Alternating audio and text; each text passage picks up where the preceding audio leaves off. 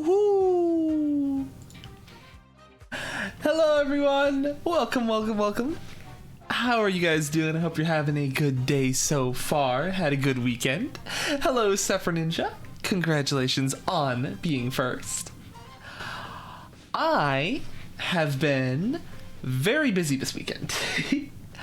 I've been working on so as some of you may know, at the beginning of this year, like January, I don't remember when, but it was at some point in early January, I canceled my Photoshop subscription, and I have been trying to figure an art program to learn to replace it, because I was well, I want to make a rough sheet so I can start commissioning some emotes. That being said, thank you to Slinky Sweet Dew, Slinky Sweet Dew, for recommending Metabang. I've spent the past 3 or 4 days just like beak to the grindstone learning how to use it and doing like a practice piece, and it's coming out pretty well. I'm pretty proud of it. It's still in the works. I don't know if I'll share it. I might. We'll see how that goes. But I am feeling a lot more confident with my the program, even if some of it is kind of, the symmetry tool is really cheeks, but it's fine. I'm feeling a lot more confident with it, so hopefully I can get a ref sheet finished up at some point soon. That's what I've been up to. Also, I have been playing a lot of AFK Journey. The new season's dropping soon, which is very exciting. I think it's out now for the early servers, but for our server, I believe it is 278. Season drops Wednesday. I might do a little stream. Well, I'm doing a stream on Wednesday regardless for Minecraft, but before that, I might do some AFK Journey to go and show off the new season. Regardless, I'm gonna have started it already. It's not gonna be from the very beginning of the season, because I want to try and push some AFK stages beforehand, because I don't want to miss out on that opportunity. Any resources I can get immediately, the better, as I'm trying my best to stay competitive on my server. But very excited for that. Also, you know, if you wanna get the game and join the guild, we need more people. We got room in the guild for like 3 or 4 slots, maybe 5 if we kick someone who's been inactive. But yeah, we'll talk about that more on Wednesday. But today is Star Rail Day. I am very ready to continue the story. We're about to confront like the higher ups of Penacony with Sunday and Robin and Welt. Also, I think I forgot to log on yesterday, which very much sucks because I missed out on like 60 jades for that, but it's gonna happen. It'll be fine. Anyway, that is the recap on what I've been up to. I hope you guys all have had a wonderful weekend so far and are ready for a good week this one. Anyway, let me go hop on over here. Oh, right, I forgot I need to get down. I think yeah, this big will do. Yeah, I'll be here. All right, come on, there we are. Hey, let's go. Oh, new memory of chaos. After every attack launched by an ally, applies a stack of memory imprint to all allies. They deal 5% more damage, it stacks up to 6 times. When it reaches max stacks, immediately regen 25% energy for all allies. Oh. So you need to make 6 actions in one cycle to get that? I see, or more. I wonder if follow-up attacks count. Maybe I can like start using my Clara again. Also, because I don't want to go and grind domains yet, we're gonna do this. Okay, we've made 4 Mercifiers. That way we have already spent some of our resin, so it'll start being used.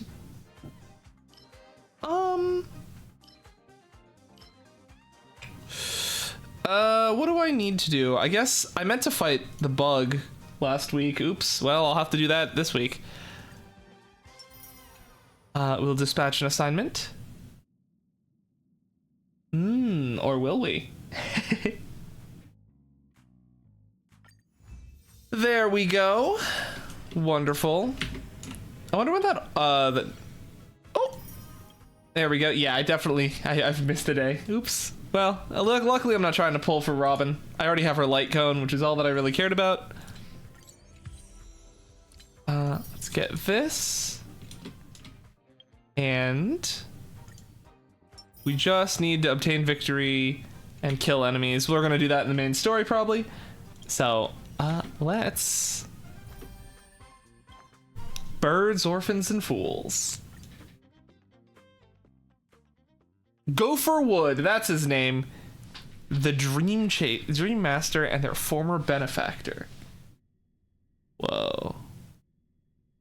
All right, let's confront Gopher Wood. The tour is over, and it's time for some rest. Thank you for everything you've done. I'll be waiting here. Oh, okay. Here, it's Mr. Sunday. Hey, come over here. Looks like someone needs help. Let's go check it out. Bird. Mr. Sunday. Hey there. Okay, see the moon in the sky? It's about the size of the cap on my Soul Glad bottle. If I just reached out my hand, I could grab the moon, couldn't I? The moon? You mean the Grand Theater? Yeah. Look at me. I've been away from home for too long. I must be missing that moon. But it's no big deal. The Grand Theater here looks much better than the moon back home. It's just magnificent. They told me not to sell everything I had just to come to Penacony. How short-sighted. Selling everything you had? Why would you go to such lengths? Why? Can't you see? Life back home is miserable. It's not really living at all. It's better to be here at Penacony. No pain, no worries about tomorrow, just sweet dreams. You can do whatever you want. That's what I call living. Yeah, now this is the life. Is this truly living? Huh? What did you say, young lady? I didn't quite catch that. Oh, it's nothing, sir. You see, the traffic on Glocks Avenue can be dangerous. How about I ask a Bloodhound family member to escort you to Ideen Park over there, so you can continue enjoying your sweet dream? Oh, yeah, that's a great idea. Wow, no wonder you are the leader of this sweet dream.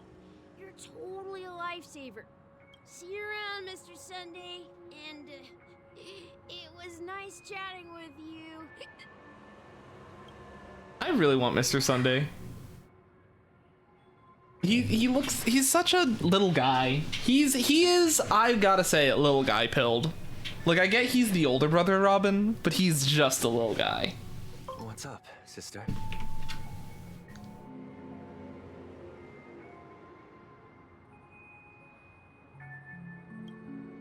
This is the land of the dreams. But why do they live like this? The man we ran into, he doesn't seem happy at all. Even though sweet dreams are nice, they're just illusions. But for him, they're the only way to survive, even if it means giving up on reality. That's not really living at all. I suppose you have a point. But, in my opinion, that's how most people live their lives. Why do you say that? You think that man is not actually living, but that's not quite accurate. Even without Penacony, people create their own illusions called self-value. People believe they have a predetermined value to fulfill.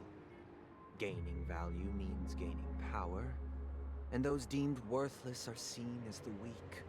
Hey Dragon, congratulations on taking first. Value doesn't come out of thin air. No, this is not Memory Chaos. We'll probably check Memory Chaos out To accumulate after the story. I don't know how much longer there is in the story, but probably a decent bit. So the weak get exploited and oppressed.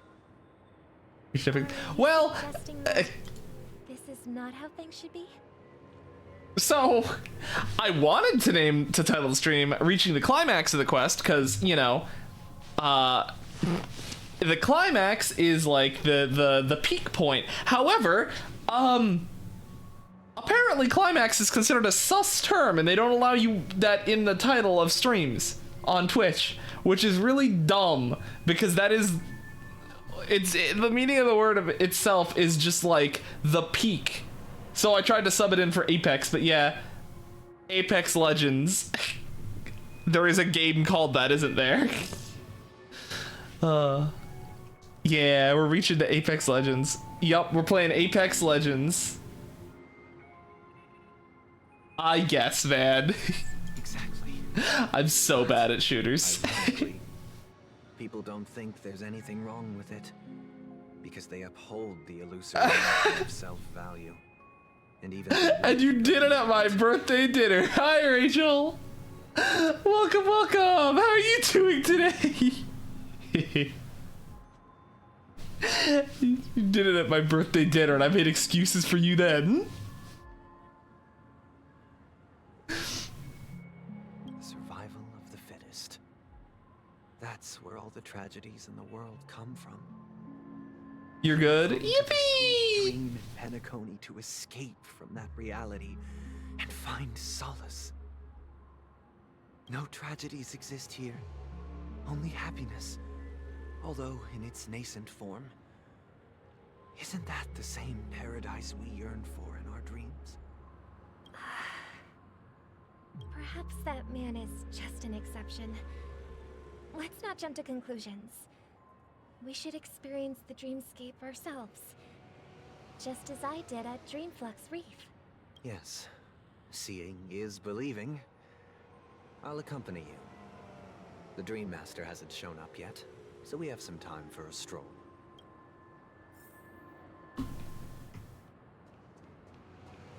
Look, she throws birds. I know you weren't here before. Bird character. What are you up to today, Rachel? What are the vibes?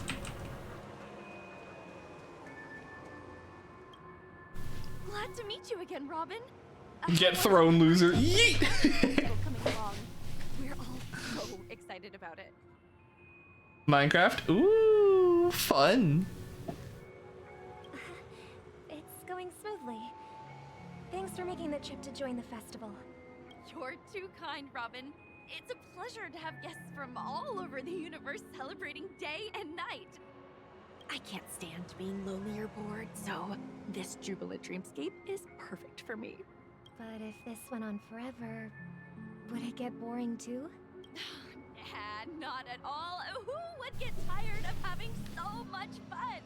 Every day, you get to wear fancy clothes, explore all sorts of dream bubbles, indulge in delicious food without gaining weight, and you never get old or sick. As long as you can afford a room, this place is the ultimate paradise. But you know that only a few things can be brought back from the dreamscape to reality, right? That's exactly why I don't plan on bringing anything back. Just enjoying the dream itself is good enough for me. I mean, I'm not one of those long-living species. I only have around 60 or 70 years in this lifetime, and there's so much to worry about. Being happy here is pure bliss. Only in this sweet dream can I truly feel like I'm in control of my life and fate. Who would want to go back to reality after experiencing this bliss? I see. I genuinely wish you all the What the heck? happiness. Green thing. What was that? And I wish you a fantastic performance, Robin! I'm off to the Blue Hour for the ball. See you later. The blue hour for the ball. Seems like that guest's perspective didn't resonate with you either. She had a valid point. And I could sense her genuine happiness. It's just that... What you're trying to say is, she thinks she's in control of her life. But in reality, she's just escaping from reality and seeking solace in this sweet dream. Once she steps out of this sanctuary, everything will be lost. Dang. Well, she did make mention of being able to afford a room. Didn't she? However, the paradise in our dreams. Mind your business, Sunday. He's little guy pilled. Don't worry. And the paradise we yearn for shouldn't be just a fleeting dream either.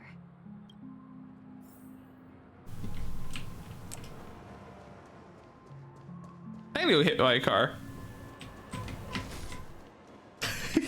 in a beautiful dream, you can choose to get hit by cars if you so desire. The scenery in this dreamscape is truly breathtaking, isn't it? Oh, Robin. Can't believe I'm meeting you in person here. What an honor. You're right. Even though time stands still in this dreamscape, it always feels fresh. I find something new every time. A philosophical mind. I hope I'm not intruding. Oh, not at all. No. With little time left, I yearn for meaningful conversations, especially with someone as esteemed as you. Do you mind if we chat? It's my pleasure. No need to be formal. Just speak your mind. You said, with little time left. Please, forgive me for being blunt. But is that why you came to Penacony? Yeah. I was part of a war, and while escaping from the Sarkosian mothership, I got exposed to some radioactive materials. And then, all my comrades died, and my hometown was wiped out by neutron bombardments. No heck. Bare to live was everything I knew gone. That's when I heard about a possible solution here, so I came. How heart-wrenching. I hope the family has been able to help you. They have, and I'm truly grateful for that. They provided me with a comfortable room, the most advanced life support devices in the cosmos, and a stellar team of caregivers. My physical body is now in the dream pool, sustained by life support. Oh no! Me you see here, old, No! rational, no different from any other person. But I can't say the same for the me in the hotel room. My true appearance. No. I hope you never have to witness it, Robin. So, you'll be living forever in this dreamscape, right? Just being able to live at all is good enough for me. Whether it's in this dreamscape or not, well, I don't really have much say in the matter. My world has been torn apart, and my life could end any second. So, even if this whole place is an illusion, it's still my paradise. And I'll treasure every moment I spend here. How I envy those everlasting things. That old man's story. It's so tragic.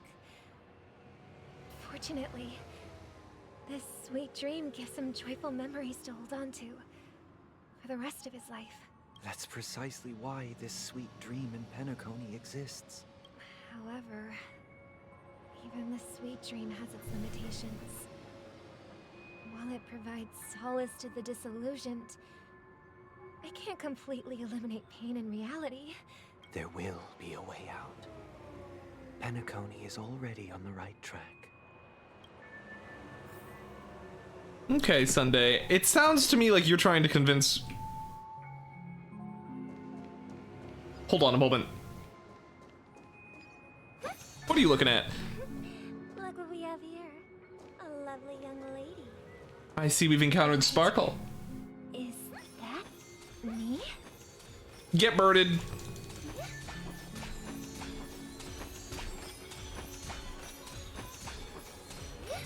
Smack. Brother, what a surprise to see you again. Show yourself. Your trick won't work on us. I've heard that a skilled mass fool received an invitation too. That must be you, right? Did you enjoy yourself? Barely. The people here are way A little bait is all it takes for them to bite. And they run away at the slightest hint of danger. In other words, they're naive and cowardly. Now that you've had your fill, it'd be wise to leave before it's too late. The music of the harmony doesn't tolerate discord. Oh no, they can't use Discord. But you can use Discord if you type !Discord in the chat. You can you can join the Discord and chat with us.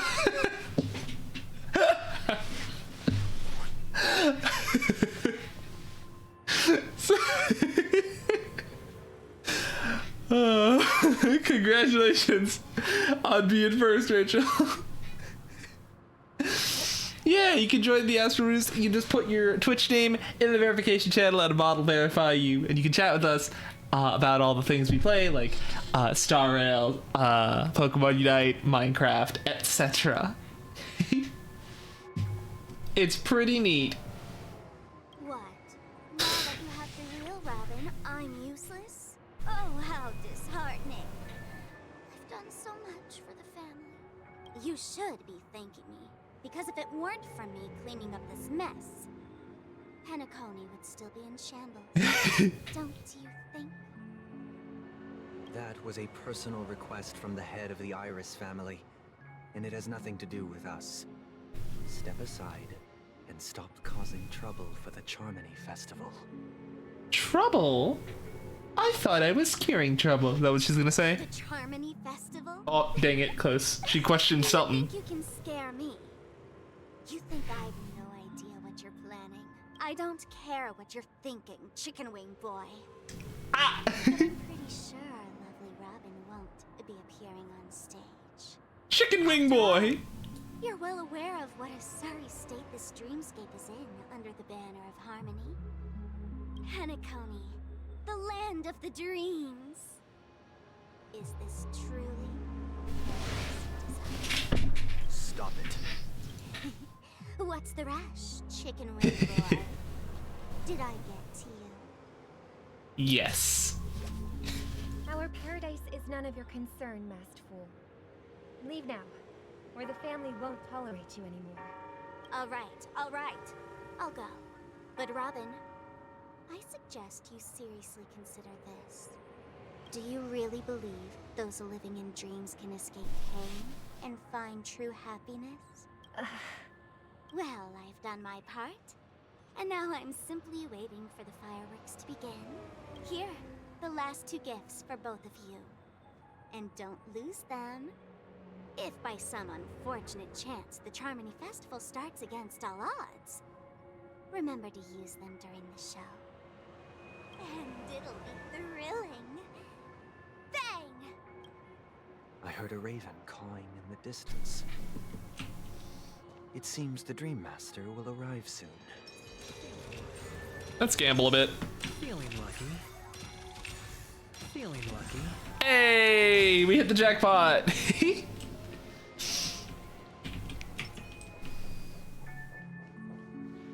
Let's wait here for the Dream Master to arrive. Okay. By the way, brother, I heard you no longer have a sweet tooth. Back when we were kids, you used to steal my desserts. Seems like a lot has changed during my absence. What exactly happened? Well, someone has to stay awake even in this sweet dream. But that someone doesn't have to be you, or anyone in particular. You're carrying too much on your shoulders, brother.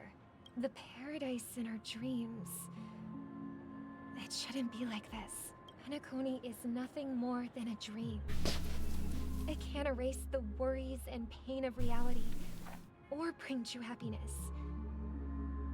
It only offers an escape from reality. Nothing more. Remember the old man we met earlier? Without this dream, he might have completely lost himself. That might be true, but even without Penacony, he could have chosen another path.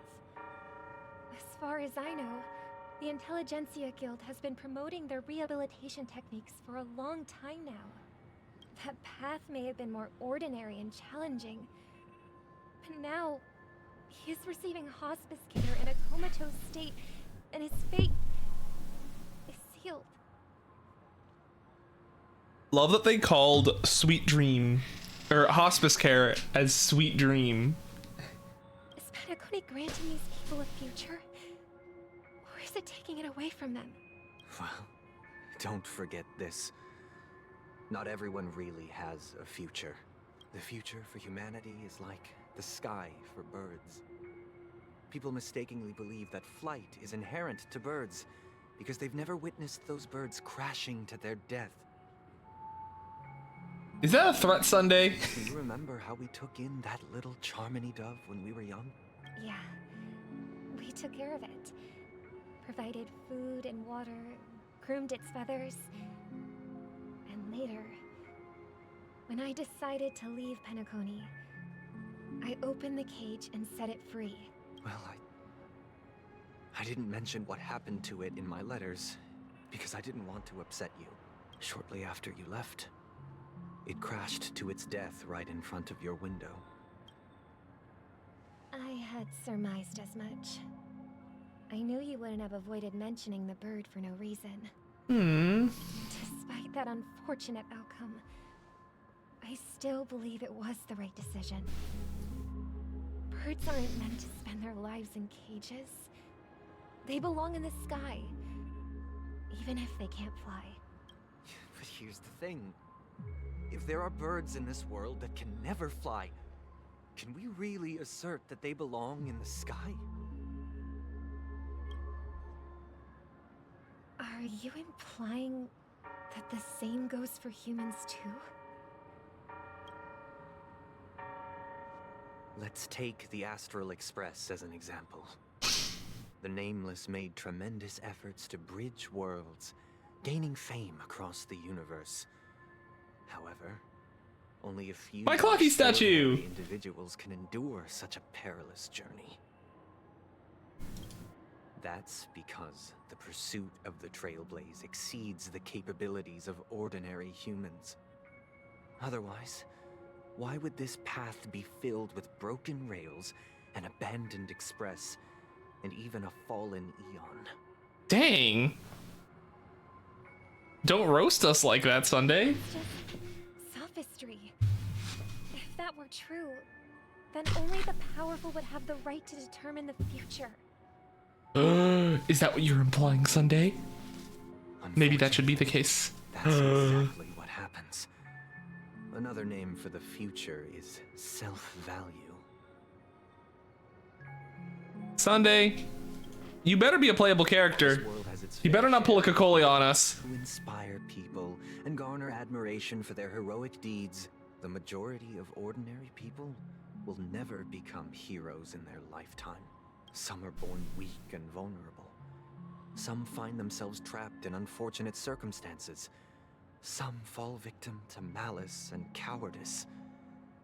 When it comes to survival, everyone Yeah. is equal. And the weak can only watch as their value gets constantly diminished by external forces. Yeah, he's not spitting lies necessarily, but That's why we should care for the weak and support them as if their suffering were our own.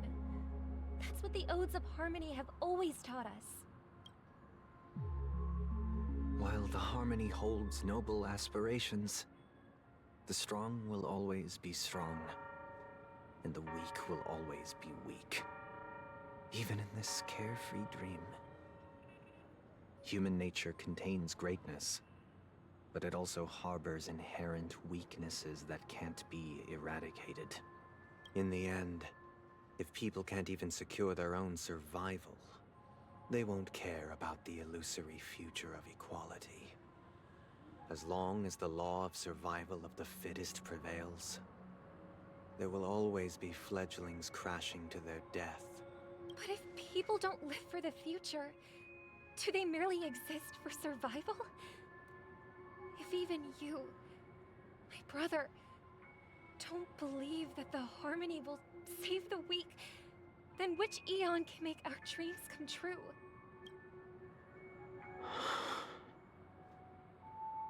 People often forget that when the first bird took flight, the entire world envisioned a future where no more fledglings would ever crash to their death. Sunday is very pessimistic. Are you reading, sister? What are you reading? Oh, we're getting a flashback. Mr. Gopherwood gave me a picture book. It's about the story of the harmonic strings. If I could become a chord master, I'd like to summon Dominicus, the harmonious choir. I want to sing with everyone and spread our wishes so that all can feel happiness and joy. I see. Then I would summon the harmonious choir too. Don't you have a wish of your own, brother? Of course I do. It's just that it includes your wish and everyone else's. I long for a true paradise where everyone can find peace.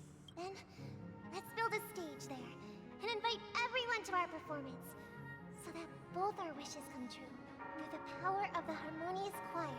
It's a deal then. Yeah, it's a deal. But how can I become a chord master? Maybe you'll have to become a star first.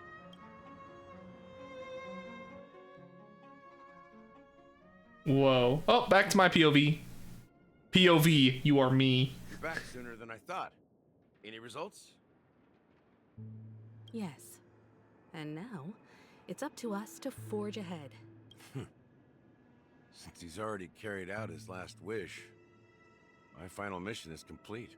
But pardon me if I sound curt. It's good to have determination. I did not read that as Kurt.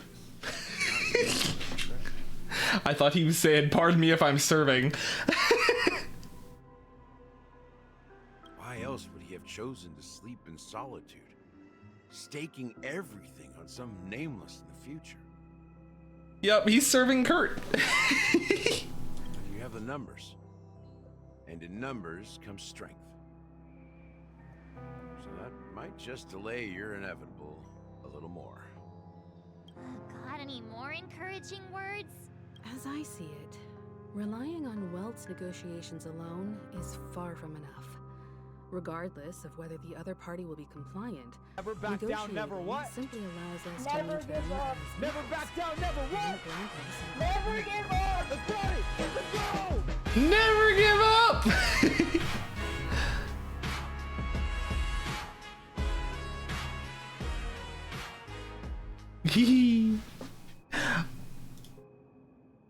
Oh, I see you joined the Discord, Sephora. I'll verify you, because luckily your, hold on. Let me get you the verified role. Even though you didn't put your stuff in the verification channel, I'm aware it's you because your Twitch name is identical to your Discord name. So there you go. Pessimism is understandable, but is leading into some dangerous territory that rhymes with yee. Heck. Penacony is our rival's home turf.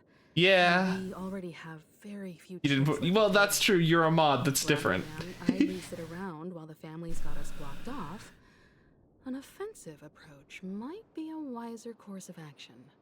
We're more familiar with the Stellaron's properties than most. And since it's the key to stabilizing the sweet dream, it's vital to the family's interests. By attacking their core interests, they're bound to retaliate hastily. And as the saying goes, haste makes waste. That's right. As long as we pose a threat to the Stellaron, either with words or otherwise, we have a chance at gaining the upper hand. But the problem is, on the eve of the Charmony Festival opening, How exactly are we going to get close to the theater? Family security will be airtight. And if we brute force it... Even if we succeed, it's too risky. So, no one's gonna say anything?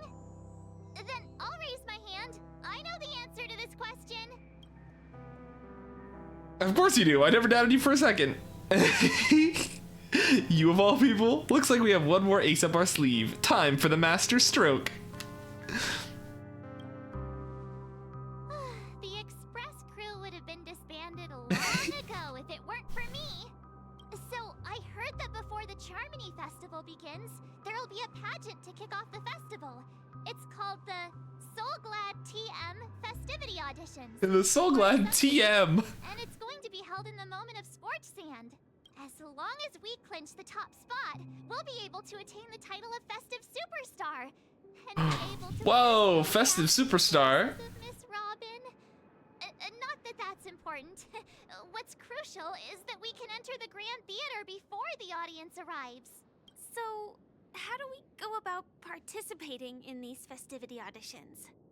I've already procured special invite tickets from Miss Robin's fan club. To tell you the truth, I've been preparing to join the auditions all along. But now it looks like even if I scream March said, I was gonna do this anyway, but now I guess I can help. Miss Robin's hand. So they're still running this thing, huh? It was originally just a publicity stunt, set up by Mikhail to drum up attention. But it looks like it might be worth a shot. We'll follow March's plan. Mr. Gallagher, will you be joining us? I'm afraid I won't have the time. As a virtual character, I've already completed my final mission. Whether Penacony can awaken from this dream is all down to you. Should we ever cross paths again? I'd love for you to visit the Express. All right. I'll have to add to that data bank of yours you've got on the Express. And Miss Firefly, we thank you for all your support. We're faced with a formidable enemy. As long as the Astral Express and Stellaron Hunter's objectives are aligned, we're willing to cooperate with you. We've already come this far together. I'd like to join you for the rest of your journey on Penacony. I'm pleased that we can finally fight shoulder to shoulder. Aww. I couldn't ask for a better ending. This is also the spirit of the Trailblaze. Now everyone, let's prepare to move out.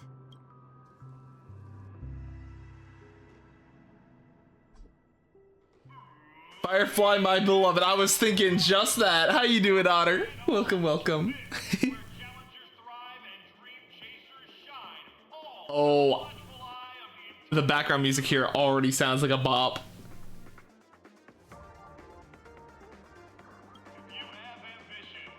Oh, the TVs are pulsing. Wow,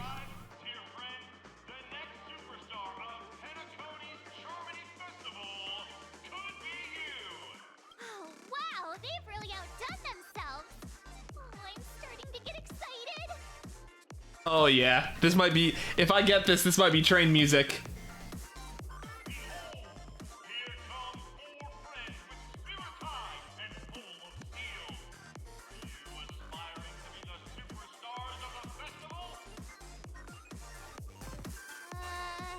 This place is like party central for sure.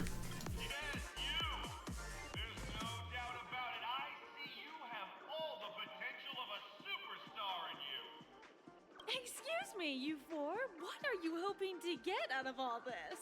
As the last group of contestants, how confident are you in overcoming all of the challenges? Would you be open to a brief... You could even say it's Party City. Yeah. Your journey is long and fraught with peril, yet under a sky blanketed by banners, you vie for the crown. The sword and rose! Protect the beauty! The beauty! Magnificent! A knight's head is hard as steel. Brother Lance's focus is stubborn as a heel. We don't all have to be winners.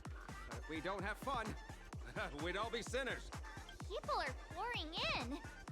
Kinda feels like all sorts of baddies are showing up. Let's get in there quickly and enter the competition. Ladies and gentlemen, please make way. Make way. Oh.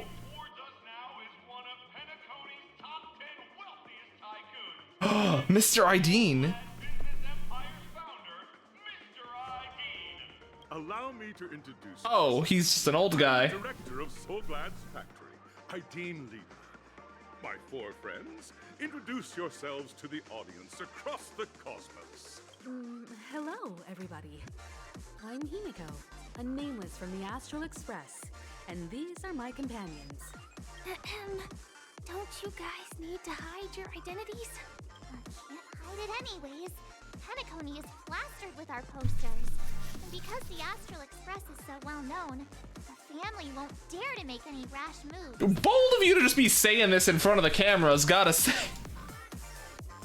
Okay, here are my options. Hello everyone, I'm Noctua and she's March 7th. Hello everyone, I'm the Galactic Baseballer and she's Say Cheese. Hello everyone, Hello everyone. Is it really going to have a talent show and a pivotal moment in our story? Hello everyone, Hello everyone. Hey, be a bit more serious. We're live on air. Hello, everyone. I'm March 7th. I'm an ordinary girl who loves adventures. Hello, everyone. I'm Firefly. I am also an ordinary girl who enjoys adventures. So it's a bunch of nameless guests. This final face-off is bound to be spectacular. A bunch of nameless guests? I mean, we are the nameless, but that is a very funny way to phrase it.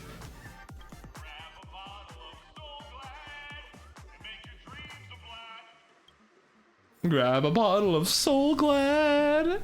Oh, yo, party music, hopefully. Ooh. I see a chest. Wait, can I just walk through the sound? Whoa, I thought those were walls. It's just sound.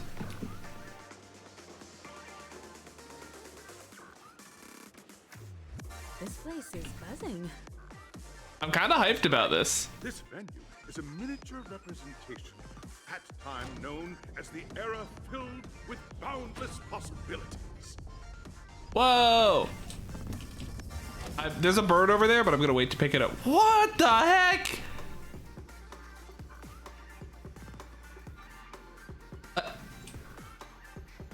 Found a T-Rex? What? Oh, are you in the dino biome?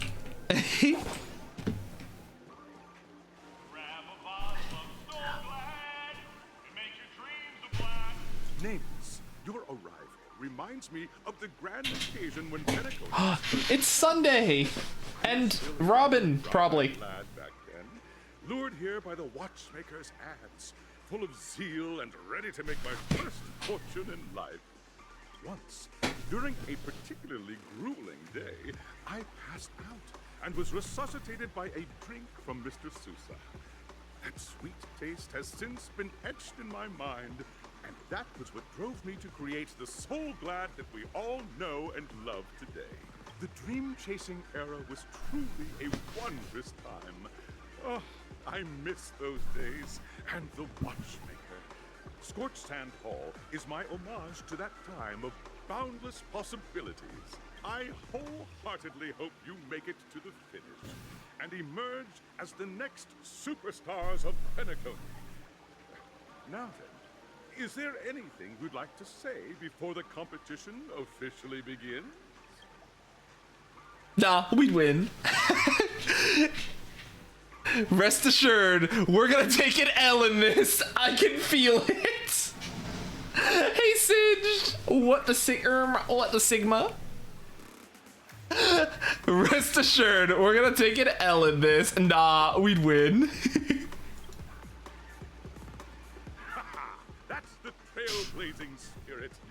Dude, I love this game. Great job maintaining your position as first. Hello, everyone! Next up, get ready for the Mega March 7th adventure, where I'm going to break the speedrun world record.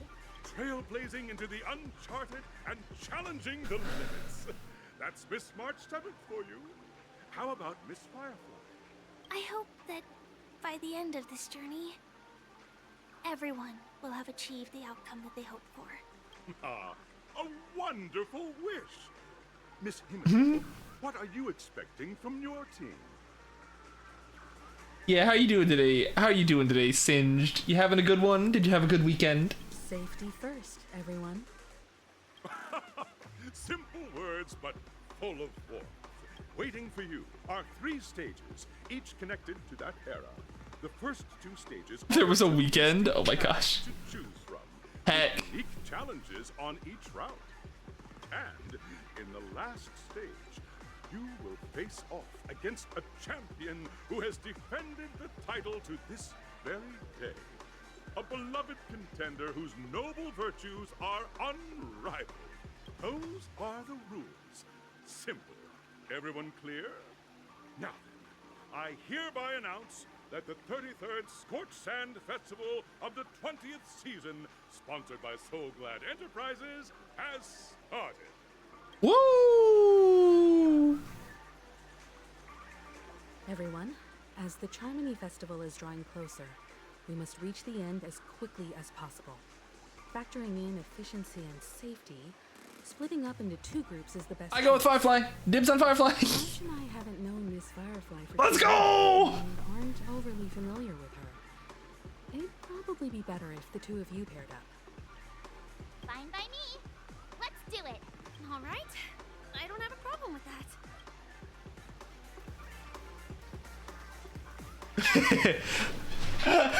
Enough chit chat. Let's do this.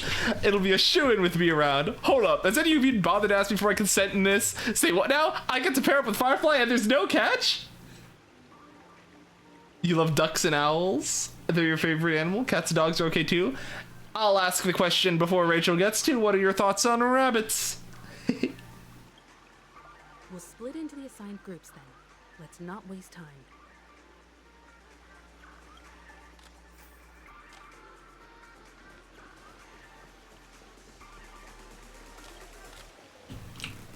They hella sneaky. You know that would be your question? Perchance. It would be sharks, wouldn't it? 33rd Scorch Sand Festival of the 20th season. Dream Play Fantasia. Ooh. You can choose between 2 challenges. Acting or School of Action. Ooh. Acting or action? Acting challenge, you have to complete 3 performances from 3 scripts and move the panel Ooh. judges. In the School of Action challenge, you have to defeat 3 groups of enemies convincingly and reach the end. Now, make your choice. I want to see Firefly act, so we're gonna do acting. Hee. Whoa! Cutscene pinball! Whoa! Balls!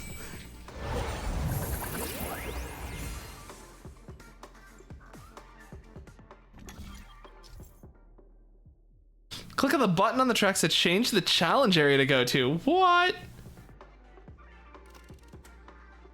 Action challenge or acting? Let's go to acting. Action's too easy.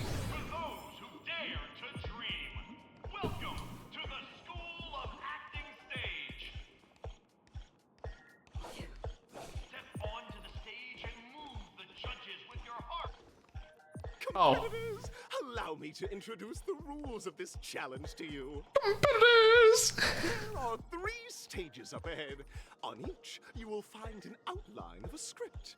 These 3 scripts were written by the legendary filmmaker, The Watchmaker, and depict various stories from Penacony's era of pioneering. Cheerio! Your task is to bring those moments to life, find the right words, and act convincingly to make the judges feel the script's intended emotions. Oh, I wish you a successful performance. Also, a bit of trivia.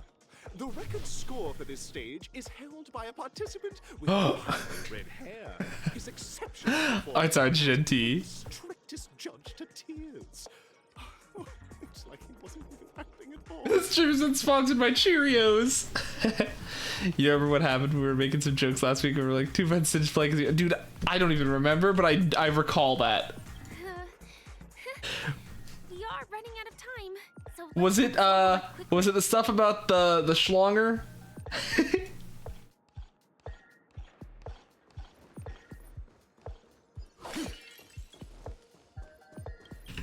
Was it Sigma jokes? Oh, Sigma jokes. Yeah.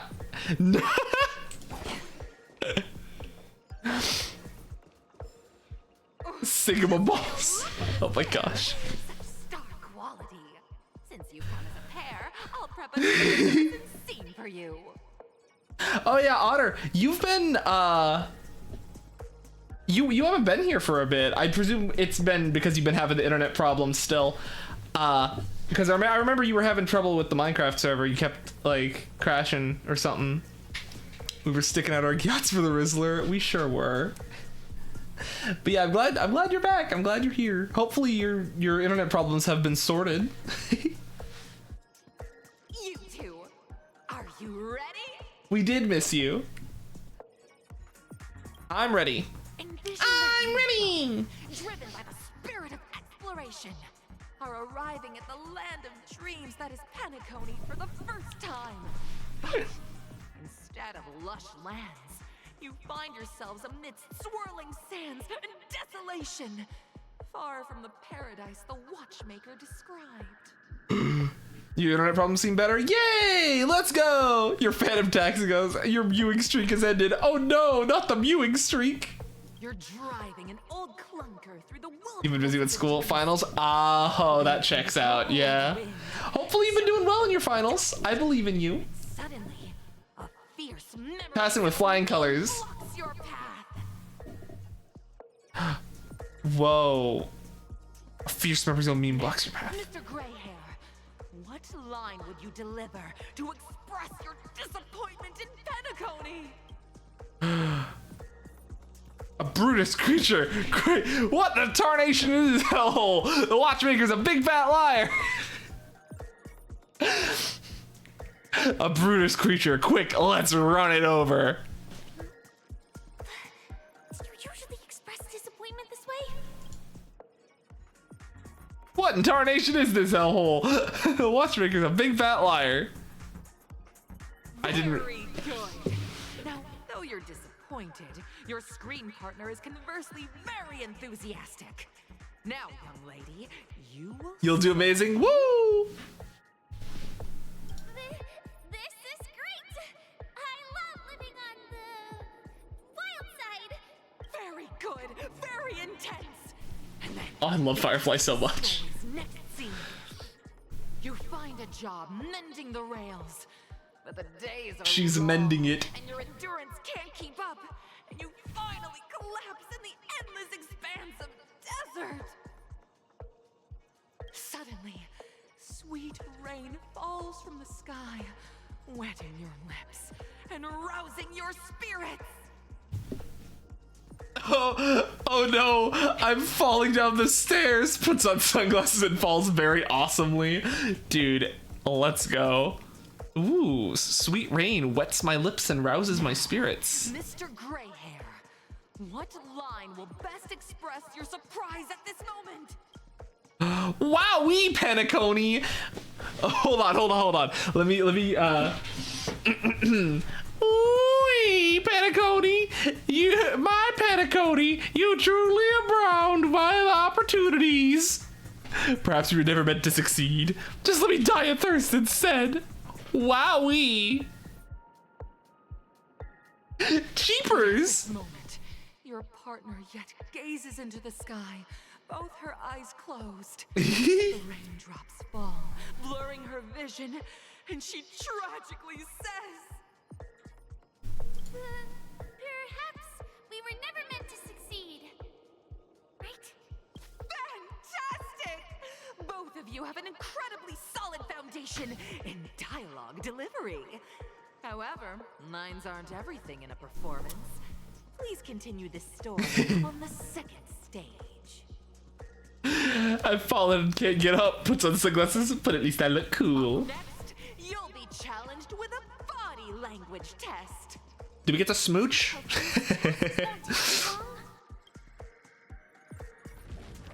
Whoa, the stairs. Is there a chest over here? Oh, it's up there. Okay.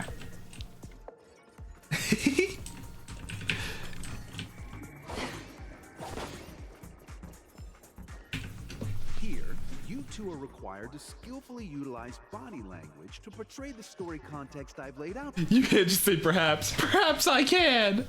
Picking up where we left off. A heavy downpour saves you both stranded in the desert. This rain quenches the anger in your heart. You gotta head out? Oh no!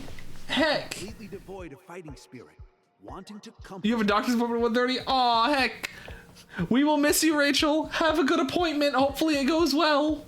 If you're looking for something that's wrong, hopefully they find it and heal you. Cleo! Oh no! At this moment, what You're too sexy to head out. Ah ha ha.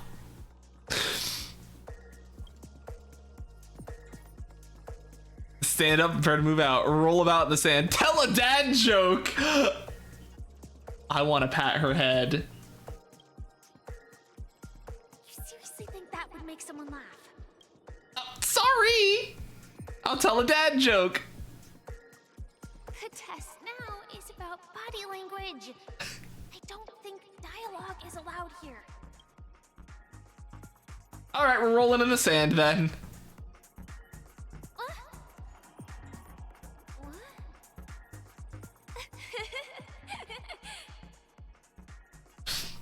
Yeah, it's your psychiatrist, so she knows what's wrong. Aw. Okie dokie. Well, have a good appointment. Hopefully it goes well. Oh my gosh, one of the Mexicans take his medication for Hispanic attacks? That's actually very funny. Right answer. Your companion sees you rolling about in the sand and thinks about the arduous obstacles along this journey. She can't help but let loose a laugh, rekindling hope in her heart. And so this girl... I'm gonna get back on my feet and keep moving forward. A tug at the heartstrings. The story continues to develop. The heavy rain leads you both to sense a business opportunity. So you start venturing into the umbrella industry. But just as the business begins to pick up, competitors start flooding the market with low-priced goods, squeezing your market share. You have no choice. The goods you stockpiled at high prices have to be sold at a loss. Oh no. This is a pretty self-destructive move, which drives your business to the brink of bankruptcy. At this moment, what would you, who refuses to admit defeat, decide to do? I'm gonna stand up and smack the table. You slam the table and rise up. They think you'll back down? Never. Impossible. Never back down, never what? Dream takers can be knocked out, but never knocked out. Fantastic. But it's a pity your friend does not agree. Seeing that you're up to your eyeballs Rachel has grabbed first once again. Never back down, never what? And then... Never give up. Never back down, never what? Never give up. Let's go!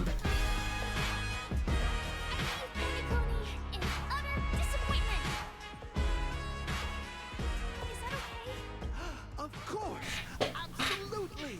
I was this close to tears! Both of you possess exceptional acting talent! However, the true test is yet to come. You're about to encounter the harshest judge this show has ever seen. You'll need Ramsey. perfect It's raw! It's heckin' raw! Where's the performance lamb sauce?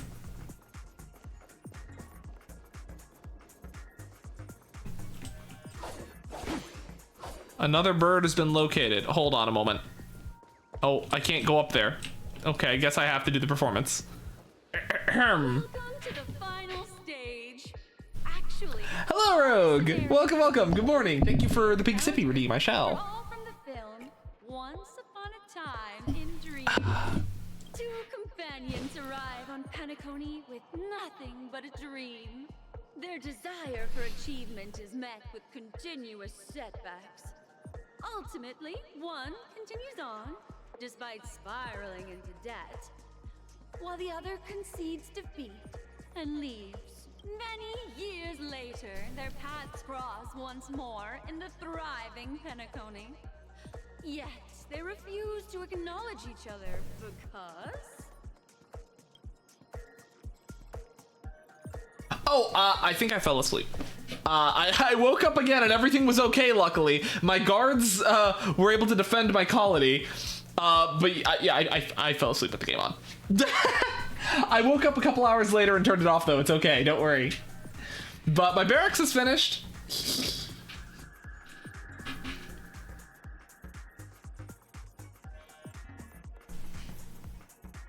I fell into poverty while she's leading a normal life. Well, the truth of the matter is, I think this one would have the most heart-touching story. Against the backdrop of a revitalized Penacony, the joy of reunion mixes with the sorrow of fast separation, the awkwardness of being strangers, and the shyness of a long-awaited encounter, all converging at this very moment. Give it a shot. Try and convey this bittersweet scene to me. Bring it to life with precise and emotive acting. Is this ever going to end? I know! Why don't you try that clockwork thing you used before? Alright, get clockworked. Your performance is far from satisfactory. But what if we made you happy? God! I never imagined that such a sad scene could be portrayed by you two in such a joyful and heartwarming way. Two people sharing a long cherished friendship, as if time and status meant nothing to them. Huh? But we haven't even done anything! Is his imagination running wild again? Brilliant! Your portrayal outdoes the original. It's simply beautiful. We did it! The test. We gotta hurry up. Stellaron is at stake. Woo! Green 4. Let me just take care of those things real quickly.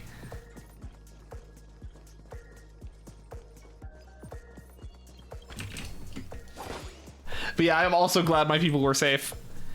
Luckily, the building I was working on was the barracks, so we are going to have... Hello? No business like show business. Luckily, I'll have a lot more guards soon. But more importantly, are you having fun? Fun is more important than success. Look at the time. You finished much faster than that red-haired contestant did. That red-haired contestant. Who is that exactly? You'll find out eventually, but only if you hear the next test first. Welcome to the second stage of the 33rd Scorched Sand Festival in the 20th season, sponsored by Soul Glad Enterprises. Gunfire time! You have the option to choose gunfire and undergo Brother Harry's Ooh. time, where you'll face Clocky's trial. And now, Let's fight Clocky's trial. TikTok!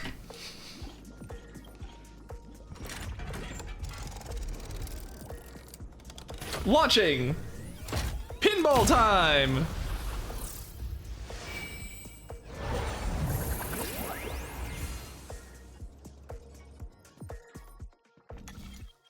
Alright. Gunfire or time trial?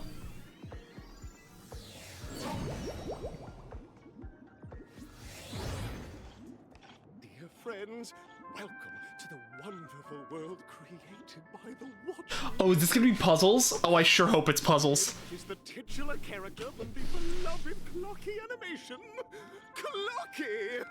Clocky! I'm the biggest Clocky fan! The idea of Clocky was just a boy. Back then, he was merely an apprentice in a clock shop. And one night, he dreamt that all the broken clocks started sprouting arms and legs. Like a skilled pilot, he steered them towards the right path. As a classic figure who grew up with many, Clocky truly shaped a generation, solidifying the watchmaker's pivotal role in popular culture. Contestants, may you have a wonderful time with Clocky. I sure will. Time. I hope it won't waste too much of our time. Ooh. Creatures! Chest. Oh, I'm gonna need to go and refill my my skill points soon.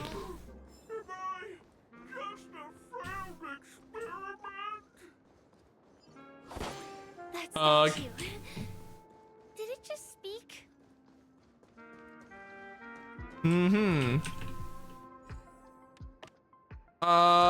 Well, I'm sure the statue has something important to say.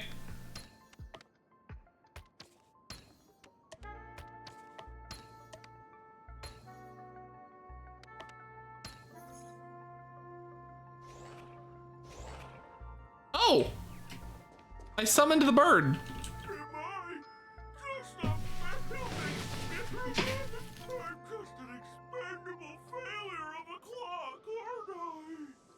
Hidden! Hello! It sure has been months, man. It's been a while. How are you doing? So is this stage requiring us to cure this thing with a whole therapy session now? Hello, I'd like to play Dreamscape Ticker. You're alive. Yippee! I'm glad.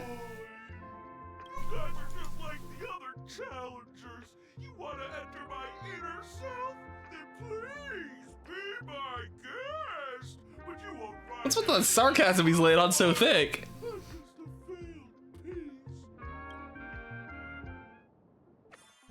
Shout out Phalanx is very... TikTok! It's time for me to make an appearance! Ah, the plot thickens. Help. I can also see him. Is this character part of the show? In Dreamville, Clocky is everywhere and can do anything! Like, right now! I could solve this problem with your big ticker pal, TikTok! I can't believe it's actually Clocky! Why would you come and visit TikTok? a failure of a clock like me for no reason? You see, we're all clocks. We're family. I want to help you be happy!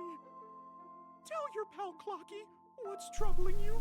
I came across a startling revelation yesterday. Apparently, Dreamscape Ticker isn't the same as Clocky at all. It's just a discarded prototype from Clocky's early development.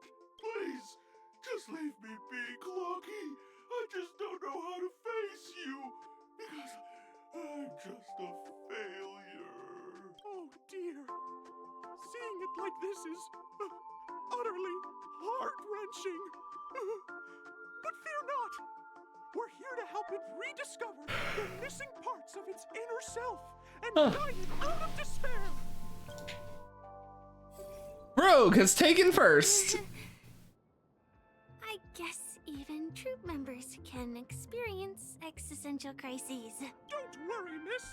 I've already pinpointed its missing parts. Over here, my friends. Better use that hamster ball knight speed. Let me go and yoink this bird out real quick. Finally got down from there. Thank you for saving my life. I never knew the solving jigsaw puzzles could be a weight loss regimen. I didn't think it was that high when I was going up. My heart almost exploded when I realized. Are you not afraid of heights when you're flying? Of course I am, which is why I never flown. I climbed up with my claws. Goodbye. Please forget this acrophobic, embarrassing birdie. Aww.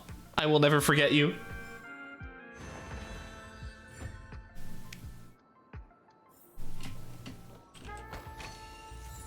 There we go. 20 jades. Stream 4.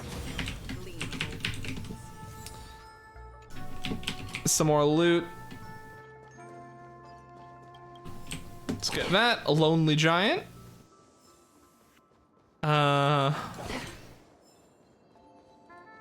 It doesn't look like there's any enemies we have to fight. This must be one of the missing parts that Big Tigger needs. That's great. Oh, I see what's about to happen here. All right, let's enter the 5th dimension. There's a missing part on the opposite side. But how do we get over there? There's also a dream side left here by a Dreamweaver. We're running out of time. We'll have to use it if necessary. Let's move the module. Last time you put your switch on the stand, it didn't sit right. Now it's only at 44%. Oh no! Well, no point in doing that.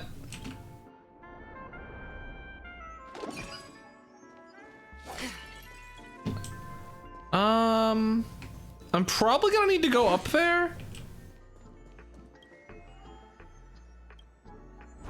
Yeah, let's move the module because I'm gonna need to be up there again. Give me this.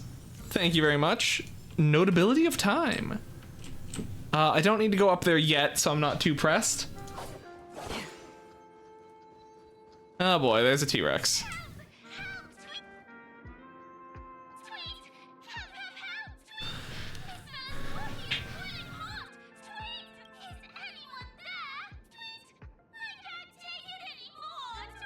Oh dear! It's an origami bird! What's it doing in Beyond Overcooked's tail? Is that Cookie? Tweet!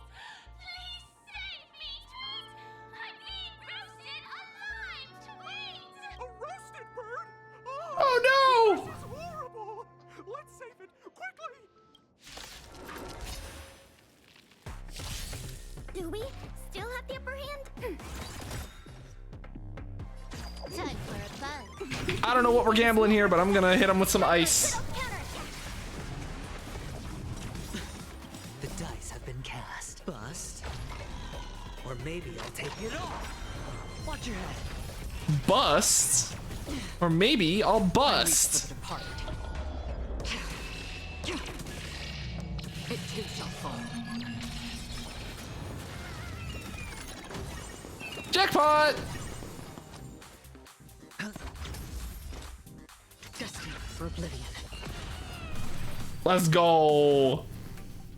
Take it all, or maybe I'll bust. Get out of there, bird.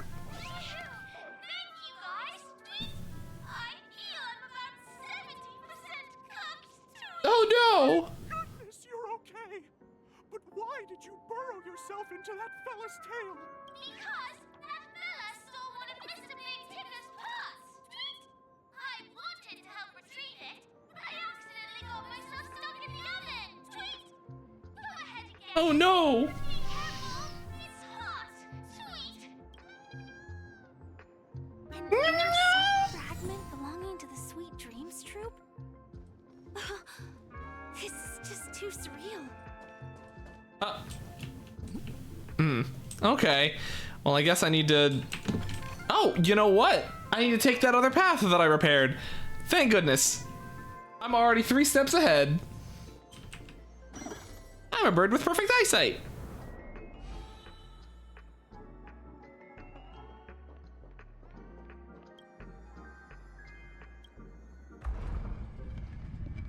Click. And we'll grab the chest. Oh, work. See me going round and round.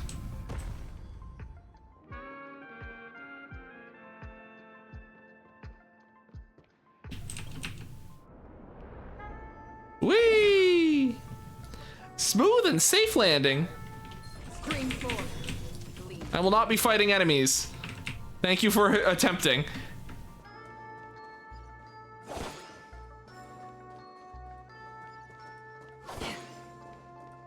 We've gathered all the missing parts. Let's hurry back. We don't want to keep Big Ticker waiting. I presume this is a way back? Oh boy, actual puzzle.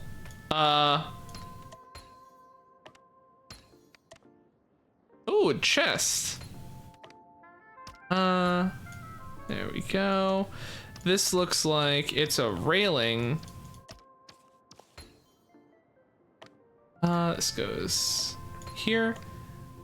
And here are the ceiling pieces.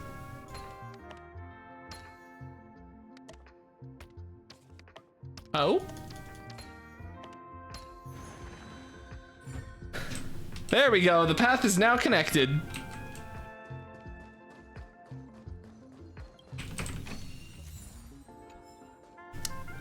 Seabiscuit. Why is the quest called Seabiscuit? Is that his name? Is he Seabiscuit? Sip sip, sip sip shall be occurred. Big sippy has been had.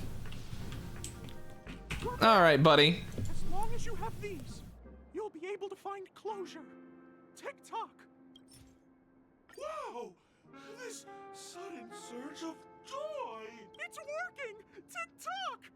Next, we just need to enter its emoscape, help connect its pathways, and we're done! Hooray! Puzzle time! Oh, yeah. All right, we need to get him over there. Well, it starts off pretty easily. And then if we mirror this,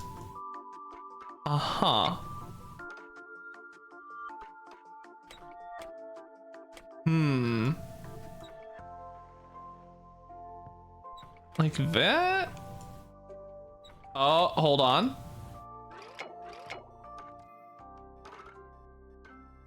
How do we get that?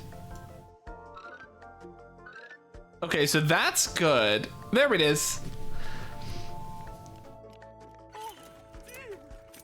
Whoa! Your inner self is a mess! I'm not qualified to be the real Clocky. Just give up, Clocky. No! This is unacceptable.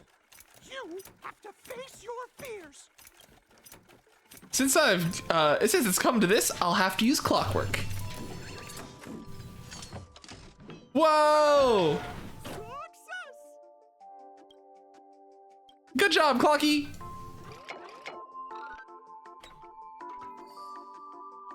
There we go.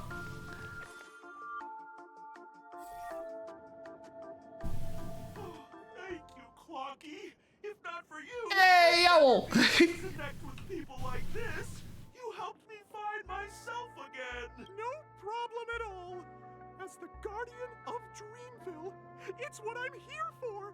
Tick-tock! Oh, my friends, you still have other important things to do, right? Go forth, my friends. When the moment comes, all the Dream Tickers and I will cheer for you. It's all done! Yippee! Victory's in sight. Let's head to the final stage. The final stage. Congratulations to both of you. Oh, you've overcome all obstacles and proven yourselves.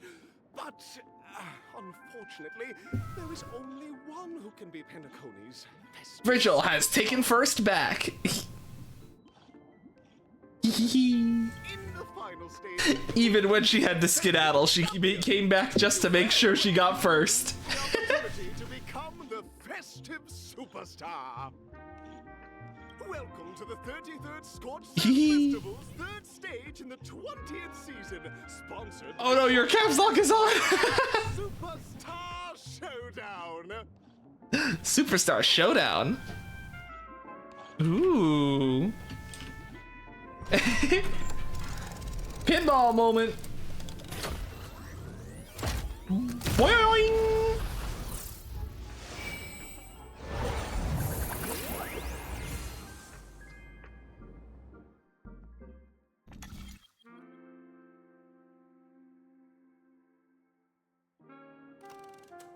Super Sound Showdown Arena 1 or 2? This one has the button blue, so we're pressing the blue one. I don't know what the difference is, but we're starting in Arena 2.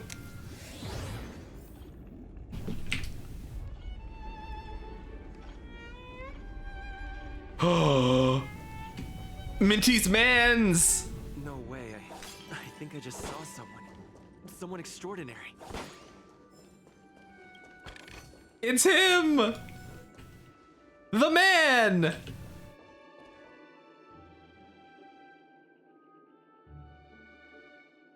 Please wait, handsome gentleman, beautiful miss.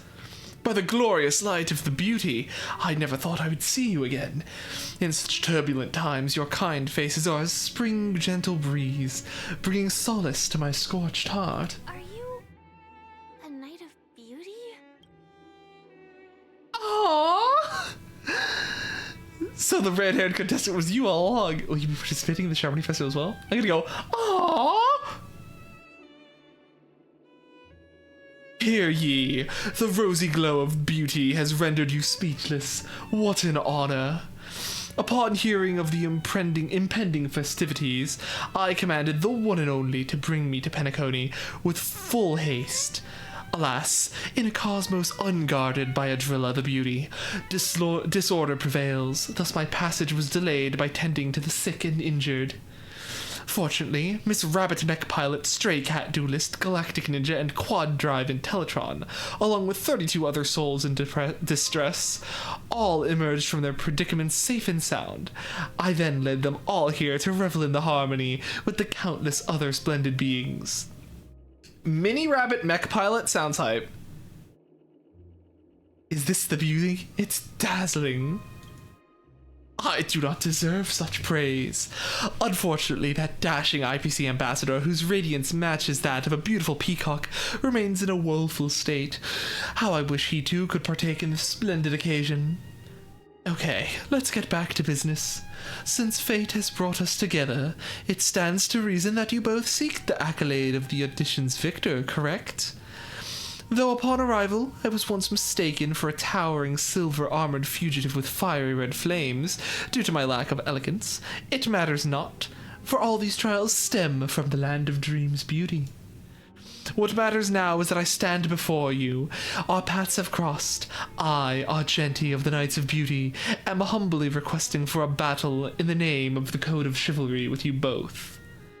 If I am fortunate enough to emerge victorious, kindly grant me passage to the crown of victory and recognize that Idrilla, the beauty, is the most peerless beauty of them all.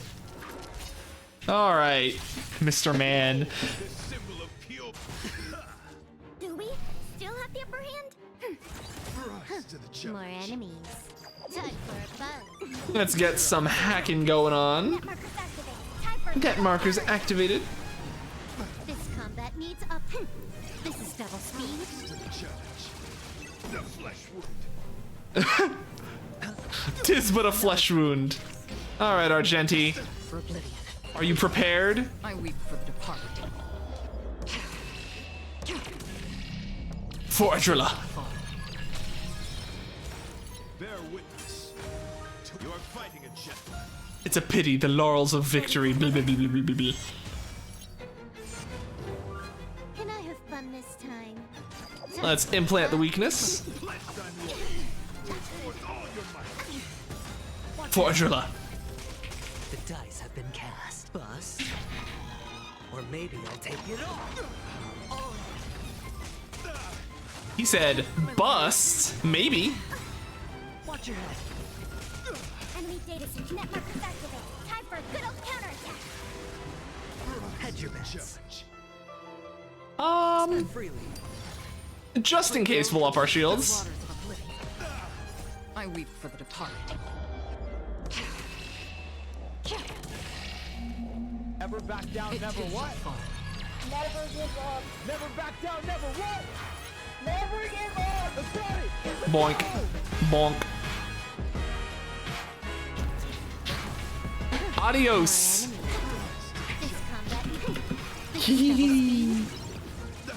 I respect Argenti and his singing. He never backs down, letting everyone know her beauty. Yes. That's enough. I've come to grasp the sincerity of your cause. I yield.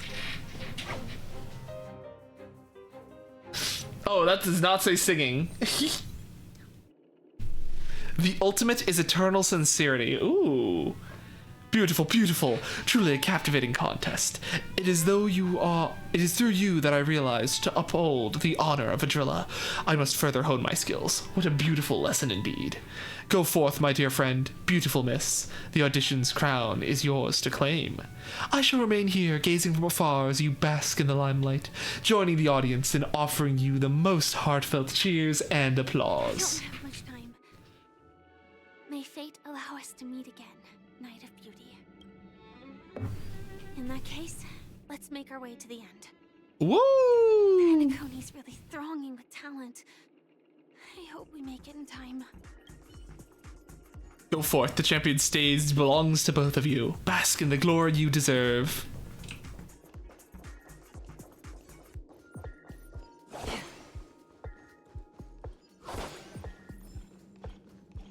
Argenti's very cool.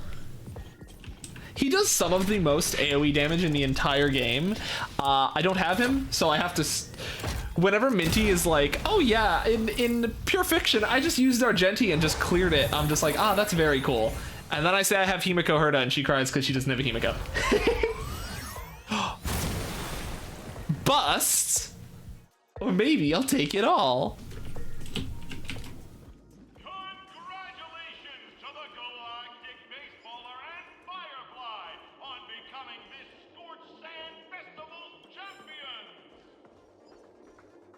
If she has a Jingliu, you gladly trade away your Himiko. She did just recently get one. Hey!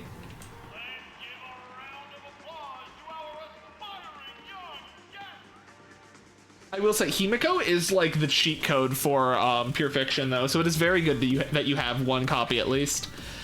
But yeah, her Jingliu, she's recently been running a team of Jingliu, Argenti, Ron Mei, and Yanqing. Not Argenti, Aventurine. Jingliu, Aventurine, Ron Mei, and Yanqing, and just going into golden gears and perma-freezing everything with them. It's just so disgusting. Aventurine really enabled Congratulations to the both of you on becoming the festive superstars of this year's Charmony Festival before entering the Grand Theater.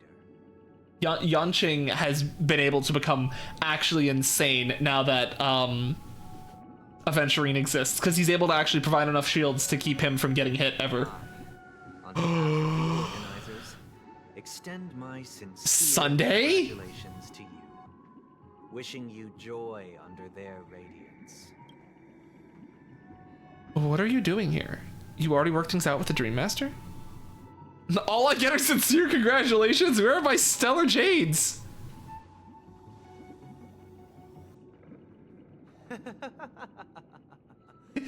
Your endeavors are worthy of extra recognition. Dude, we love Sunday here. To ensure that. However, this reward is not a material one, but rather the opportunity for an open and honest communication between us. He seems to be... He seems like his mindset's got kind of... As previously promised, my sister, Mr. Yang, and I have met with the Dream Master. We delved into the truth about Penacony and its Stellaron, and have come to a consensus. Both I and the Oak family cannot acquiesce to your request. Just as expected. We acknowledge the perspective of you, Nameless. Penacony does require change, but not as you propose. The planet of festivities cannot and will not revert to a place characterized by chaos, disorder, or anarchy. Through your journey of overcoming obstacles, you must have glimpsed the essence of that era. The vulnerable ruthlessly eliminated, equality non-existent, common folk living precarious lives, eking out a dreary existence. Ultimately, only heroes like yourselves manage to achieve success. But I would dare ask, if you did not possess the special status of having a Stellaron, and you were but an anonymous and frail member among the masses, which Penacony would you prefer? A dystopia for the survival of the fittest? or a sweet dream paradise for all? There's nothing wrong with being the fittest. I don't know, why are you asking me?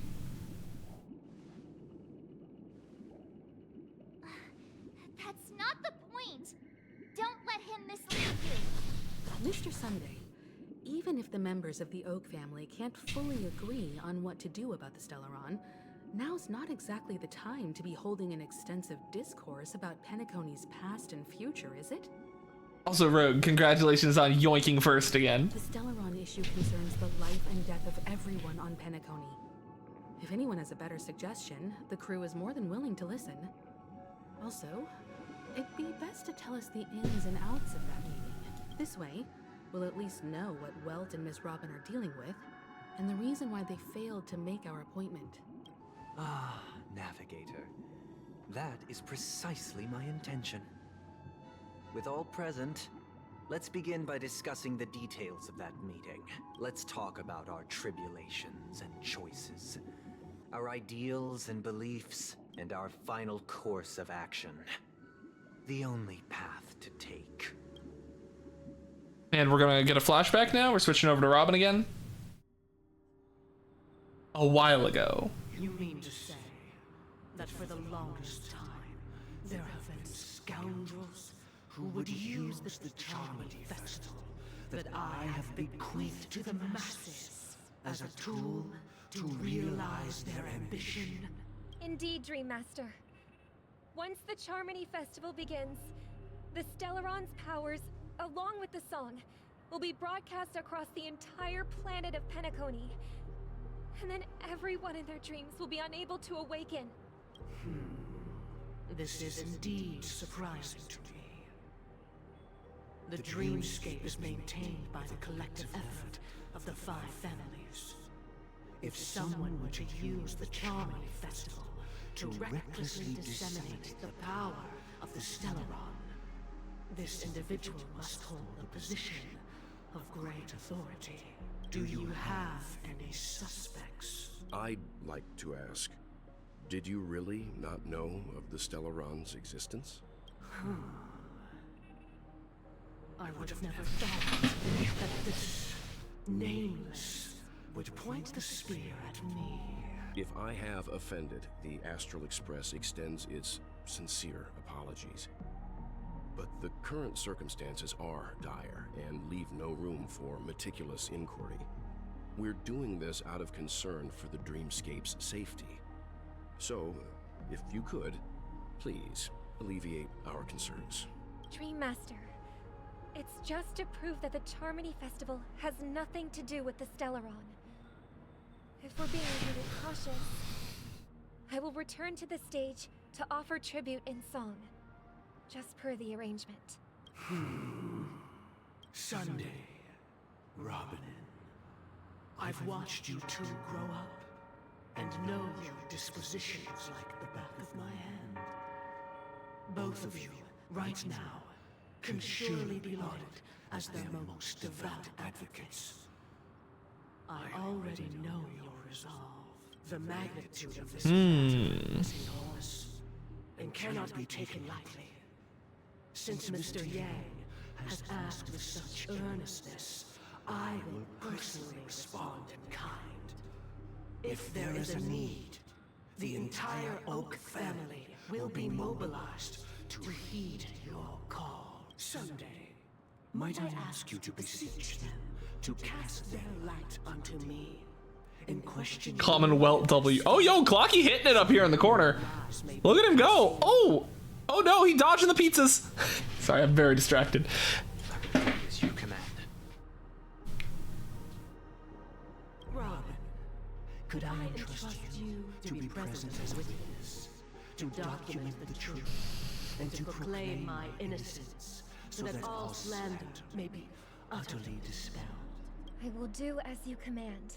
May thy will be carried out on earth, just as it is in the heavens. Oh, triple-faced soul, please sear his tongue and palms with a hot iron, so that he will not be able to fabricate lies and make false vows.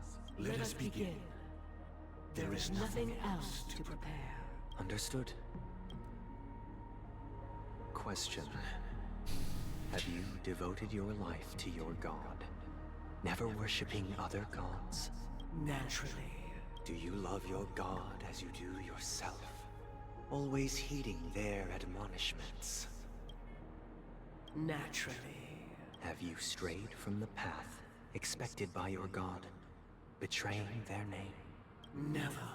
Have you ever been inordinate with your asks of your god, coveting more than the foundation of the creation itself? Never. Then, a final question. Do you swear to fulfill all vows, past, present, and future? With the Eon as my witness, if I do not deliver on my words, or if I renege on my vows, may I be cursed in accordance with divine law. They have seen your faith, and have endorsed your faith. With this, it can be evidenced... Just a moment. What is it, Mr. Yang? I have another question I hope to have answered. To my understanding, the family's harmony and prosperity have never relied on so-called divine laws.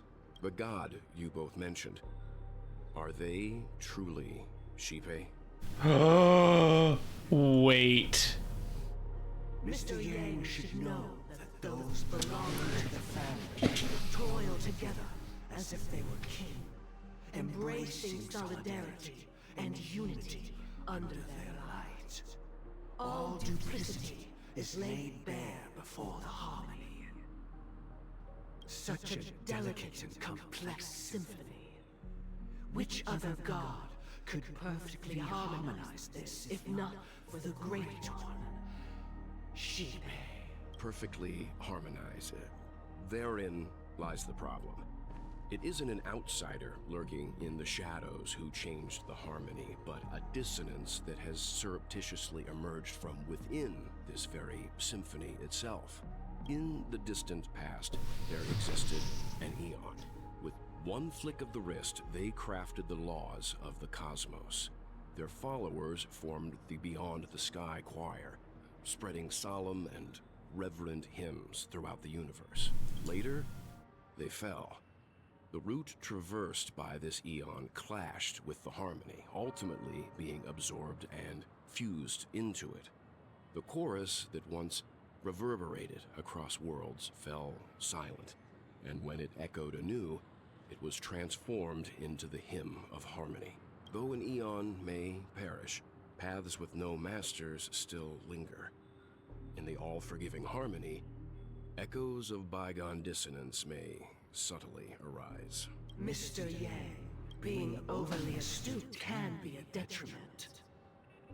Especially when you find yourself alone and without allies. So this is how it is. For the sake of our grand cause someday, please afford these two an opportunity to rest. What?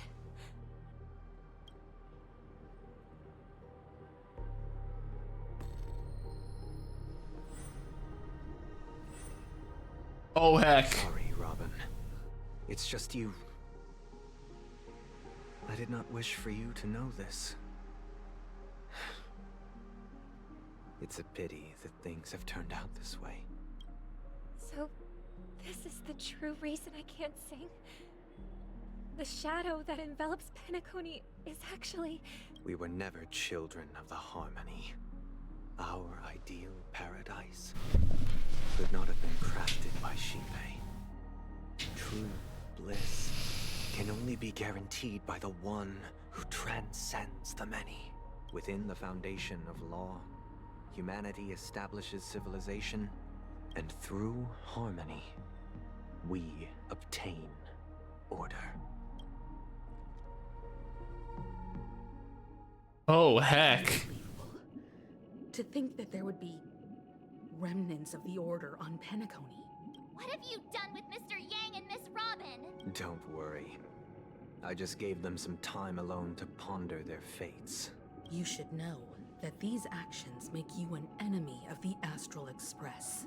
Should we need to stand against the Nameless, it would only be myself and the Oak family involved. Whoa. But we... Rachel, hello! Congratulations on reclaiming first. Your efforts for the justice of Penacony are evident to everyone and have been widely observed. Give Mr. Yang back to us now. Oh, I intend to. But that hinges on the outcome of this negotiation. If it is the order that drove you to imprison Welt and Robin, and you're using them to coerce our compliance, then there'll be no point in entertaining Ooh, any you came her eat.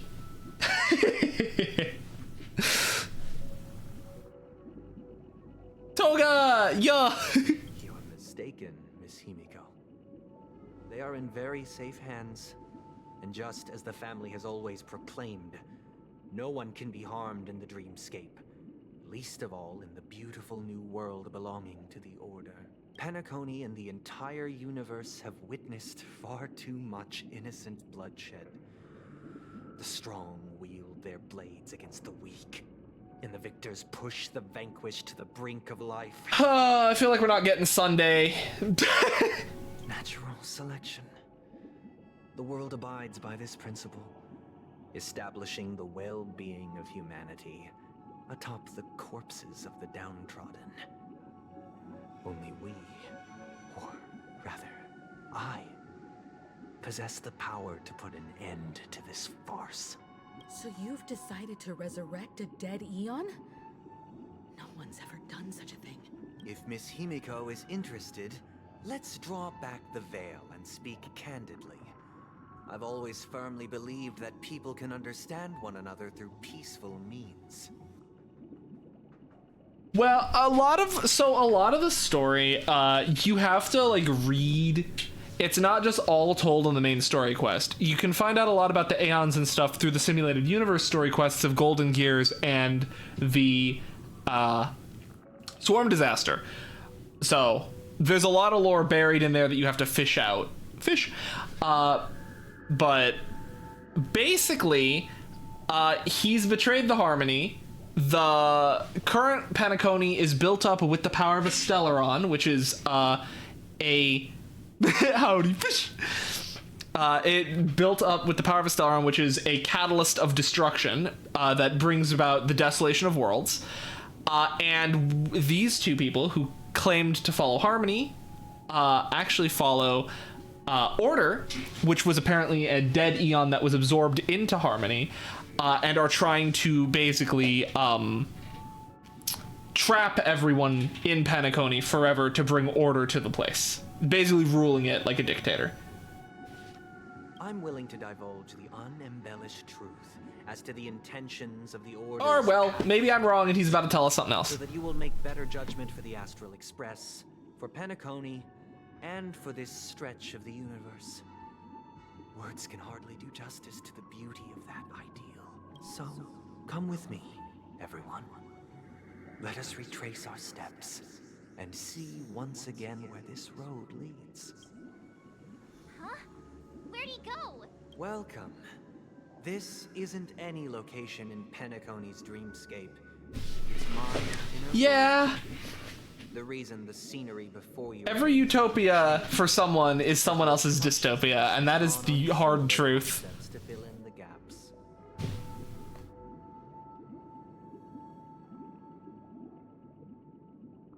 Who in their right mind would expose their inner self like this? That means... Did you do the same to Welt? It's a tuning process. Hey, it's me! Stronger in effect and more draining on the mind. The gray-haired guest has experienced it before, so he should understand what it entails. Tuning allows you to intuitively grasp my feelings, which also means that I cannot hide anything from you. Now, everyone, please look at the huge screen. The road we once took begins here. From this point on, you will witness the numerous decisions I've faced. I've selected a portion of these to share with you. You desire Gant? Get you some Gant, girl. Have a little nap. Have you eaten today? What have you eaten? We're gonna have a hunger check. It is now almost 2 p.m. Have you consumed? Go Gant girl, yeah. And make sure if you didn't consume, you had a mini bunt cake. Ooh, that does sound very good. You want to have a little more than that, and then maybe some drugs to go and like help make sure you don't feel icky later. Your aunt sent you some for Mother's Day? Aww. Because you're bun mother. No? Okay, that's valid. Also, Rogue, Gant is government assigned nap time. I believe after going through similar predicaments, you'll be able to better understand my thoughts. She sent them to her mother? Ah, that, I guess, makes sense. Let's begin. The first decision. A story about a baby bird. If he killed the baby bird, I'm gonna be very sad. This story happened when Robin and I were very young.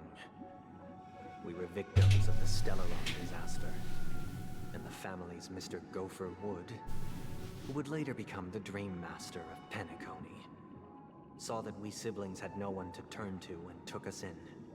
Later on, Robin and I lived a time with nary a care in the world. One day, after dinner... Oh no, you're about to say low battery! Ah! and I were lounging about in Mr. Gopher Wood's yard. We spotted a fledgling Charmony dove all on its own. That baby bird was tiny. It didn't even have all of its feathers. Look at the little guy! We decided to build a nest for it right there and then. However, thinking back, that winter was unusually cold, with fierce winds at night in the yard, not to mention the many poisonous bugs and wild beasts in the vicinity. It is a little guy alert. It was clear that if we left the fledgling in the yard, it stood no chance of surviving until spring. So, I suggested we take it inside, place it on the shelf by the window, and asked the adults to fashion a cage for it. We decided that when it regained its strength enough to spread its wings, we would release it back into the wild. The tragic part. You need to have bunny time before naps? Before Gant? Its fate had already been determined long before this moment. Because you could go have some goldfish or something. I don't know. Have just anything. Its destiny was determined by our momentary whim. Now, I pass the power of choice to you all.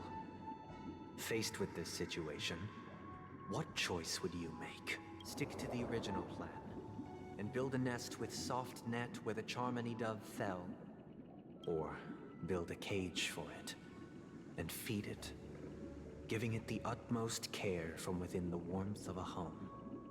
I eagerly await your answer.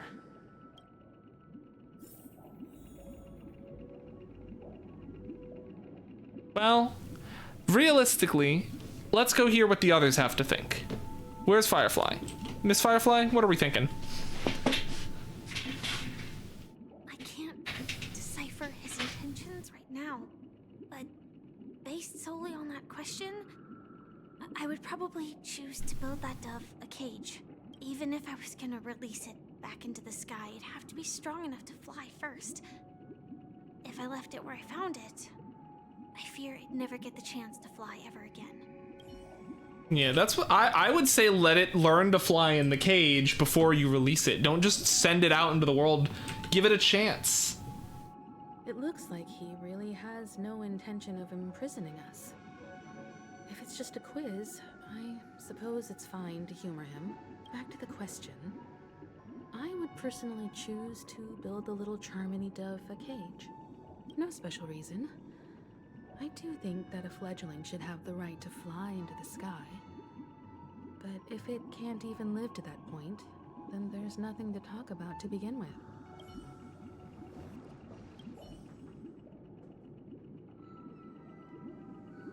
That guy just casually throws this kind of question at us? What exactly is his deal? But fine, I'll answer, I guess. If it were me, I guess I'd choose to build a cage for the little Charmony dove. After all, leaving it there, it's bound to get hurt by wild animals or something. And that'd just be too sad. Oh. Music disc. I mean, realistically, this one's prettier colors. This one, I think, is where he's leading us. It feels like this is... Listen, if this was a court, this guy would be in trouble for leading the witness, probably. Because the way he phrased everything, we don't know if this is a permanent thing. Nurture with care in a cage, or build the bird a nest on the spot. Okay, I'm gonna go with give it a cage. Feed it, giving it the utmost care from the warmth of a home. Or I'd be running back and forth. Stick to the original plan and build a nest with soft net where it fell.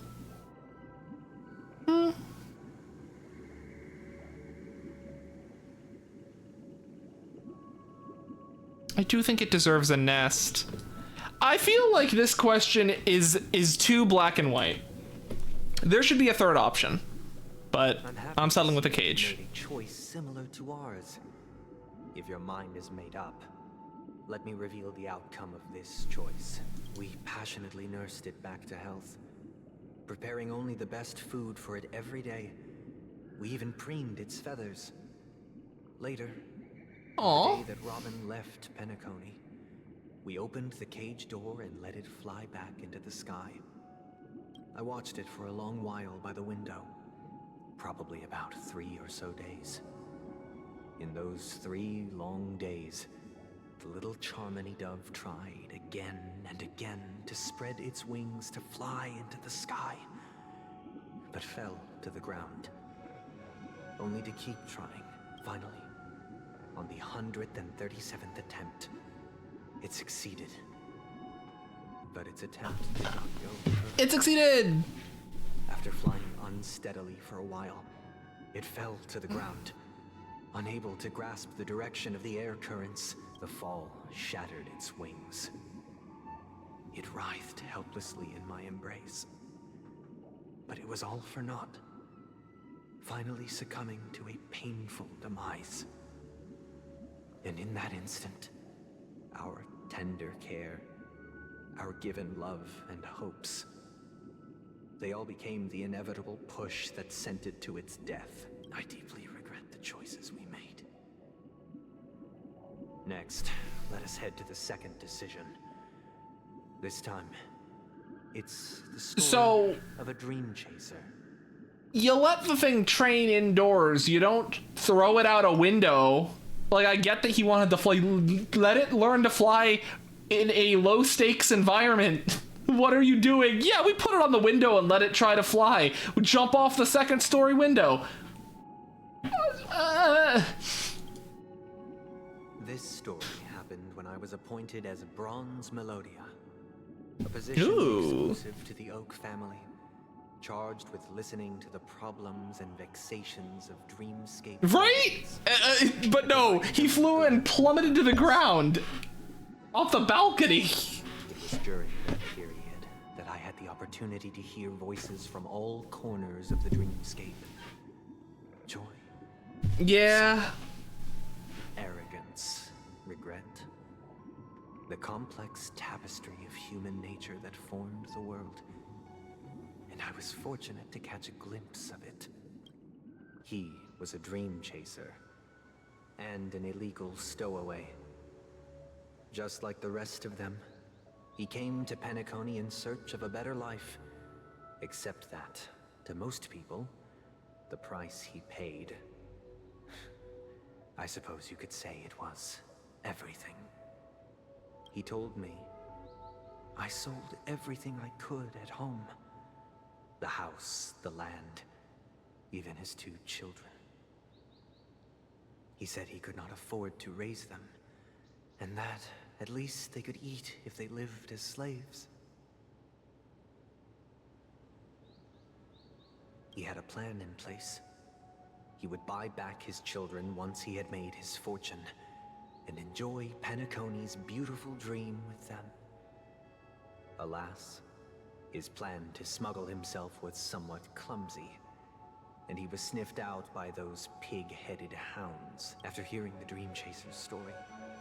I immediately appealed to the Bloodhound family to cease their pursuit. That way, at least he could live peacefully. But I was still too naive to the ways of the world. I did not anticipate that what I thought was a kind gesture would later lead to dire consequences. I'll tell you the outcome soon. For now, I'd like you all to make a choice. Will you do as I did, and try to convince the Bloodhound family to stop their pursuit, so that the Dream Chaser may live peacefully and realize his wishes? Or will you remain silent, leaving him to languish while the hounds are hot on his heels, until his inevitable judgment arrives? I look forward to everyone's decisions. Who knows? Perhaps they might even alter the outcome of this tragedy. So, when they were talking about this in the actual story as well, the dude sold his children into slavery because he thought they would live a better life. I understand the thought process there. There's just not a lot of it. I don't think I'm going to forgive him for that. It seems illegal stowaways are really quite common on Penacony. But that guy in the Yeah. story, I don't think he deserves any sympathy at all. He sold his kids to chase a dream. Yeah. Even if he intended to go back for them, it's still insanely irresponsible. With that thought, there's only one choice. Let the Bloodhound send him back home. Mm-hmm. This question... Surely it has some connection to the baby bird story. Some they simply just made choices that seem to benefit others, but a lot of things still result in something bad. Yeah. I'd probably choose to ask the Bloodhounds to cease their pursuit. Ooh, now they're split. A Dream Chaser story. If I acted out of kindness, I would probably ask the Bloodhounds to stop their pursuit and lend him a hand. But what cruel repercussion would this choice result in? I think Sunday must have been deeply impressed by the limitations of the strong defending the weak through this incident. Well, I don't. I'm with March here. Yeah, that dude? If he sold his kids into slavery, no. You are not getting forgiven for that. You don't do that. That's so irresponsible. It seems you, like me, are pondering whether a different choice could have led to a better outcome. Sadly, his fate would only be more tragic. Say he never gets caught. He would only die from delirium. The methods with which illegal stowaways enter dreams are unorthodox. Not flawless like the hotels. Living in the dreamscape would be a mere pipe dream, should he be apprehended. Could the hounds afford to turn a blind eye? The answer is a definitive no. They couldn't bear the resulting consequences, and thus wouldn't dare extend a helping hand. As to your choice, I once again offer my heartfelt apologies. Next comes the third and final decision. I guess they didn't tell what happened. I presume, like, he overdosed on whatever he was taking to keep them, to get him into the dream or something. This time is my own. This story happened the day I was appointed the Oak family head. At that time, Mr. Gopherwood was the current Dream Master, and as per his wish, we had a private conversation What surprised me was that the Dream Master had only come to deliver a letter to me. He let me read its contents, and it was a letter from my sister. The letter contained the usual pleasantries, anecdotes from her travels, nothing out of the ordinary. Just as I started wondering how this letter related to our discussion, the Dream Master began to speak. Do you know who wrote this letter? My sister, of course. But why would you personally visit me to hand me a letter from my sister containing mere trivialities? To help you grasp the full scope of this issue. Do you know where Robin is at this moment? From what the letter indicates, she must be in Caspelina 8, correct? She's touring there right now. Correct. Has she mentioned anything about a stray bullet?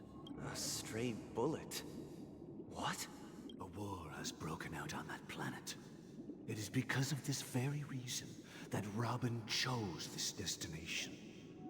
To spread the word of the Harmony. And to save the lives of that planet. She personally made for the front lines. Oh my goodness gracious, Robin. She hoped to ease the people's suffering with song, and was willing to brave mortal danger to deliver the IPC's medical supplies. Unfortunately, stray bullets show no such compassion. Is she all right? If the operation was successful, she should probably be recovering in the field hospital. By the eon above, the bullet struck her neck directly, yet possibly as a reward for her consistent... Oh my goodness gracious. It didn't hit any vital arteries. Once you've attended to your outstanding tasks, it'd be advisable to write her back as soon as possible. Those damned savages! I'll pack my bags right away. My gratitude for bringing this to my attention, Mr. Gopherwood. Now you understand why she always wears such elaborate neck ornaments, don't you? Oh, heck. How did this happen? Also, congratulations on being first again, Rogue. It's all in the past, so please don't worry. I share this in the meager hope that you will understand the Harmony's limitations and predicament. As grandiose as the strong defending the weak sounds, many times, it is nothing more than wishful thinking. Likewise, I've prepared one last question, one last choice. But rest assured, this choice will not have any grave consequences, because this is merely a figment of imagination, a nightmare that has haunted me through countless nights. If you ever had the opportunity to make a choice like I did, would you still support Robin's journey on the path of harmony?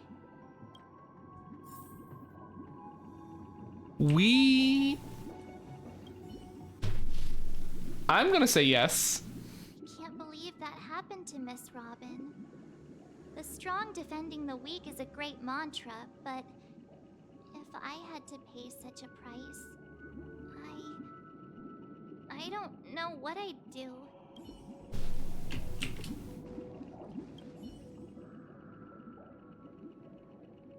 Miss Robin's courage. I guess I have to look through Sunday's eyes. If I had to go and encourage the closest person in my life to continue doing what they were doing, even if they were going to get hurt, I wouldn't want to like crush their dreams or like stop them from doing what they like really aspire to do. However, I would be very worried. But the fact that she's also Mr. Sunday's younger sister? No, I doubt he'd wish harm on his own flesh and blood. Yeah. No matter how grand the ambition. I think I can see why Sunday... I often feel like I've dreamt of similar scenes on certain nights. In the dream, I see blurry faces. I I don't know who they are, but I sympathize. I think he made the fighting. I get why he made the choice, because he hasn't been on the journey that Robin went down. He doesn't know Robin's experiences and stuff. So I do think that I see where Sunday's coming from. Confusion and fear are lucid to me. But I also remember they chose never to give up. Just like Miss Robin. If Mr. Sunday's question leaves you puzzled, you should find the answer from your own experiences. With each trailblaze, dangers and tribulations will surely follow. But would you ever back away? Would you stop March and Don Hung from reaching their next destination? I believe you have an answer of your own in your heart. I think, genuinely, if I had to make this choice, even if I chose to stop them, all it would do was create a rift, and they would do it on their own if it was truly their own, truly their destiny, their decision. All that trying to stop them would do is make them upset, and they would most likely do it anyway if it truly was their ambition. And I think in that, he should still support Robin. Although I understand where he's coming from, stopping Robin from going on her journey would just make Robin probably... It would hurt more when she goes against what you wanted. And it would hurt her that you forced her to... tried to force her to do that. So she would, like, you know... And with that, if something does happen because of the rift, they may be hesitant to call on you if something bad happens. Exactly. Because they'd be worried that, like, I'm gonna get in so much trouble because I'm not supposed to, they told me not to do this and I did it anyway. And then they might start blaming themselves, which, no. So I stand by supporting Robin. She needs to be able to live her own life. We can't protect everyone to, like, if we try too hard to protect everyone, then people will end up getting hurt. This is the utopia fallacy again. If you try to make a perfect world, people are still going to get hurt because it's only perfect for some people. Like, it's perfect for you because you protected them, but for them, you've just crushed their life's ambition. So, I am now aware of everyone's stances. Raising these questions merely serves to illustrate one point. The plight of Penacony cannot be salvaged by the Harmony. The true foundation for a sweet dream paradise can only be established through the Order. That's true. It depends a lot on... Yeah. It really does depend on the person's willpower and personality. But knowing Robin, it wouldn't stop her. Especially if you watched her trailer, which I feel like you may not have because you're not as into this. But her mother, she was inspired by her mother who used to do this. Who used to go around and sing and help people who were in danger and stuff. So yeah, there's no one right answer. Both, basically, yeah. I know the suffering of being tormented. I'm beginning to think that the reason he joined with this order is to by using. Hold on. Work out. All of this causes me unending pain. Because this is not what happiness is at all. Yeah. So, the thing is, I think the reason why he sided with the Order is because if Robin sings at the Penacony Festival and activates the Stellaron, she will become trapped inside of Penacony, so she won't be able to be heard anymore. I think that's what his logic is. this world is perfect. If we stay here forever, you won't get hurt anymore. You don't have to worry about that. We can be safe together forever. That, I think, is his logic. Which, I can see why he thinks that, but yeah. We must teach the weak how to live a happy life. And this life isn't some noble propriety that the upper crust preaches, but in definitive terms, a way of survival that belongs to everyone. So what is your definition of living a happy life? Good question. Human consciousness is fundamentally an illusion, a cage known as self-worth. People lured in by this illusion make mistakes, yet still ask that external influences bear the burden. When one mistake after the next permeates the masses, they become impossible to trace. Thus, the amassing of these individual cages culminate to form a prison. A place dictated only by the rule of survival of the fittest. But if danger comes knocking and they have to leave, what then? Yeah. The story of Penacony has been... Like, I liked the story of Stariel going into it. 2.0 made a really good story of Belobog and everything. Blown out of the water. Absolutely night and day. This story is just like... It's so good. And with that, I'm going to run to the bathroom very quickly because it is 2:16 and I have drank a lot of water. We're probably going to go over a bit because, you know, I'm kind of hooked in the story. We're most likely going to go for an extra hour or so. But yeah, I'll be right back. Yeah, you kept me well hydrated. I'll refill my cup while I'm out. BRB.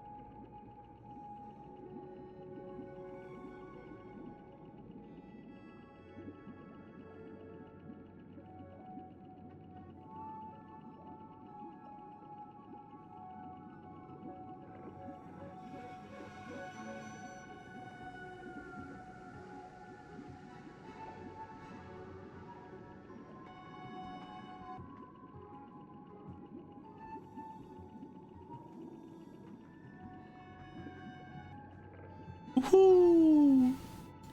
I'm back. You keep others more hydrated than yourself. Hey, when you redeem hydrate, you should also be hydrating. To be fair, it is just Owl do Big Sippy, but y'all also got to be doing Big Sippy. Alright, let me click into the game because I didn't realize I hadn't turned back the screen on. There we go. Huh. Oh, Scrap! Congrats on taking first! A third competitor! How you doing? Welcome back. Nature is always accompanied by predation and sacrifice. Its antithesis is known as order. That is what I want to do. Unite people's happiness under the banner of order. They won't need to make bitter choices any longer. nor face the weaknesses of humanity. They can cast aside their primal instincts to build a haven for mankind. Simply describing thoughts is far too abstract, so allow me to provide a simple example. As you all may know, there are societal norms like weekends and long weekends that exist on some worlds.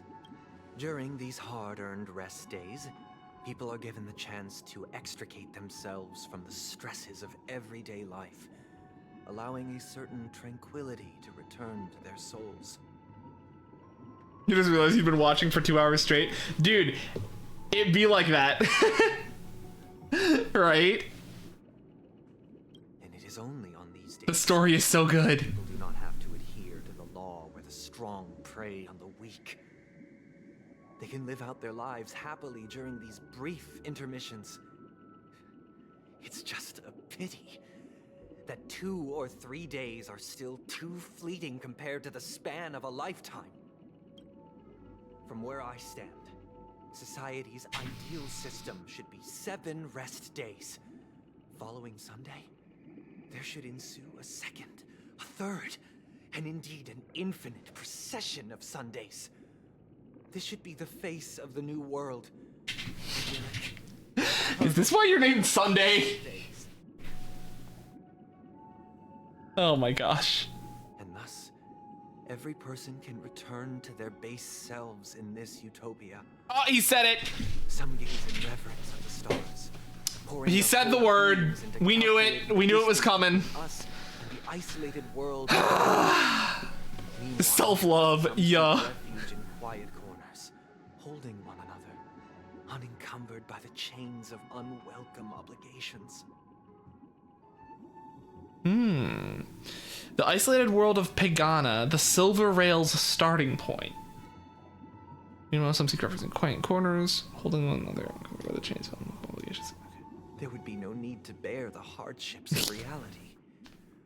Only in this way can humanity face the inevitable end with the purest of spirit. Living a life of dignity. This is what it is to live in bliss. Miss Firefly, you who are stricken with entropy loss syndrome, you of all would surely understand this.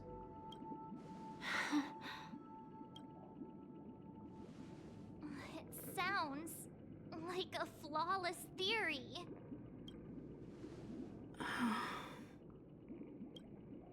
But what is the price to attain all this?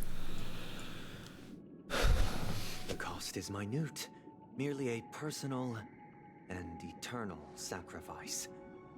If this paradise is to be maintained for everyone, someone must remain trapped in solitary wakening until the end of the cosmos. Oh. Awakening. Which means that this so-called paradise is still a dream. Stepping into this paradise means forsaking reality, correct? Not the boo-womp! Forsaking, but transcending. Flesh, blood, sorrow, weakness. If the physical is the root of spiritual suffering, it is only logical. And here we go. He wants to basically, that was a very, very good boo-womp. If anyone does want to clip that, you're more than welcome to. Oh my gosh. Oh. So yeah, he wants to basically abandon his. This flesh is weak. We must transcend. But in this supposed bliss, people won't have defeated their demons. The chance to overcome their tribulations would be forever lost to them. In other words, it is an escape. That's another way of understanding it. But there is no shame in escape. On the contrary, the seeds of escape exist in everyone's hearts.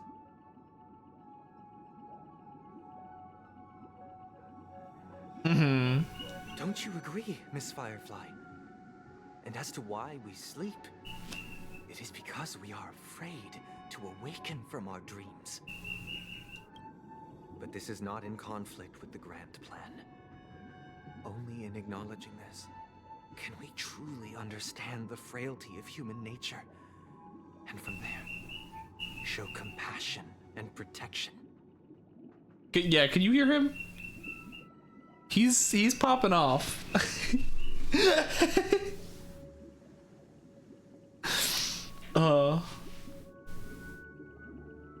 Okay, cool. Glad. Just checking.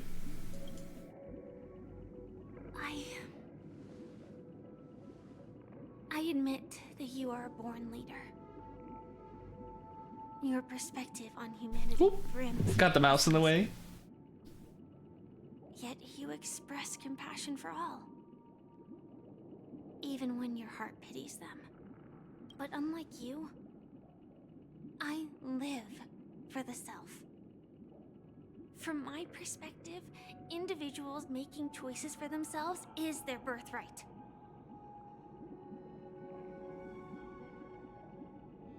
The want to escape may be innate in the weak. But whether they are weak or not, it is not up to another to decide. Oh! She's spitting. Perhaps in your mind, you also view me as weak? Oh, damn! Because I don't think so. Yeah! Firefly has said her piece. The Astral Express will also naturally give you our answer. We'll leave it to you. Just as Mr. McHale instructed before. Tell him our choice.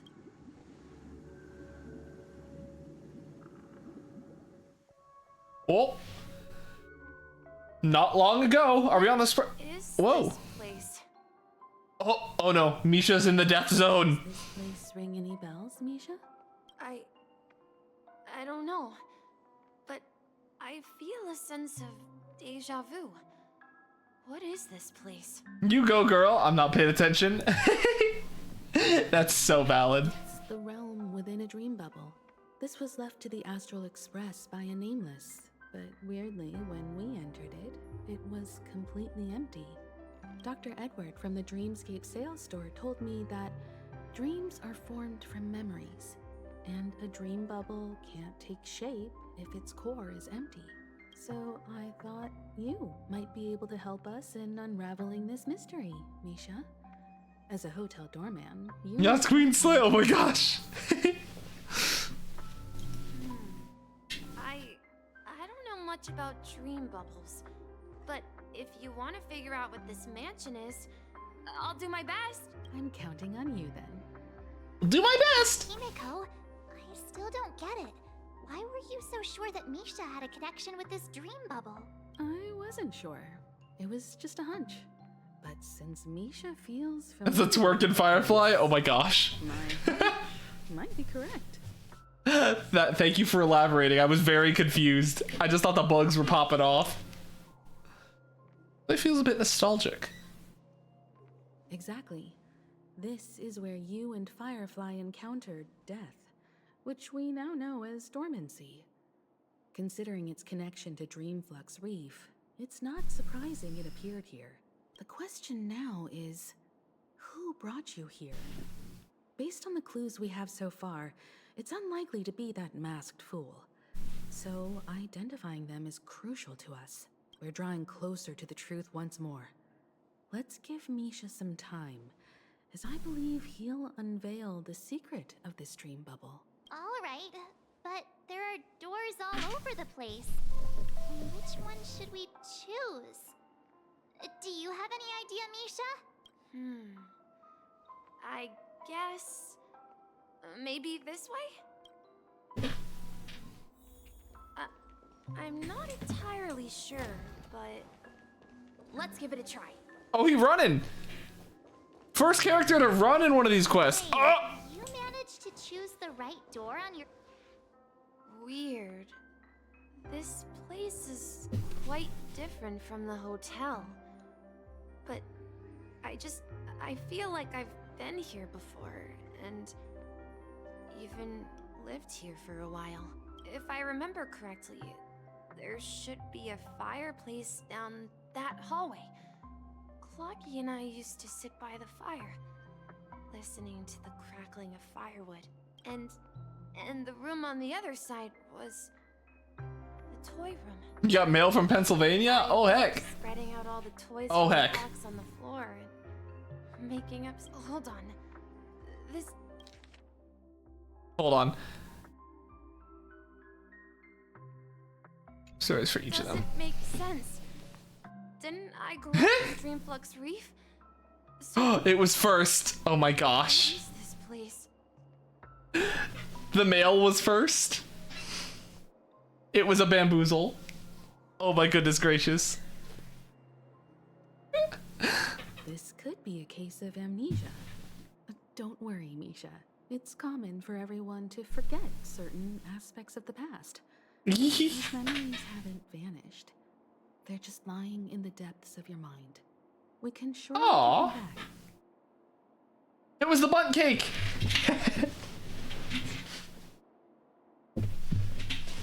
Oh. The male butt cake. Why don't we explore a few more rooms and see if you can recall anything more? Yeah. Then let's check out the rooms I just mentioned.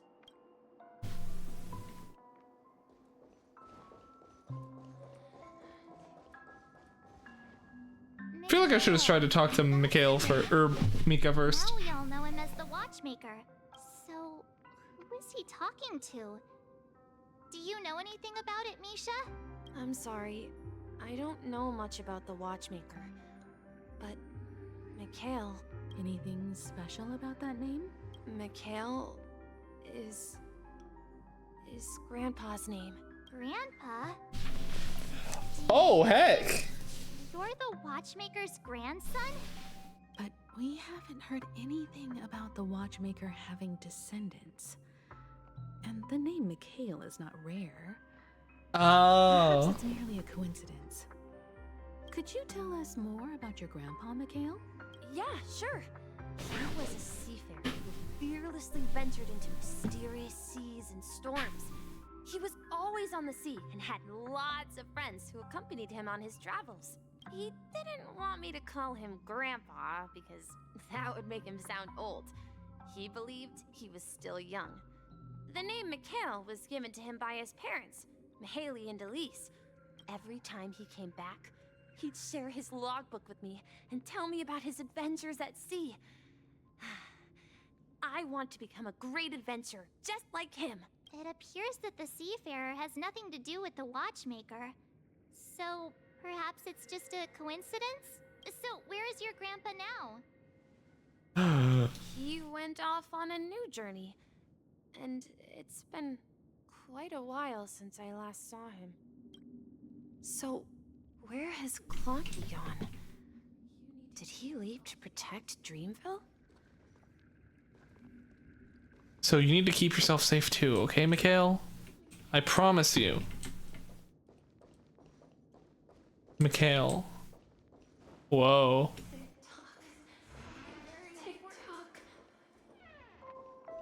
Uh-oh. TikTok. I heard some noises in the room. Origami Bird? That's a friend of mine. You and Origami Bird are friends? Yeah. It's a member of the Compass Group. Renegade. What do you eat? Ooh. And there's more than just one Origami Bird. They are a big... How about... Lots of brothers and sisters. Can you make yourself a sandwich? Or chicky nuggets. I don't know if you're hungry enough for a sandwich, but maybe some chicky nuggets? That could be a good one. They follow Miss Mirror's orders and handle all sorts of jobs on the ship. They're the best sailors. You got some potatoes. My breakfast, personally, was I had 2 eggs, I had some of these potatoes I made yesterday, and I had, what else? A piece of toast. It was very good. Very good meal. Sailors? Can Origami Birds be sailors? You gonna say you weren't hungry enough for nuggets? Oh heck. Could you tell us more about the compass, Misha? Piece of candy. Uh-oh. That is not the meal you should eat. The compass is a ship bound for the new world. Clocky and his partners travel through layers of fog to the depths of the sea. Whenever there is danger, Clocky will use a compass and guide the ship in the right direction. Is that what I say? Is that what I said? Aw.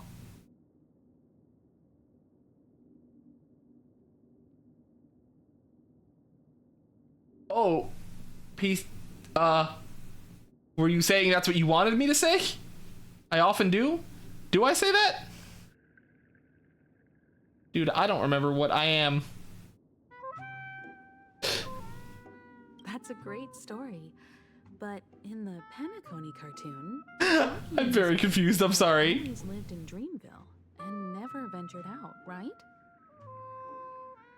Oh, I do say that. Sorry. I go, ooh, piece of candy. I do be saying that, yeah. Sorry, it took me a moment, like, for my brain to connect what was going on.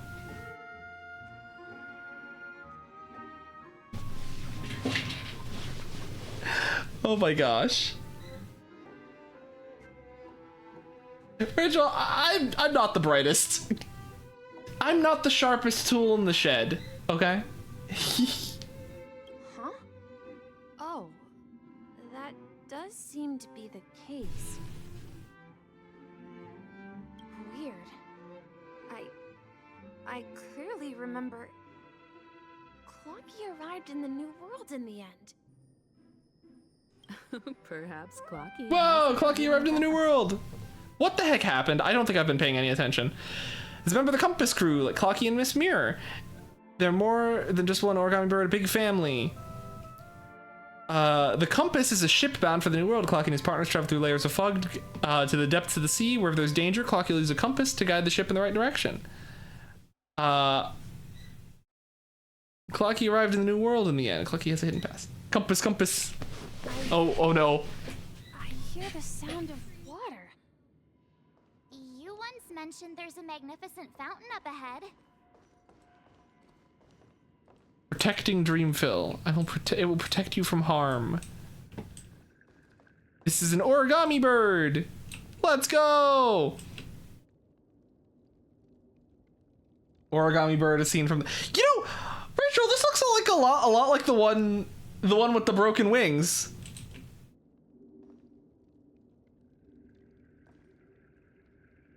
As seen from the front.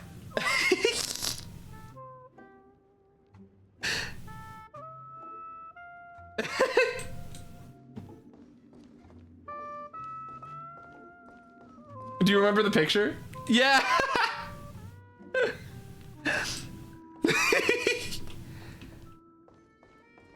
Just like they did with Clocky.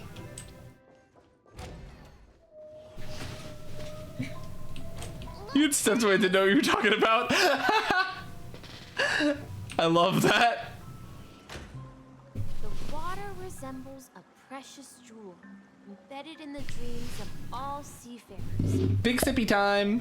Every time I gaze at the shimmering lights beneath the waves, it feels as though I'm back in this place, standing by your side.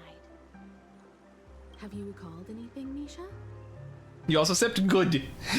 Yeah, I saw these sentences in Grandpa's logbook. He used to say that despite the perils of the sea, whenever he stood on the deck in the afternoon, overlooking the sparkling waves, he would think of this fountain in front of his house. He often said that those moments felt like returning to his family's side, and the difficulties at sea didn't seem quite as challenging. You know, I quite understand such sentiments.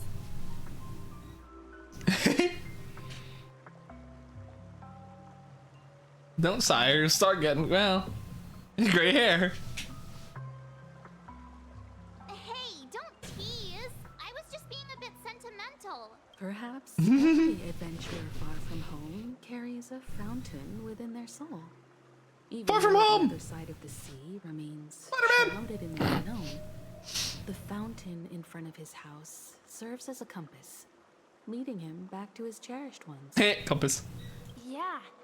While Grandpa was at home, we would stand by the fountain and place the compass, a toy boat that I made, into the pool. Back then, I would ask him when I could go on adventures like him, and he would always laugh and say I was still too young. Oh, Vroga's taken first. It seems this Mikhail is truly a seafarer and has nothing to do with the watchmaker. Yeah. Based on Misha's recollections, the scenes in the dream bubble appear to be his childhood memories. But this raises more questions. According to Misha, he was clearly born on an oceanic planet and led an ordinary life, with no connection to Penacony at all. Could this be some sort of metaphor? Perhaps the sea refers to the memory zone. I'm sorry. I don't know, but my memories keep pouring out uncontrollably, like water flowing from a fountain. Perhaps I'll remember more things if we go further. I wish to share your burden. Do you? You can't handle my burden. We're going to the opposite side, right? No, we should turn left here. Is it something very important? Wish to share your burden. Huh?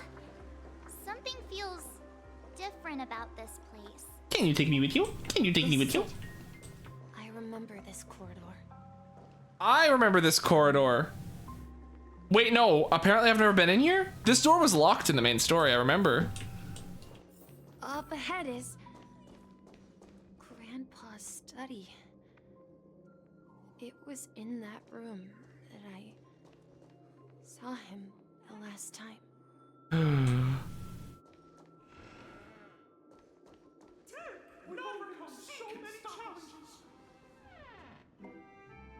Whoa!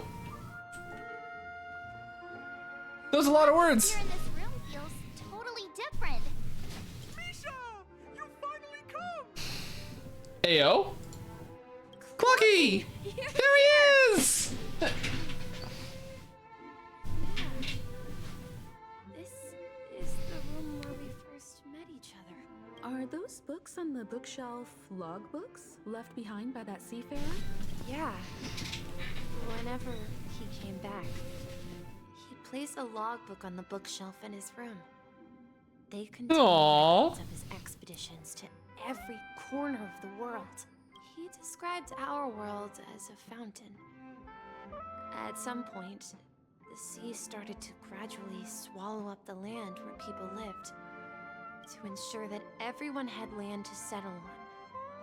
He had to continue exploring the sea and search for the source of the rising seawater.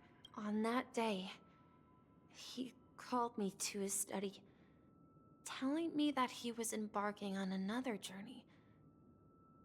However, I could sense the gravity in his expression. It was the same look I had seen on my father's face before his final voyage. I asked him if I could go with him, but he said that my adventure lay elsewhere, and told me to stay home, and patiently await a certain sound at the door. Tick! What sound? Was it the sound of a clock? He told me about a vast ocean in the sky. Oh! An ocean of stars.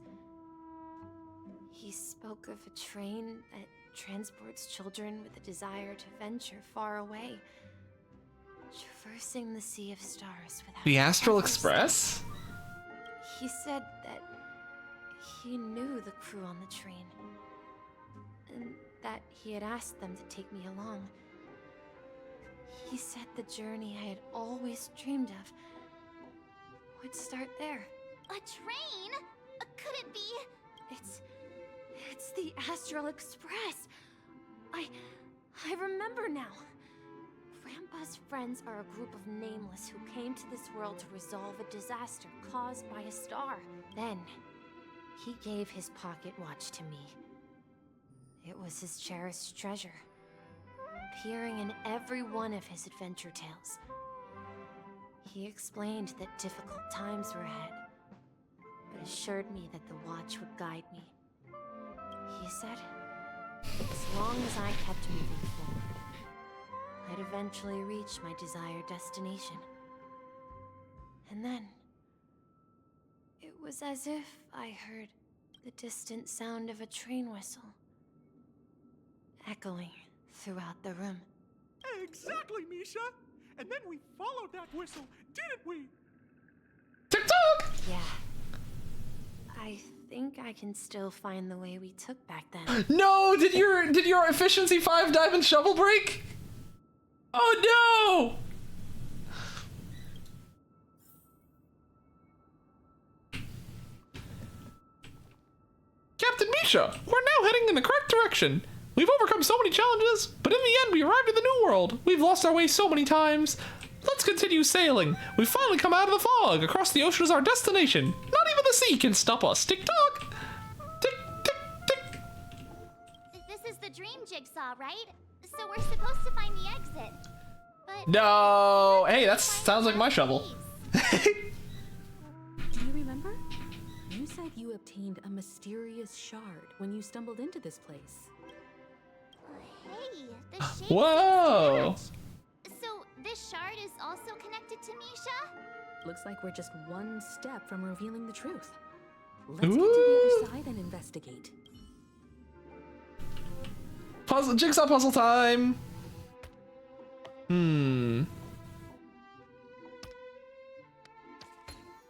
There we go. That was right. I just put it in the wrong spot. Ooh, a magical painting. This is it. This is my room of clocks. His room of I clocks. spent my time waiting for Grandpa to return from his voyage. Walter gave me this workshop, and it became my secret base. Here, I learned how to repair clockworking gears out of my fondness of precision mechanics. In my dreams, I was the captain of the compass, embarking on adventures with my companions, Clocky and Miss Mirror, in search of the new world. Whoa! I was born and raised here. So, this building in the dream world is your childhood home? Yes, but not exactly. To be more precise, this dream bubble itself. Looks like you've remembered everything now. Wait. Why does it feel like everyone else knows something I don't? He's the watchmaker. Yeah, you're the only one still in the dark. Unless I'm wrong. Do you remember when he mentioned a clocky that only he could see? Yeah, the little guy here, right? We all saw him in Dreamflux Reef, right? And Mr. Yang even greeted him. Looks like everyone on the Astral Express has a childlike spirit. The answer lies in the Astral Express. His experience shows that neither Firefly nor Acheron can see this clocky. And when we were in Dreamflux Reef, you may have noticed that for some reason, nobody outside of the crew had ever talked with Clocky. Wait, really? A mimetic life that can only be seen by a select few. It's just like a hidden message left by someone for the nameless. But Misha can see Clocky too, right? They even grew up together. But Misha hasn't started the way of the Trailblaze yet. That's the key to the mystery, March. Now, take a moment to recall. Have you ever seen anyone outside of the crew interact with Misha? Wait. No way! That's the answer, March 7th. This dream bubble is the place where I was born. And I'm a dweller in this dream. Just like a memory zone meme. I should have stayed here and waited for you. But when reality and memories merged, I unconsciously pushed open that door and left the bubble with Clocky. So it's not that the Watchmaker's dream bubble is empty, but rather the stuff inside. He said, oopsie, gotta go, and ran. And the whistle you heard was the sound of the express arriving at Penacony? That's one way to see it, but I believe there's a longer story behind all this. It's best for Misha himself to explain all the details. How about we start with your name? Now, should we call you Misha, or...? Thank you all for helping me rediscover my true self. Rachel has taken first. Please allow me to reintroduce myself. I was born on Lushaka, in the Presmere system. Adopted by seafarers Mikhail and Char. They gave me a treasure. A name that carried their hopes. Mikhail Char Legwork. Or simply, Misha. Mikhail Char is Misha. If you prefer, you can call me by a more familiar name. The Watchmaker. So, you're the Watchmaker himself? Unfortunately, that legendary figure is no more. I am only a reflection of his life. As for the child who has been with you, he's the innocent protagonist of Misha's childhood dream. Friend of Clocky, a young apprentice, and a future mechanic on the Express. Pika Ramen! And this also marks the beginning of his journey, devoted to the Trailblaze. At the end of the journey, I left this little flame.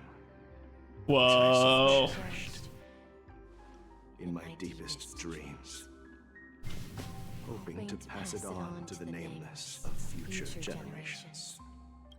However, he somehow left the dream bubble and forgot all about his task. I apologize for all the confusion this caused. Because he was born with a desire to trailblaze, wasn't he? I don't think Misha has forgotten his role as a guide. He remembered it.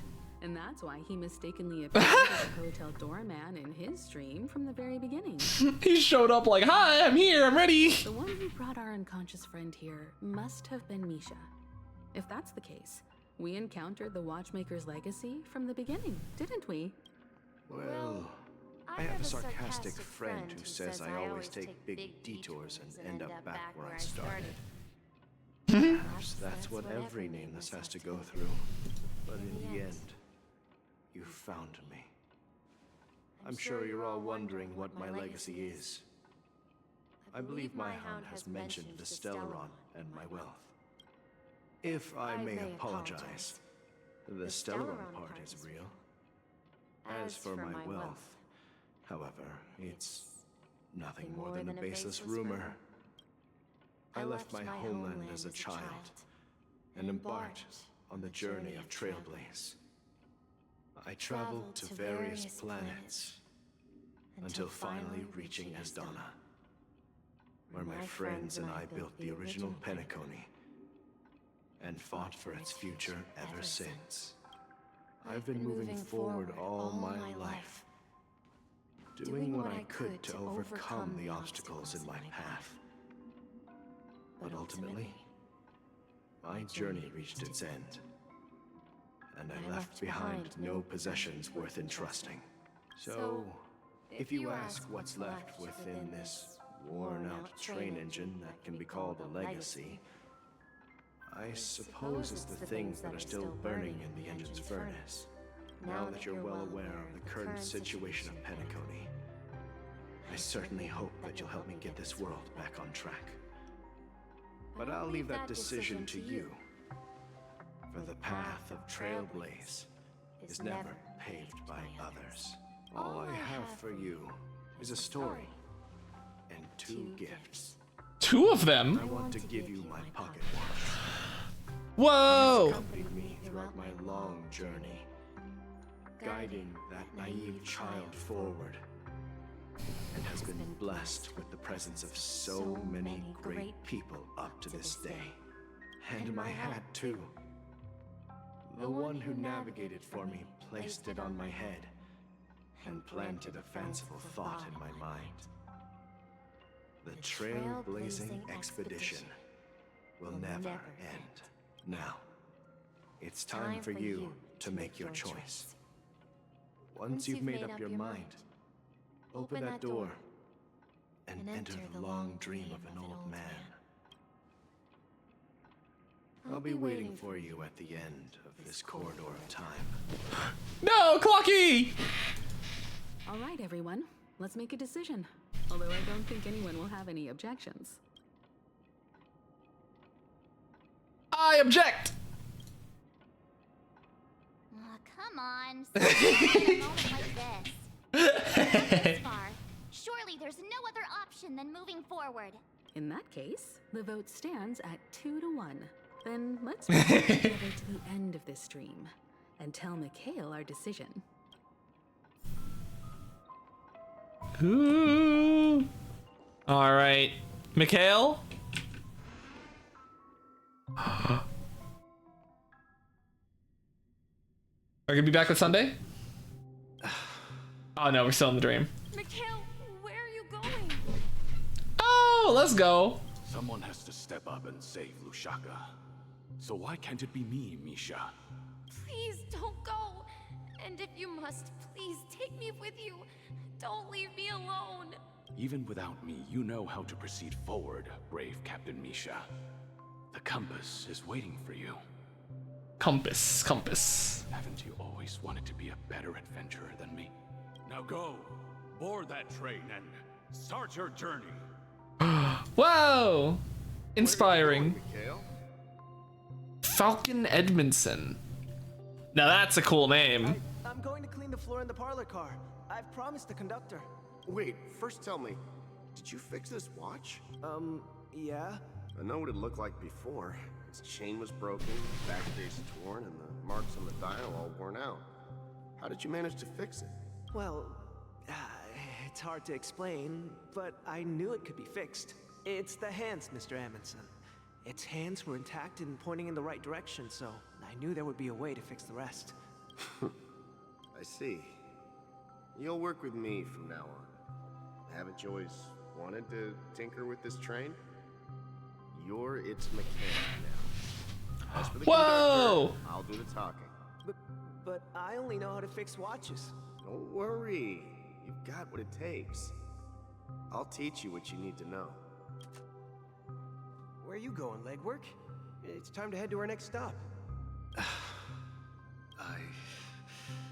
I'm staying in Astana with Rosalina and Tiernan. I see. This place reminds you of home. The people of Astana have only achieved a tiny victory and still have a long way to go towards true freedom. Hanunu needs us. Hanunu! Don't worry.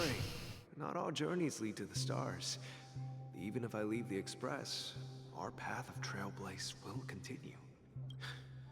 Yeah. I knew you wouldn't stay on the Express forever. Leave in peace, my friend.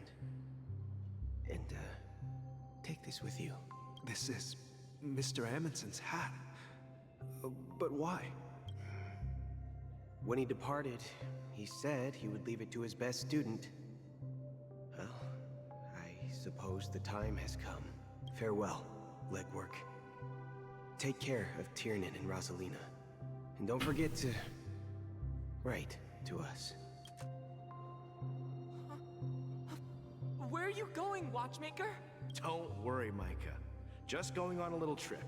Someone has to be at the forefront of the interstellar frontier, and I'm the only former nameless in Penacony. So why can't it be me?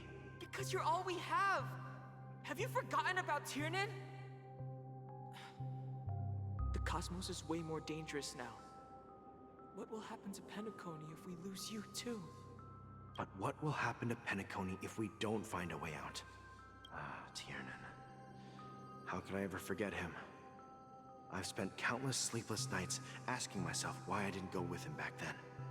We Nameless won't stop. Don't worry, Micah. It's just a matter of getting back to my old profession. Just wait for me to come back. But if, and it's a big if I don't come back in one piece, then you'll become the next watchmaker. Where are you going, old man? Oh, you're here. Answer my question. What are you up to? Yo, young Gallagher voice. Relax, Gallagher. I just came up with a great idea. Wanna hear it? Oh, come on.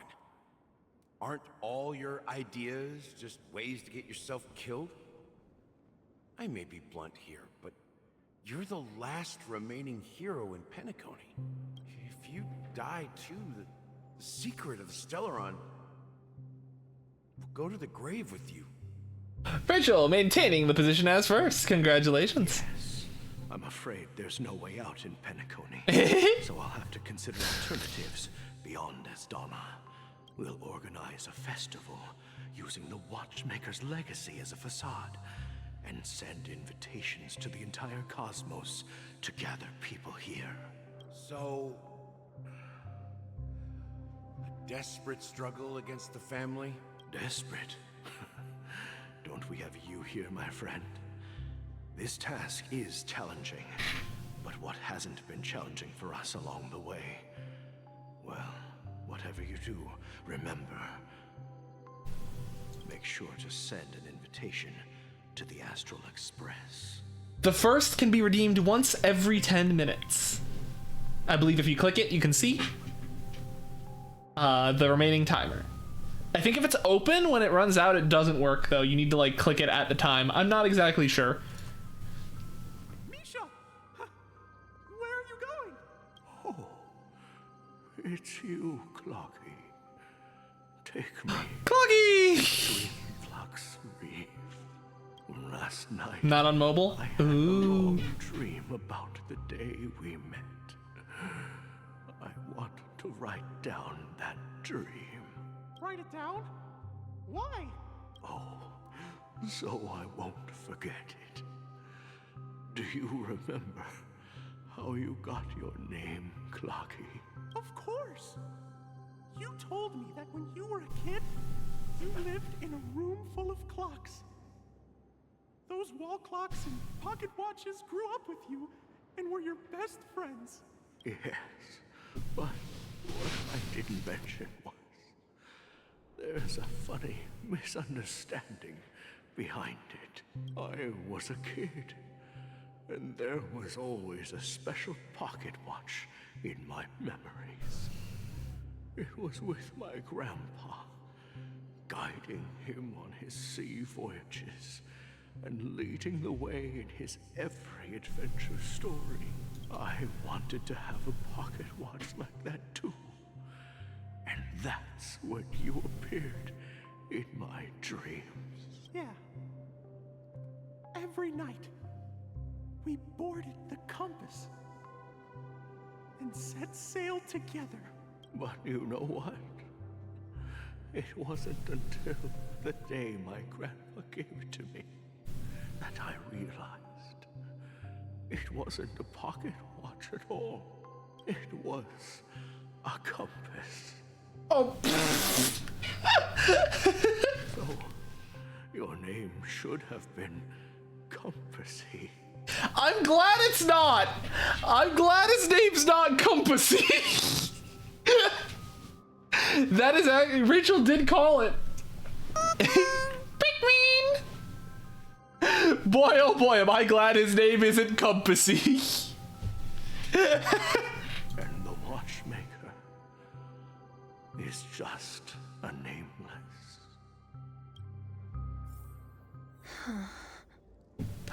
We've arrived at Dream Flux Reef. Gotta clean these stairs. Where to next? You know, Clocky, I don't think I'll be going anywhere else. Gotta clean, gotta clean. Doo-doo-doo.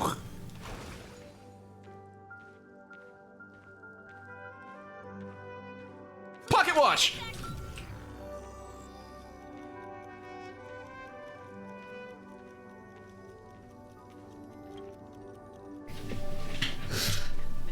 I've traveled far enough. And it's time for a little break. Oh. So, we'll set out again. When you're rested? No, I'll stay here. And then, this is where it ends. This is...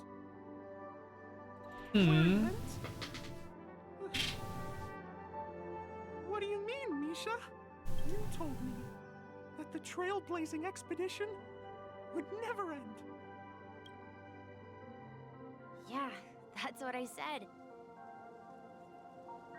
So now, it's up to you to decide your next destination. My next destination? What's that supposed to be? I've been following you. Misha? You're acting weird today. If you're feeling down, we can just do what we usually do. With the clockwork. No, I'm not feeling down. As for clockwork, yeah, it resolves all problems in this dream. So, do you know what clockwork actually is?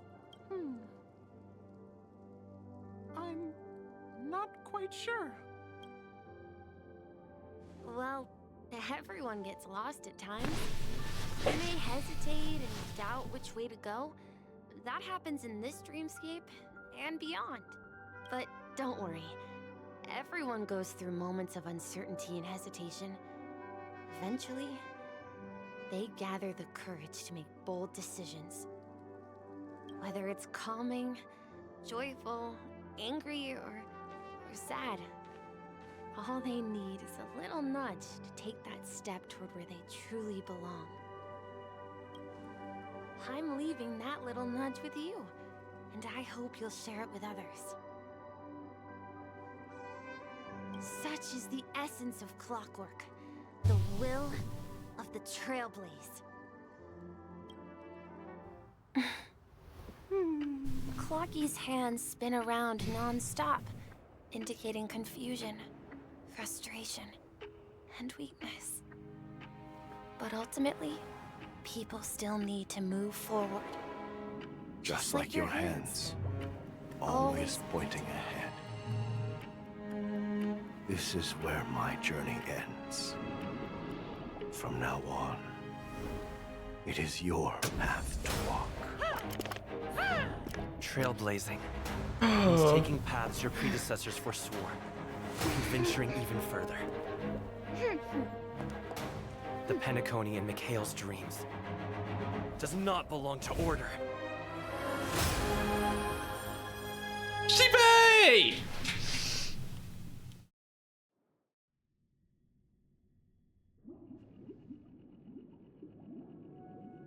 Sunday is... Dude, I love Sheepy. She has such a good design. Sunday is absolutely dumbfounded. I can't believe that Eon would cast a glance at Penacony at a time like this. Is it because of the resonance from the legacy of the Trailblaze?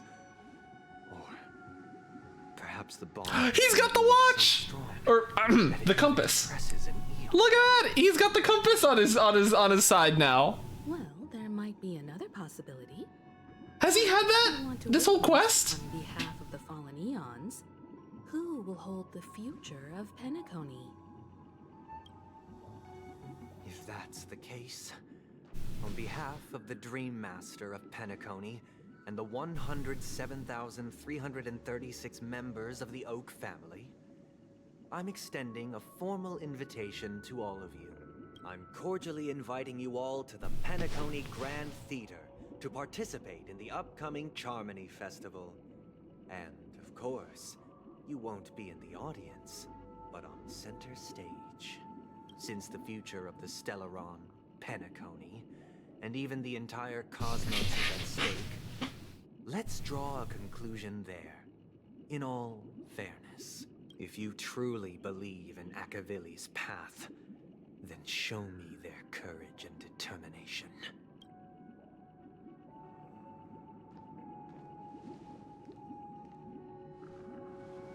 Oh heck, you're back on the netherite grind. Big Fish Tiny Pond 3, new mission get. Yo!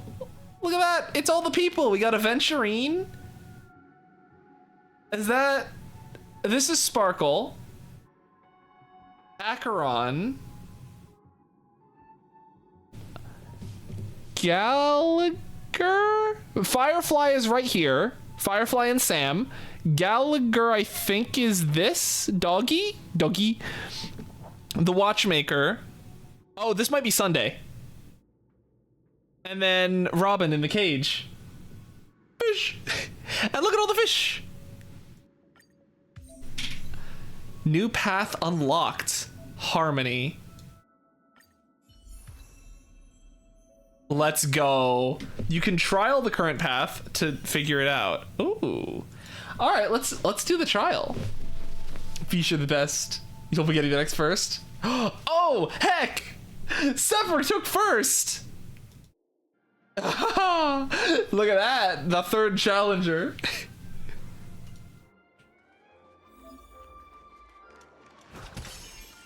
Oh. Dude, I throw my hat. This is like Mario. Please stay tuned. Please stay tuned. Please stay tuned. Please stay tuned. Please stay tuned. Oh, he is. Please stay tuned.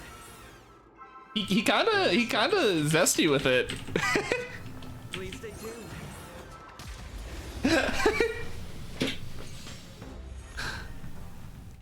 Okay, his basic attack is called Swing Dance Etiquette. Halftime to Make It Rain. All Out Footlight Parade. Now I'm the band. Time to test our rapport. Ooh. Dreams do come true. Wait, we shouldn't be running this at 2 times speed. I'll contain them. It's time.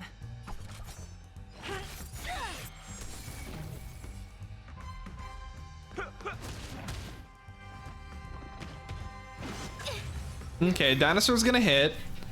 Right, Gallagher's a healer. I always forget that. If all of those hit Pela, I was gonna lose it.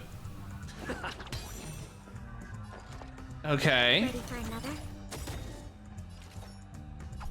Enemy data secure. Net markers activated. Time for a good old counterattack. Okay, so his basic attack is he just throws the hat. His range, he makes it rain out of the hat.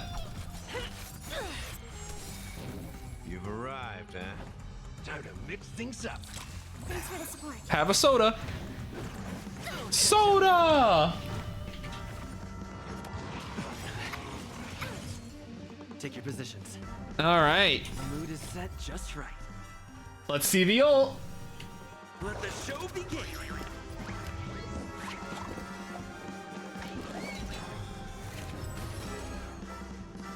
Hey! They're backup dancers. Rice like a good brew. Full-bodied, my friends. Indulge yourself. Interesting. The 10 lords. Let's go for the quantum break. So what does that do? What does his ulti do? Backup dancer. Increases break effect by 26%, and attacking enemies that are weakness broken converts toughness reduction of the attack into 1 instance of super break damage. Interesting.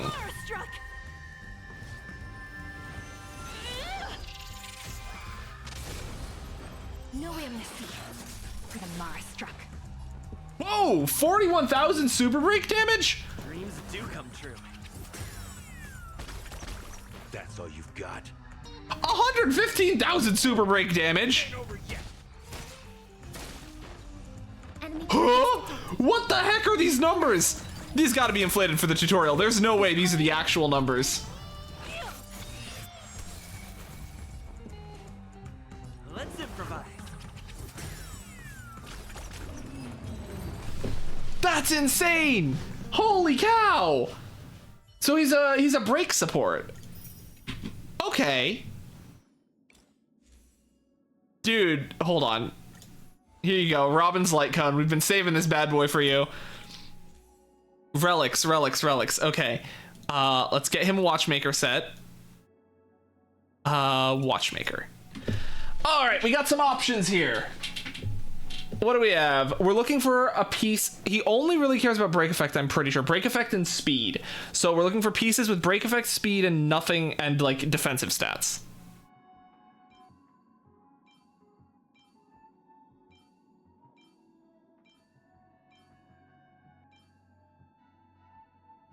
Maybe that one.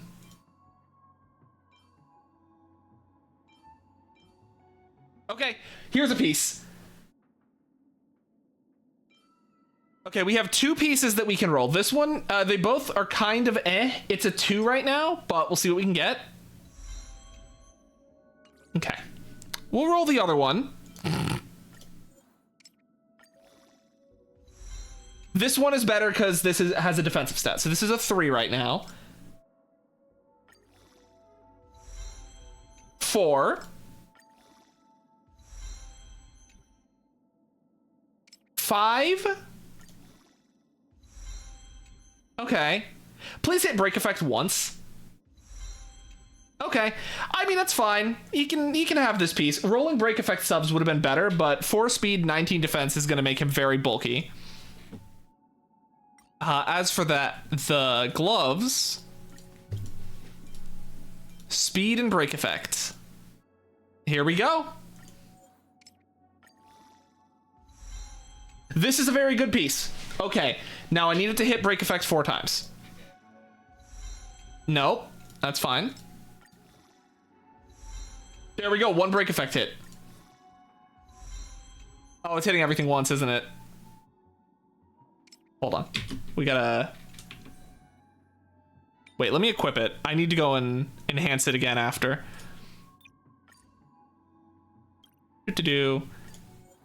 Equip this. There's probably another one down here that might be even better, but we'll worry about that later.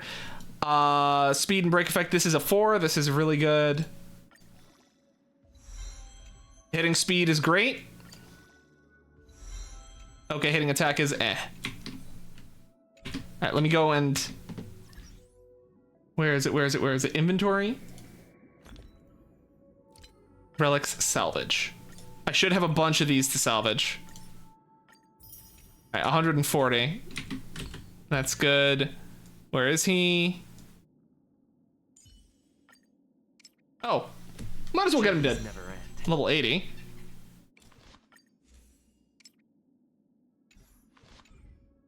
Hold on. Harmony Trailblazer.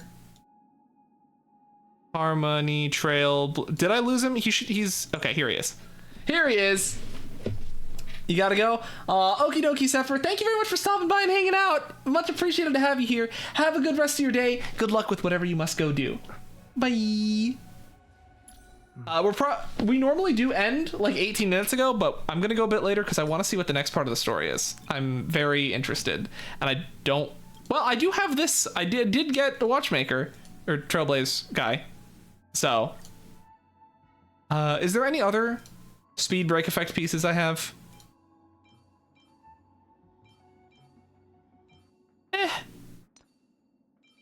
Speed boots with break effect. This one is okay.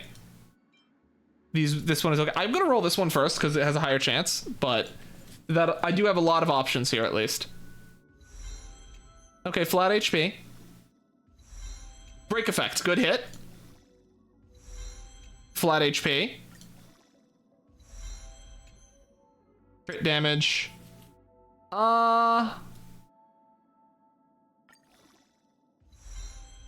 Okay, that piece is actually not very good. These are also speed and have break effect, so let's see. Flat defense is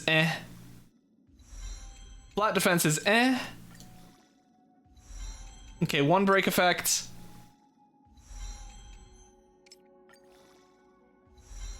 Damn, dude, these rolls are so doo-doo.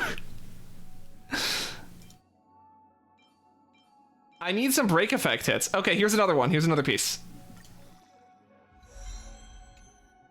Okay. Okay, 1, 2. All right. Okay, hold on. We have a potential piece. Let's go feed one of those pieces that I don't want. This is... Let's get rid of this one.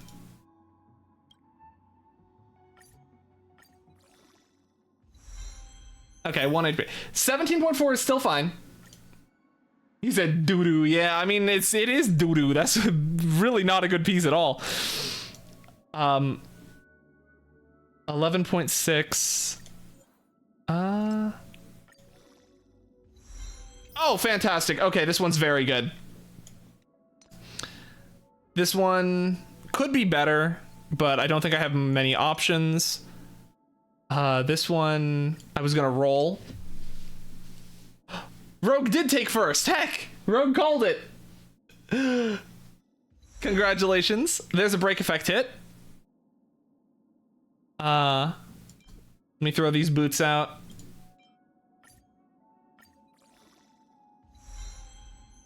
Attack and speed. Okay, 2 speed, 1 break effect. That makes this a 1, 2, 3, 4. It's a 5. He distracted you? Oh, heck. How'd he distract? That's a bamboozle. And we'll check my Talia. I should have some good Talia here.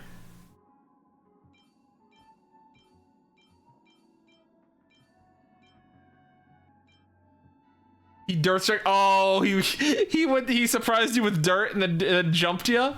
Heck. Okay. These two? This one? Okay, we'll roll this one first.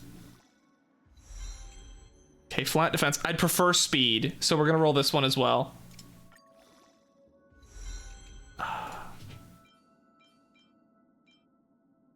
This one is probably one of the best ones we can roll because even though it doesn't have speed, it already has 4. And it's a defense percent main stat.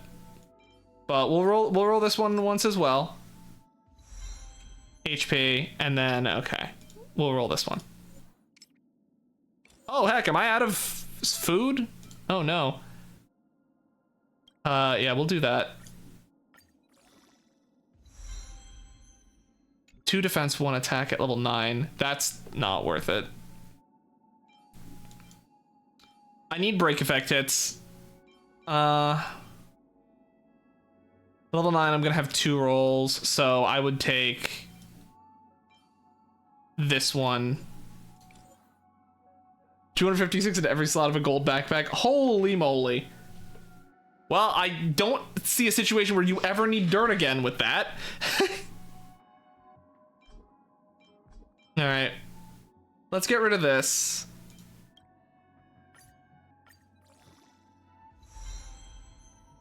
One in everything sucks. But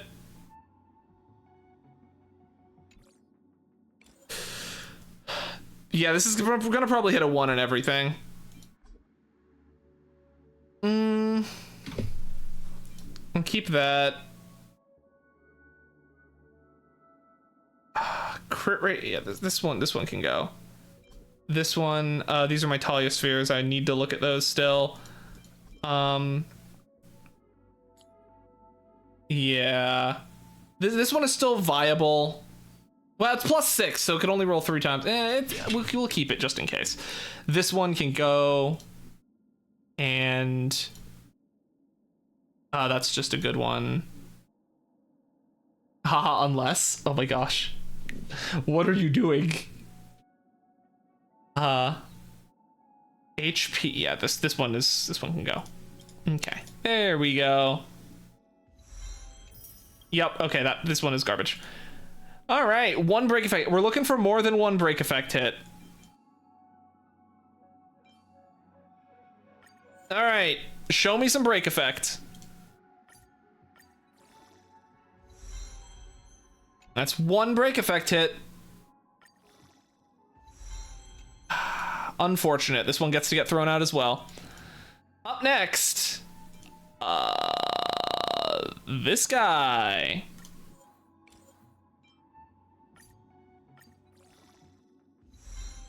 Two break effect hits. Oh, but they were both so low rolls. No.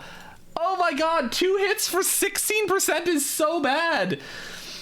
Oh, that's whatever. Okay. Let me find that +9. We aren't rolling this one anymore because that can only hit break twice. So we'll just unlock it and feed it. Man. And yet it's still the best one I have. As for ropes, I think we're taking Asta's? No. Who are we going to steal? Oh, yes, her. I got this rope for him. So, let me just confirm that I don't have anything else on her. Okay, good. So, Trailblaze now is rocking 151. Oh, it's just not high enough. 151 speed. Oh, wait, no, it's high enough. He needs 145, right? Yeah, 145. Okay, so he has the speed threshold. He's got a decent amount of survivability and 166% break effect before applying anything else. Watchmaker set bonus is 30% when he ults, so that'll increase it to 196, and his tracers aren't leveled up. Before our paths diverge, savor the shared journey. Wow, I need these. Okay. Okay, his ulti increases break effect. So I want to level his ulti up.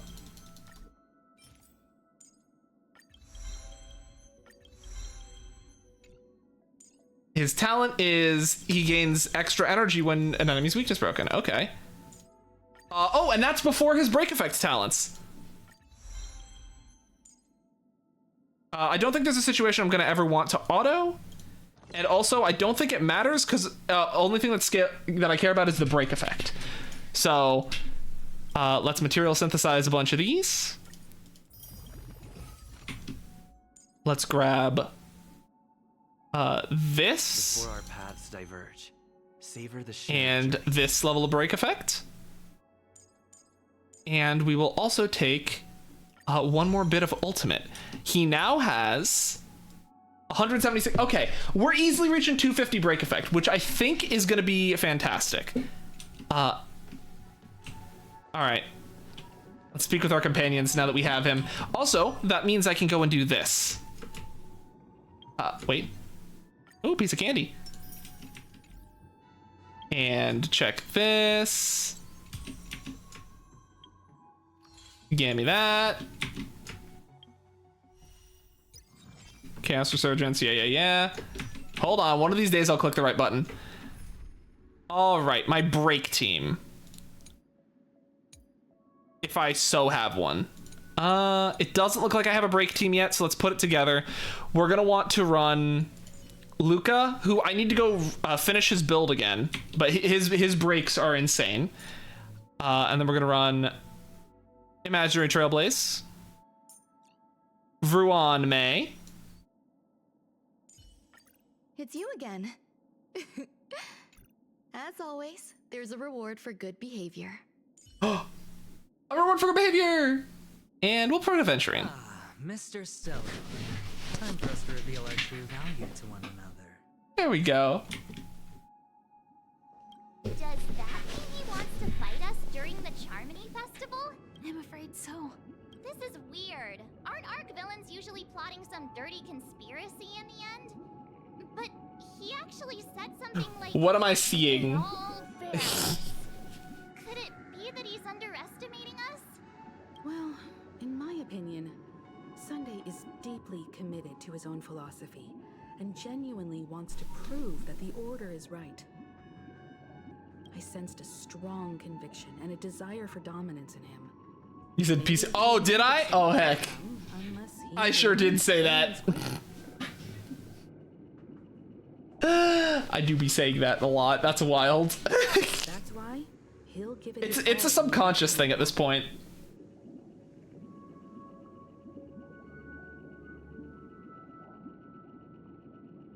Hold on. hold on. Please take a moment to look at this line with me. I flexed on him too hard with my peak swag. Guess I messed around and found out, huh?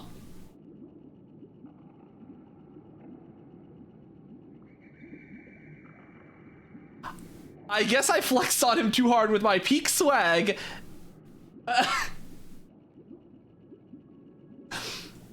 Also, yay! 30 more minutes! Welcome back, Sepper. Well, I'm saying that. There's no situation where I wouldn't. I flexed on him too hard with my peak swag. Guess I messed around and found out, huh? You. Every time an important moment arrives, you hesitate. We've even dealt with a Lord Ravager of the Destruction, so a follower of the Order won't be a big deal. Anyway, we can't leave the Stellaron unchecked. This is about trailblazing a bright future for Penacony and fulfilling Mikhail's and his predecessors' long-cherished wishes. Now that we've taken up the mantle, we can't afford to fail them. However, the same applies to the Order.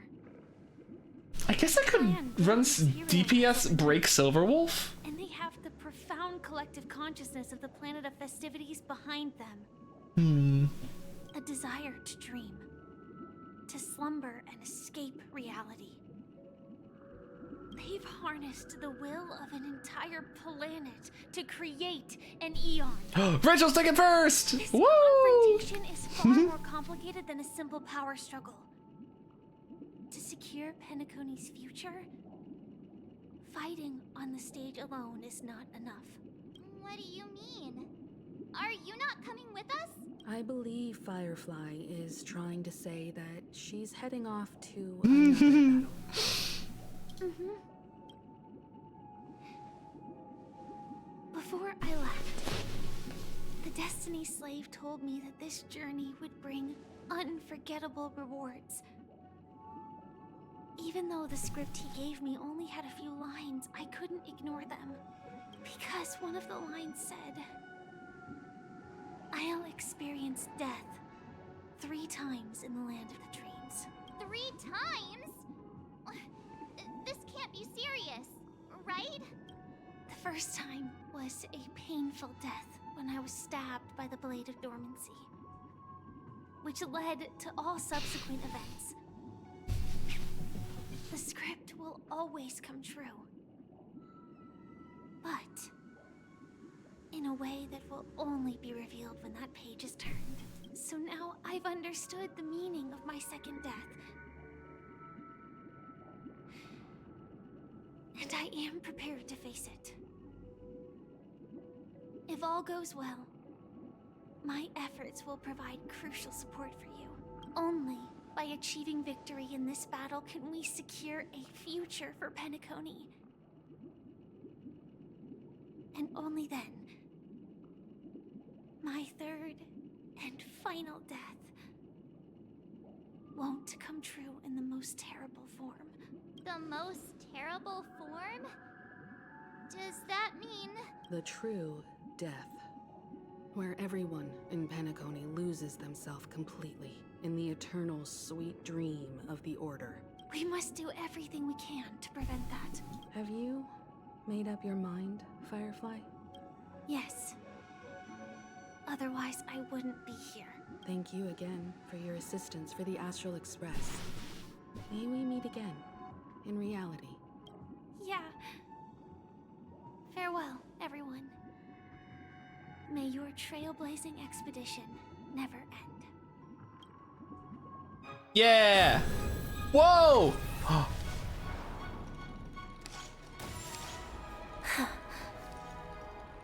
I dreamed of a scorched earth. Everyone, are you ready? A new shoot sprouted from the earth. Oh! It bloomed in the morning sun and whispered to me. She's going... She's meching up! Like fireflies to a flame. My biggest death. May we meet again in reality.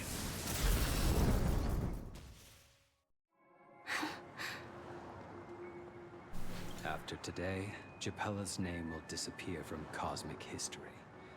Wow. Mansion will take its place. Dude, I can't wait to get Firefly. That's your next stop. Ah, shoot. You'll receive an invitation. That's your next stop. Land of the dreams. Penacony. I hope you find whatever you seek there. Be it answers or salvation.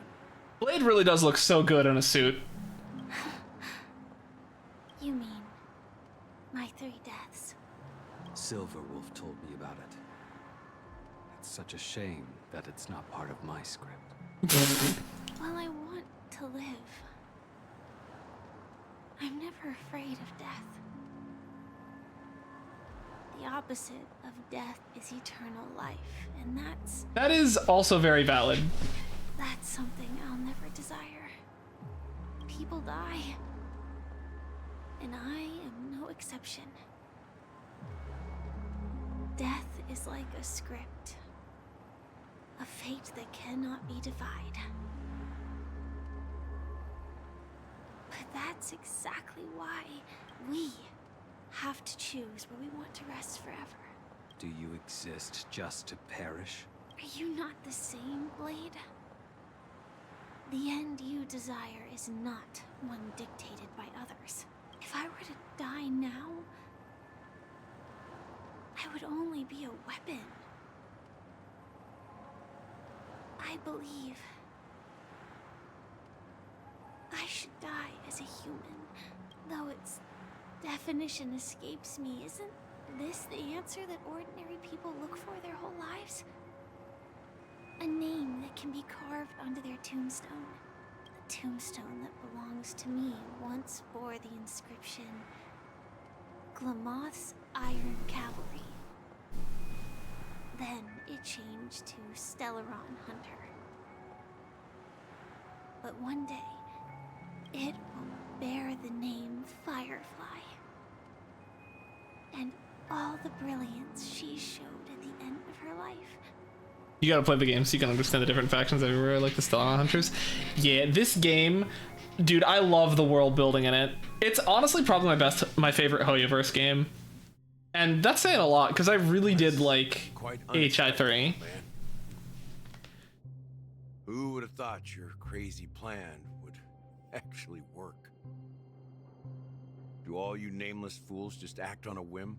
I can sense that this false sweet dream is coming to an end. The Nameless may be young, but they had the ability to achieve this goal. Just like you did in your time. It's a shame you won't be able to see it firsthand. Maybe I won't either. Once something fictional is seen through, it ceases to exist. Yeah, not just those Nameless. Even Mr. Wings is just like you. Stubborn. Mr. Wings. Won't listen or give up, no matter what. Well, fate is unpredictable, I guess. If we weren't bound by those cursed paths, maybe we could have had some good talks. But in the end, we managed to do it. And now we can find solace. Remember how those idiots cursed us? They said, "Go to hell, you worthless traitors." Well, I don't know if they really meant it, but if longing for freedom means going to hell, then I'll be joining you soon, you fool. Owls! Get together and have supper again in hell. Oh, I almost forgot. There's one more thing. Here's to you. A glass of hello and goodbye, Trailblazer. To the imperfect tomorrow. Wow. It's warm here, isn't it? You're lucky to have found shelter from the rain. Let alone fresh berries in this desolate place. I was just following the scent of life. It's particularly strong in a place like this. It's a shame these berries don't have much flavor. Seriously? In case you didn't know, this fruit is pretty juicy. The only downside is that when you chew it, it becomes extremely spicy. Have you lost your sense of taste?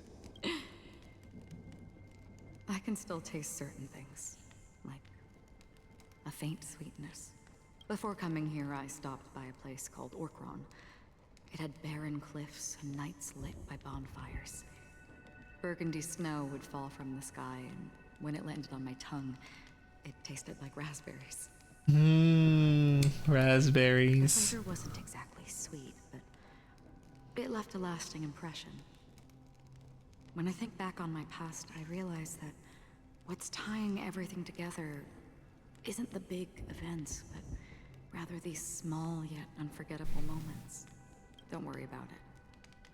Losing oneself is a reality that every self-annihilator must face. At least I haven't completely lost my senses and memories yet. Well, congratulations on adding another footnote to your journey. By the way, are you always alone? No, I had a companion in Orkron. She's a short, nameless girl who aspired to explore IX. She always said she'd walk a path deeper and farther than Akavili's. Quite an ambition for such a small girl. So, what happened? She became stagnant water. Well, my condolences. Condolences. I don't need them. The girl left with a smile.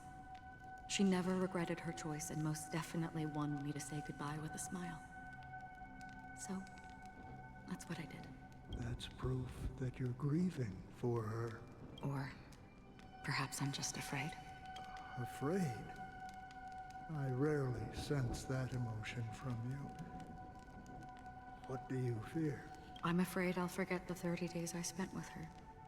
Just like all the other days in my life. Most of them have already washed away with the rain, disappearing into an unseen realm. I fear that those vivid red memories will fade away too. There isn't much color left.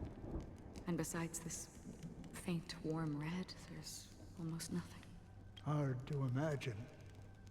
A ranger accustomed to bloodshed, destruction, and chaos finding warmth in the red color. Because I have experienced this warmth many times. Long ago, I promised someone that I'd bring it to more people. And that for every remaining moment of my life, I'd strive for a better ending for all. As long as this red color still lingers, I have a chance to fulfill that promise. It represents a burning fire, blooming flower, the buried trees cave, and life itself, fleeting yet still dazzling. The purple astral owl is the goat, and Rogue takes first with that note reminder, I guess. In the end, thank you, Scepter. Beyond the horizon of existence, and on the other side, I will cut off nihility. The one blessed by the sleeping and shapeless is considering how to kill them. That's truly pure nihility. You've been bed mining listening to the story. That's so valid. But you're right about one thing. After spending so much time near this stagnant water, only when I look at this vibrant red fire do I realize that I'm still alive. When will this rain ever stop? Perhaps when the sorrows of the departed have finally quieted down,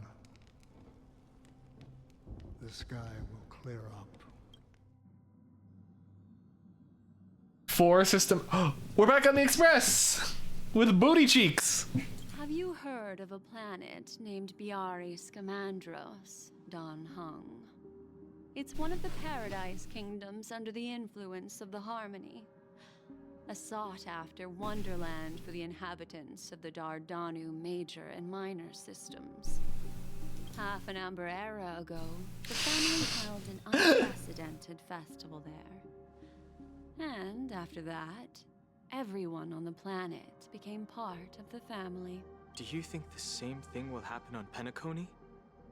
Yeah, so this is Boot Hill. I call him Booty Cheeks. We have Dong Hung and Booty Cheeks. Yes. Or how else can we explain it? The family deliberately used the Watchmaker's invitation to keep all the Pathstriders here, but banished the Emanator of the Nihility. Because of the Nihility, I'm rarely affected by the power of other paths. But somehow I can unconsciously infiltrate them. Maybe that's the risk they're trying to avoid. I would disagree. Bioris Commandros is not part of the credit system or connected to the Silver Rail.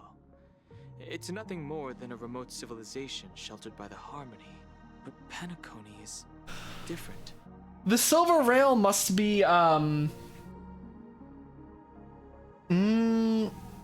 wonder if the Silver Rail relates to the Star Rail, or if the Silver Rail is a connection between other worlds. If the family messes with Penacony, that would be like declaring Like as a war whole. on almost half of the factions in the cosmos. They have no reason to do that. No, they don't. If they truly serve the Harmony, that is. What do you mean? The path in Penacony is impure. The Harmony here has impurities. Do you remember the ancient swarm disaster? Tazeront, the propagation, brought endless havoc to the universe, and it eventually evolved into a fierce battle among all eons. Tazironth, that's how you pronounce the propagation's name. I called him Tazironth. Tazironth makes more sense. Two paths lost their eons in that war, the propagation and the order. Coincidentally, their downfall is related to a certain eon. This is actually really interesting, because if you played through the swarm disaster in Herdas, you would know about the order. But hey Dino, how you doing? Welcome. But yeah, so this is like, you would already know about the order if you played through that and remembered it. But it's like yeah. Shepe, the Harmony. Legend has it that they participated in the crusade against the Imperator Insectorum and devoured Anna the Order for unknown reasons. Holy forgaroni. So you're saying that the two leaderless paths are working behind the scenes? I'll never forget that Boot Hill cannot swear but tries his best. Forkaroni. Not bad, just working. Hope everyone's had a nice weekend. Yeah. Well, that's good that you're not doing bad. I had a pretty good weekend. I hope you also did. I don't see any descendants of the propagation in Penacony.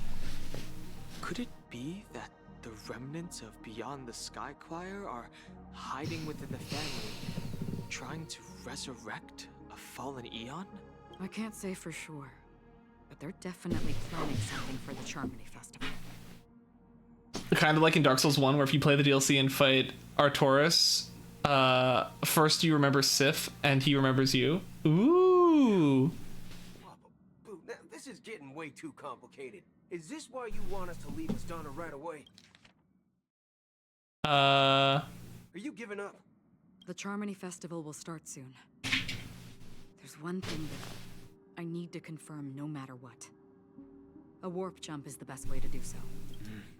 Time is running out. I have another plan. Everyone stares at Don Hung. Hold on. Are you thinking using the Jade Abacus of our oath? Exactly. The assistance from the lawful Cloud Knights would be enough. Think it over carefully. You can only use that once in your lifetime. I have considered it thoroughly. My companions are... they're also once-in-a-lifetime treasures. Oh, cutscene. Oh, that's so dramatic.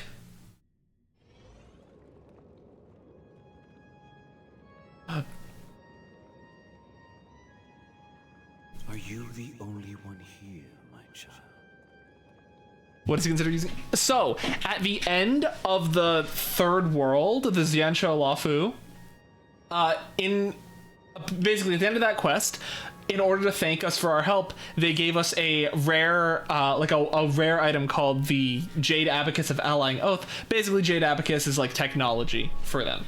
But what it does is it is like a get out of jail free card that will call the entire Lafu to come and help you if you're in dire straits.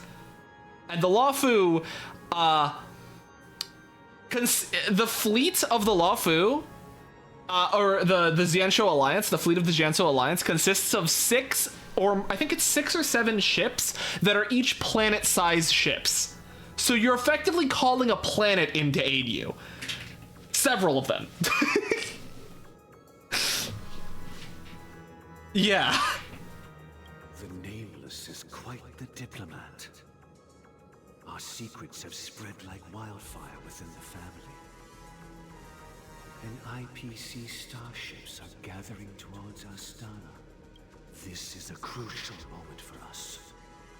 So, where is the chosen one who harmonizes the varied sounds?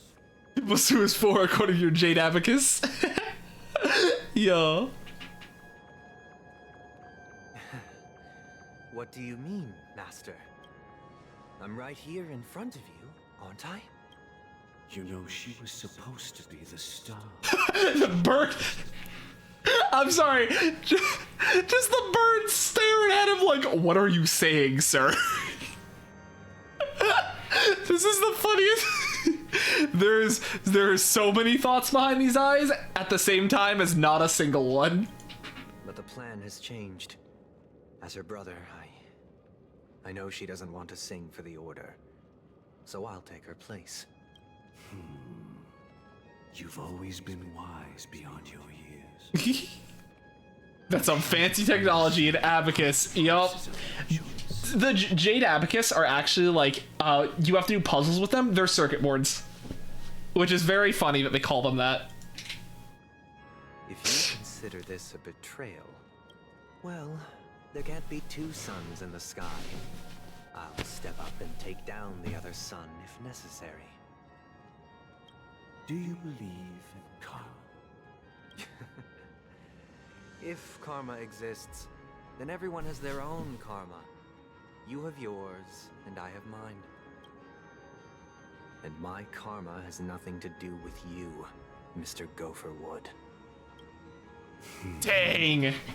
Gopherwood out here All right. getting eaten up. Willing to sacrifice yourself for her? I'll grant your wish. Oh my god, wait, in their plan, was he going to trap Robin forever to save everyone? He was willing to trap Robin alone in reality to keep her safe. That's wild. That's insane. I mean, now he's willing to sacrifice himself instead, which, you know, is nice, but still, what the heck? You and your sister were born as twins of the Order. And one of you is destined to follow this path to the end. Is this part of your plan? Of course. You're still as clever as you were when you were a child. The opening is near. Go, my child. Seize the power of the harmony and reveal your karma. I have one final question, Master. Why did you choose to bring the Order to Penacony? Wouldn't it have been better to choose a desperate world instead of a city filled with hope and dreams? Why? It's for justice, my child. If we lose justice in our hearts, we'll make the same mistake as the Harmony did. So, it's not you who manipulates the dreamscape with the Stellaron, but... Well, that's where our conversation ends.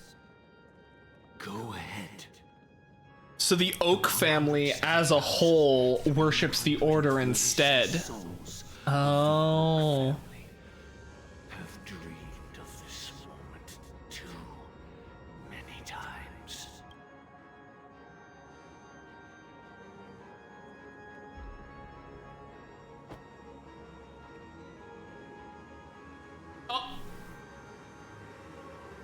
Bird machine broke. I shall ascend to the heavens. What happened to the bird? Scorching sun. Bathed in my light, my people shall What happened to all the flourish, birds? while all evil shall be eradicated. This is the interior of the Penacony Grand Theater. It's quite exhilarating to be flushed It into the sure air is a like fire that. line. But why is the venue still closed when the Charmony Festival is about to start? And not only that, the entire theater is eerily quiet. No audience, no staff, no one around. Looks like the Charity Festival's a flop at the box office. Yeah, I wonder how many tickets. Hey, that's not what we should be concerned about. Let's explore around. Be careful, everyone.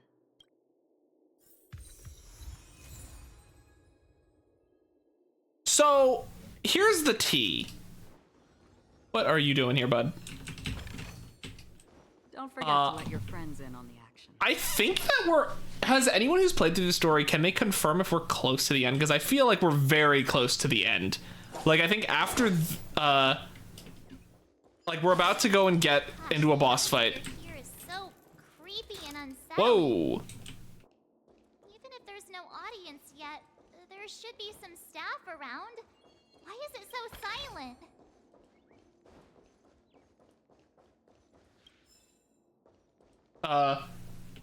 Because I think, like, we have gone over about an hour, but it's like, if we're still close to, if we're close to the end, might as well just finish it. Yikes, they scared the life out of me. Why are there so many puppets at the ticket office? March, behind you! What? You're so annoying. You're scaring me.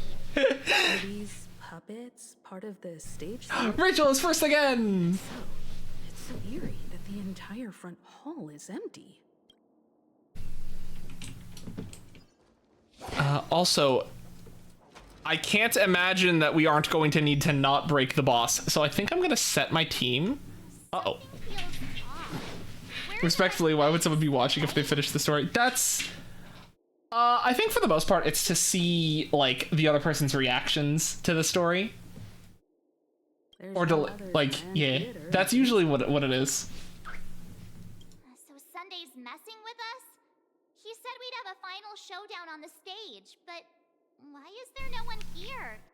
My apologies for the delay, March 7th. Oh no! Okie dokie, Zephyr. Thanks for stopping by again for as long as you could. Have a good rest of your day. You scared me. Where are you now? I'm waiting for you behind the curtain. Following the Asdana tradition. You also gotta step away. Oh heck, everybody's stepping. In 3 acts before the festival begins. History is a mirror reflecting the universe's true essence. Let's use this opportunity to delve into the rich history of Penacony and the eons. You too? For real, Z's, or you just being a weenie, Rachel? Yeah, I thought so. You still be lurking, of course. Hooray for lurking! Let us commence with the dawning of the world. After the Dusk Wars, darkness veiled the sky, and chaos consumed the earth. No! Don't actually go, please! To restore all existence. That marked the first day. I need to go and set my team up.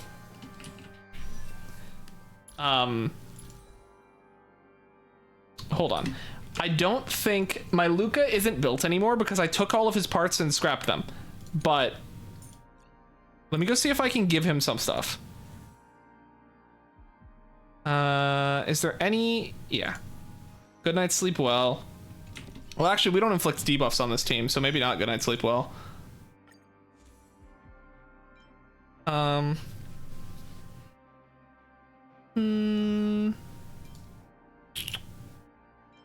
I don't have any good things to give him right now. And he's missing like all of his break relics. Who did I give them to? Is it Asta? No. It was Silverwolf, wasn't it?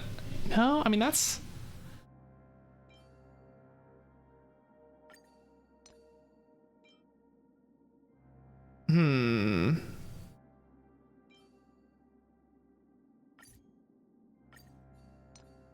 Why does Arlen have stuff on him?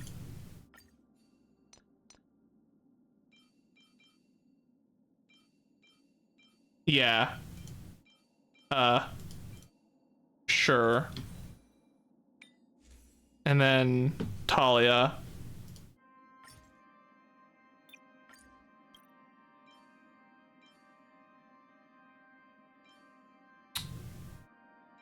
Yeah, I'll just take Asta's. And this extra orb. I mean, you don't use wind, but you'll live, I guess.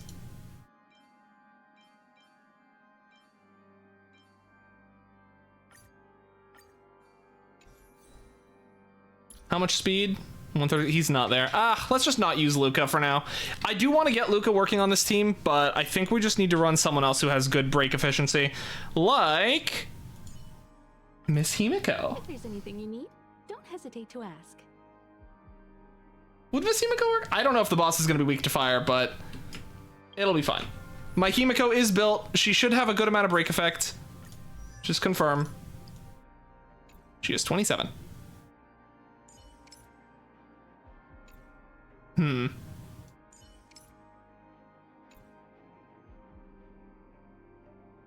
Did I ever actually build a break DPS? Does Blade have good break? Well, he's got 42. Maybe the secret is just run Blade. No, but with shields it wouldn't work. I guess, you know what? It's Silverwolf. The answer was obvious. Break main DPS Silverwolf. Whoa! They gathered nebulae and forged them into picks, thus creating a grand lyre with black and white keys. Strike the white keys and the sun rose. Strike the black keys and the moon rose. And so, the cycle of day and night arose. That marked the second day. The puppets are gathering around the frame. Are they expecting us to enter it?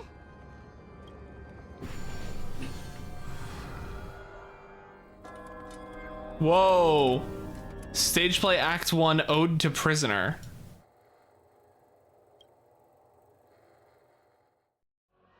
Where are we now? Whoa, this place is cool. The atmosphere here looks similar to Sunday's inner world.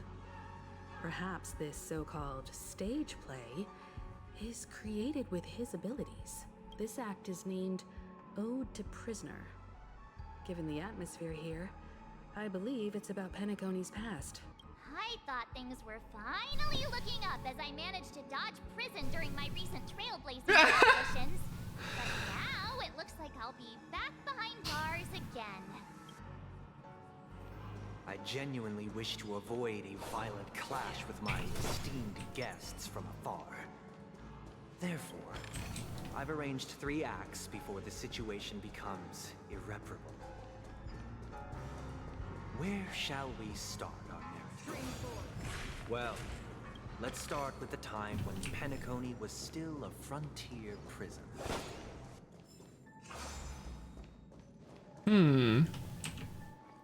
Give me my bubbles. You will occasionally discover some scattered dream bubbles on the map. Due to them being unconnected to passable platforms, they cannot form bubble bridges. After interacting with the control panel, you can move things to connect them. Okay. Oh, and if you connect a bridge, it'll pull it with it. Oh!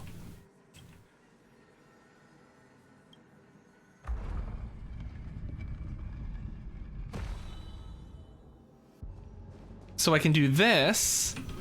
2147 AE, a prisoner named Hanunu ignited a struggle for liberty and...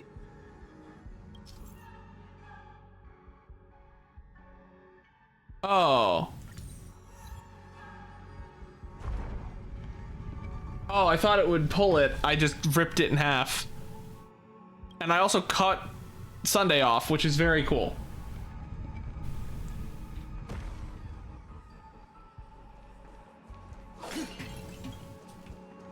Sunday, I want to repeat that, please? I got an achievement for messing up.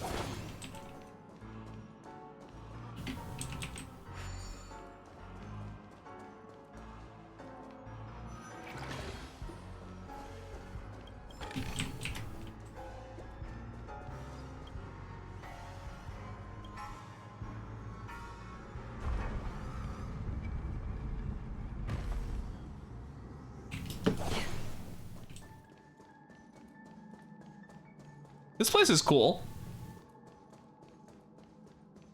Alright, Sunday. Keep talking.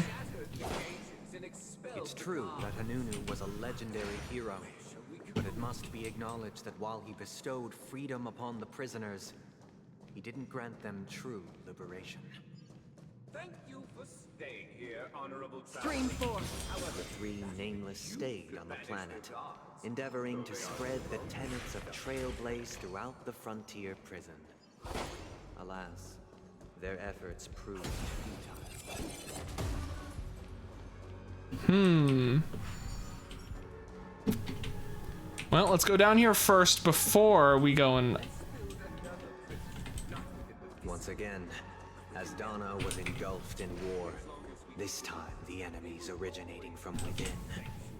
The prisoners remained prisoners for the rest of their lives, fighting for freedom rather than living for it. Whoa. Hello. As you can see, their sentences have long ended, and the IPC guards have long been expelled. Yet, these prisoners remain enslaved, not by external forces, but by the confines of their own minds. A robot with freedom permeates bones. every corner, except fragile souls. It gives solace only to those who believe in its existence. Prisoners, this is my order. Learn the essence of freedom and teach your fellow prisoners to fight for their lives. Oh, heck. Hey, why do we have to fight while enjoying the show? For I desire not only your enjoyment, but also your assistance in its completion.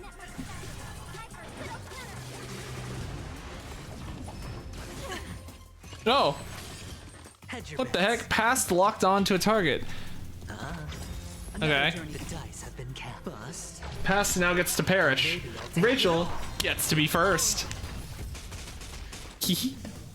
Congratulations. For oblivion.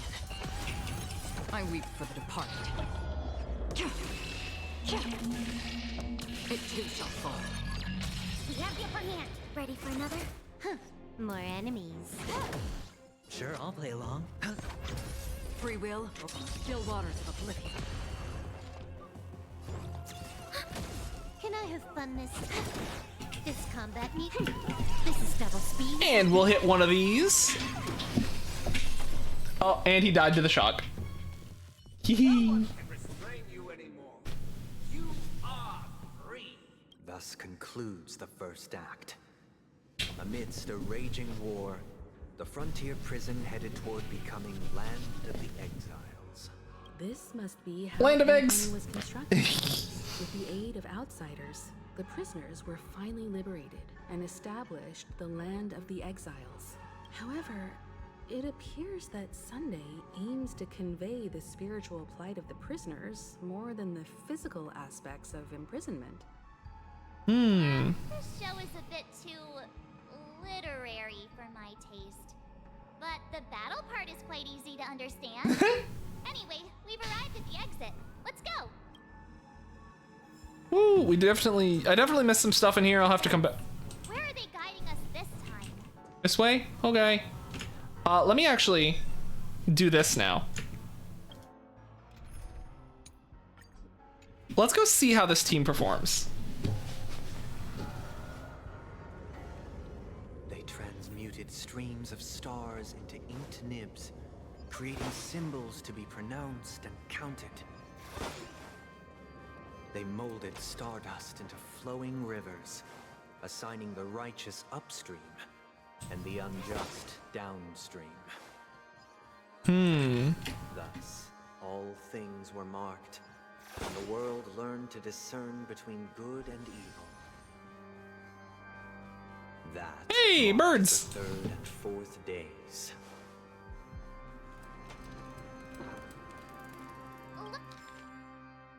Oh, Glauks! Oh, I love this. I love this. The collectible cards. Yo! Glauks! Brother! Oh, yes. My man's Glauks. Another frame. Beyond the window is the theater stage. Some distinguished guest will linger there and use binoculars. Wow.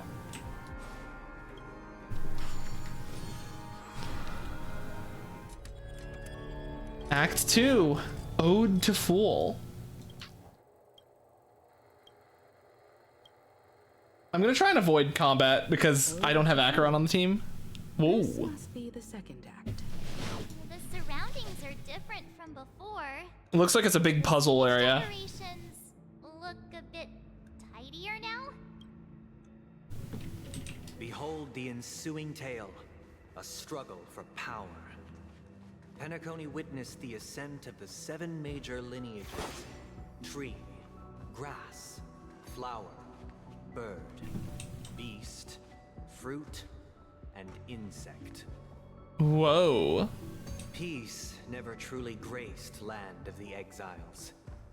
The history in this era is rich and intricate, so please allow me to present it in allegorical form. Okay, Sunday, you can continue talking after I finish my puzzle. You can't give me a puzzle and then keep talking over it.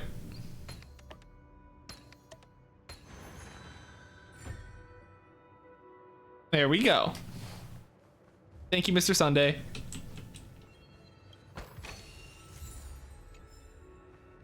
Welcome to this mansion, dear. Land of the Exiles was in disarray, besieged by both internal and external perils.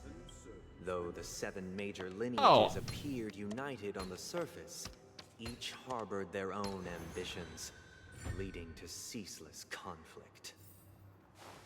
Accountant, we are the pillars of this mansion. The Black Plum family was the first to fall. They withered away in the White Desert event, orchestrated Whoa. by the Alfalfa family. You did not serve the old The leader of the Alfalfa family sought to defect to the IPC, trading freedom for survival. However, his eldest son slew him in the name of righteousness and ascended as the new family head.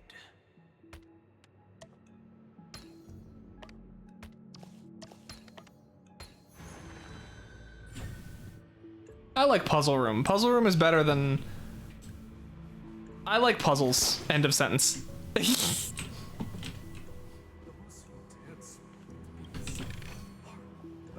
lamp moth family Those who dance with bees. extend the silver rail left by the express, only to be eradicated by the remnants of the swarm, leaving nothing in the unforgiving cosmos. Okay, so the silver rail is the planets connected by the express. Okay, glad it did elaborate on that. Christopher Wood led the family to Land of the Exiles and earned recognition from all 5 major lineages, did Penacony earn its new name, the Land of the Dreams? Sound lingers. Please stay tuned. Feeling lucky. Hey, pouring rain. Let's go. I beseech your aid in purging this mansion of the poison Whoa. spread by the lurking instigators. You want us to help you? What do you need? I wish March. to break their reach and cast away the shackles of hypocrisy. This is the second act. Looks like it's about Penacony's journey to becoming the Land of the Dreams, during which the family plays a crucial role. But this new master seems like a bad guy to me, don't you think? Perhaps this is the truth Sunday is trying to express, if you read between the lines. The Harmony changed Penacony just as the guards once did. Looks like we've gotta help those guys kneeling down over there calm down a bit, right?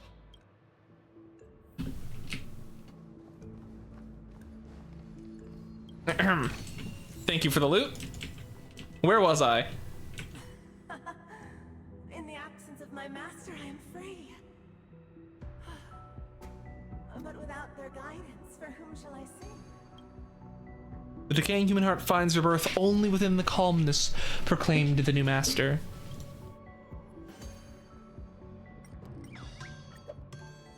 I shall sing for my new master, just as their noble voice once resonated throughout the cosmos. Master, oh, you will return in due course, and I shall stand vigilant, awaiting the reward for my loyalty. Only calmness can shield people from lingering poison of the past. Master, now that you have gone, I shall wait no longer for my reward. I shall seize what is rightfully mine. Once, I stood as the most loyal guard among all the servants. Now, with my master banished, it's my right to assume control of his dominion.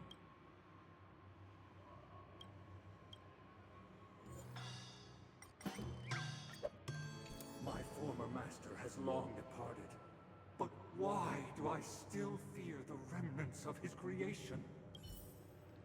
Master is no longer here. I thought I'd be free, but I'm not. Now, without my master's command, I'll have to seek guidance from the blind.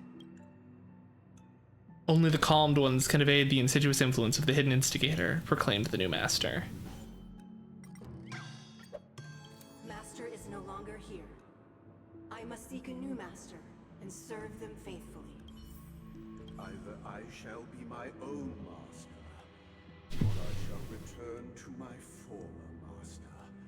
I shall not submit to a new master under any circumstances. So could regain their reason and cast away the shackles of hypocrisy.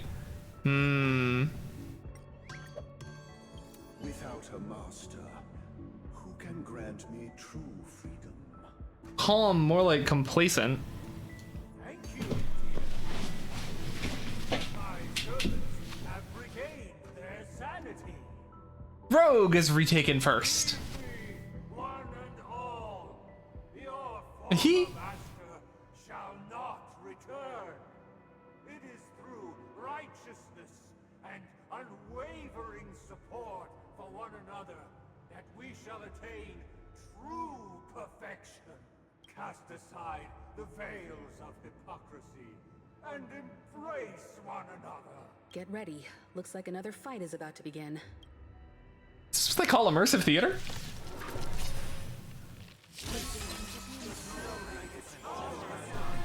Listen to...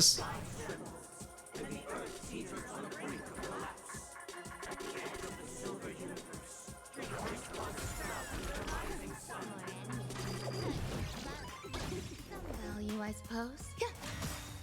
Every petal and all will be swept away by the wind.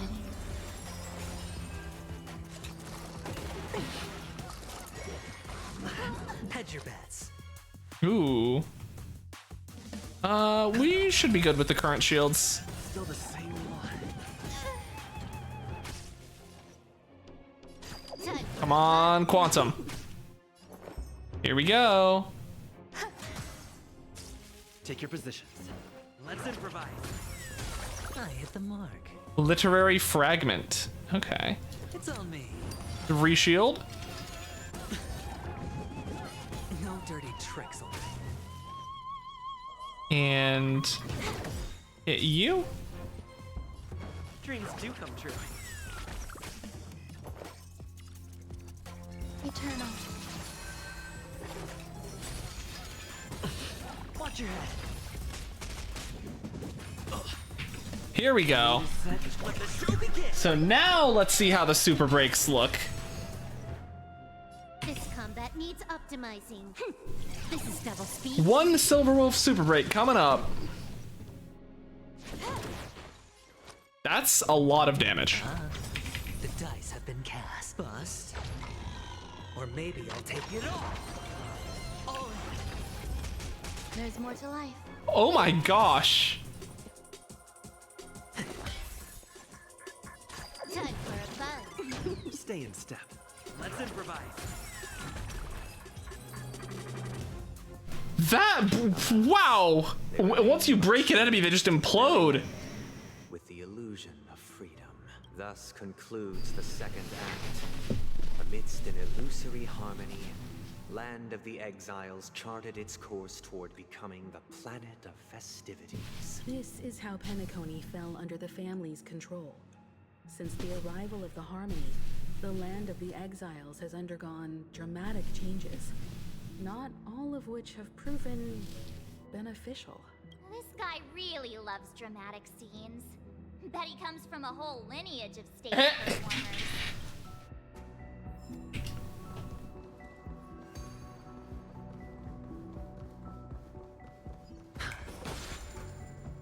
What? That bamboozled me. I'm not gonna take the time to pull that bird yet. I'll get to all the birds later, but... Alright. They used the planetary rings to establish the law, forging a code of conduct among the masses. A grand lyre with black and white keys served as an instrument, while symbols of articulation and numerical notation took the form of musical notes. The downward flowing river became a melody. The canon of law dictated the form. Whoa. Thus, all mortals found their unique place within this symphony. That marked the 5th and 6th days. This guy is really into these puppets.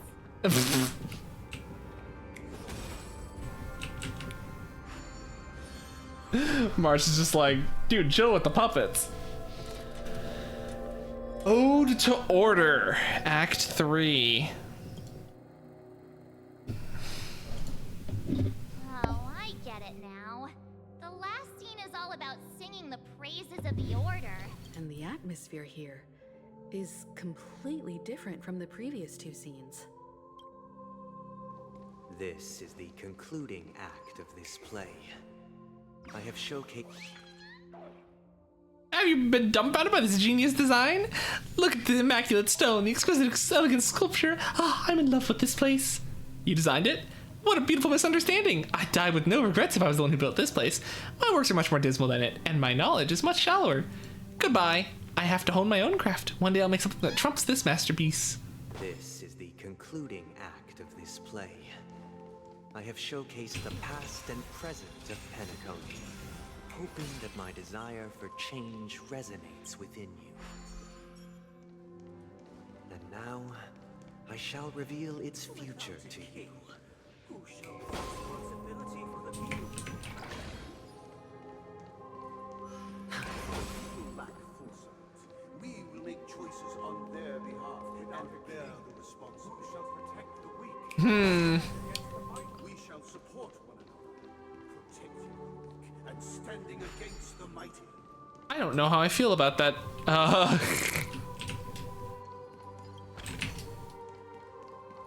If people don't want to make choices, we'll make the choices for them and then take the... Yeah, that seems like it's altruistic in a very bad way.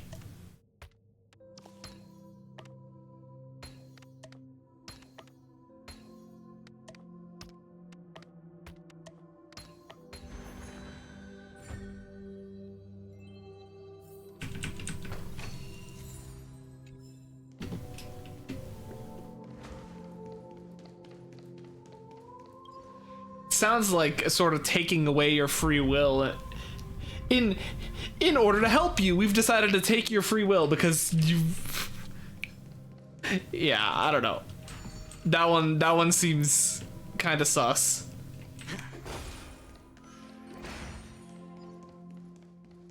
And it's definitely out of, you know, if this is the way the Order thinks, it makes sense.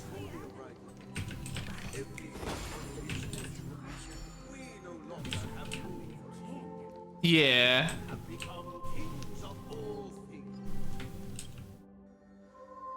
What the heck is happening here? Okay. Sure.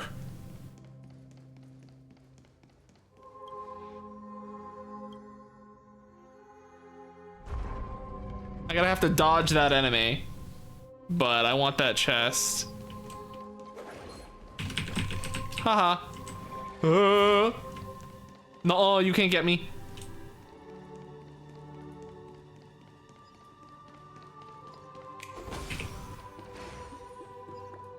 It's giving Mother Knows Best. Oh wow, if I was still running 4-star stuff, that would be very good.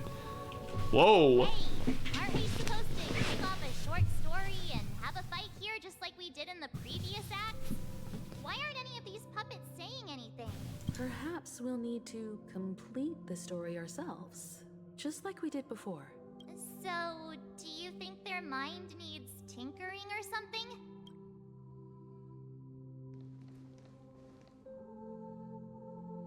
That puppet is caked up.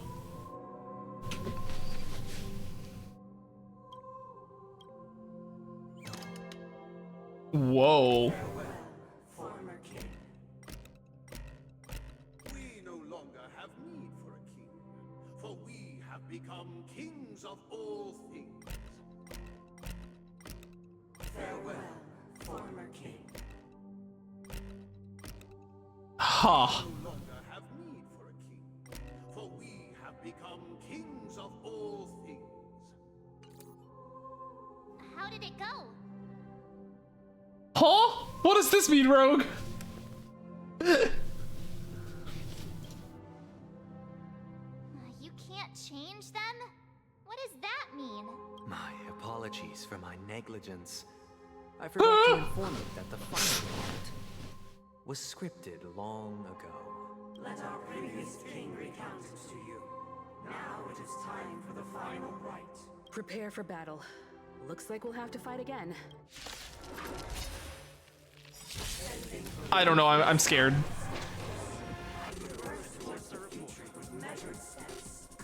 No need to remember me or seek my assistance. For the contours of my mind shall intersect with my experiences. More enemies. Time for a buzz. Every petal all will be swept away by the wind. Okay, here we go. Sure, I'll play along.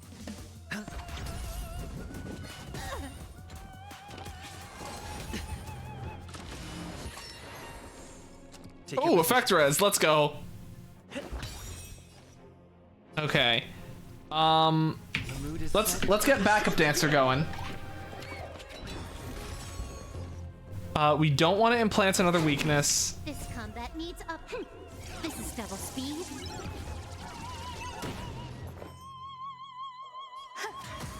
Hedge your bets. Bad news. Okay, I'm gonna need to reapply my shield soon. Stay in step. Can I have fun this time? Time for a buzz. All right, that was a good gamble. Take your positions. Yes. Every petal and all will be swept away. We'll put this weakness break on. Dreams do come true. I hit the mark. I'm doing numbers. More enemies. Time for a fun. There's more to life. Stay in step.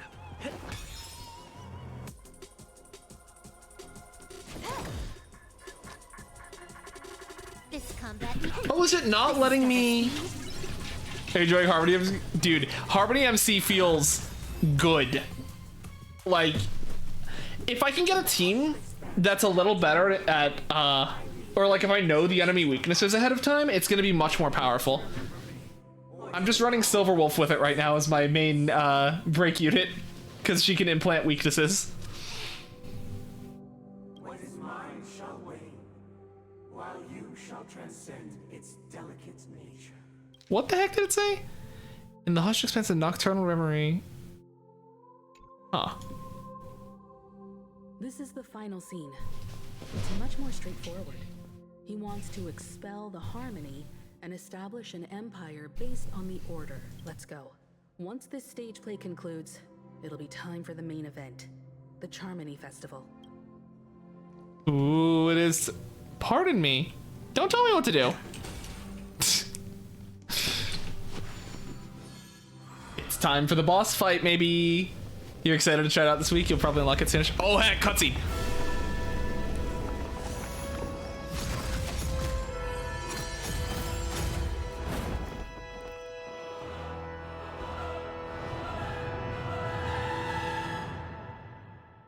Whoa!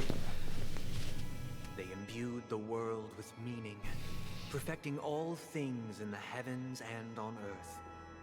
Then, they rested from the labors of creation. Yet, all beings cried out to Enna. Under the banner of the Order, you have defined all things in the cosmos. But this made us realize that we are but puppets in your hands. Thus, on that day, all beings united and cast the Eon into the abyss of oblivion. This Grand Theater looks totally different. Is this the power of the Order? Everyone, get ready. This could be a tough battle. I wish I knew what element I was about to get going into, but I'm sure Silverwolf will help me. That marked the seventh day. Cheers and chants reverberated in unison.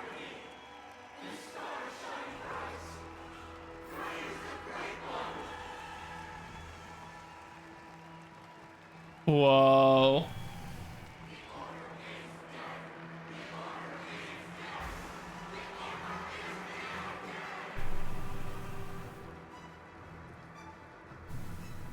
Sunday.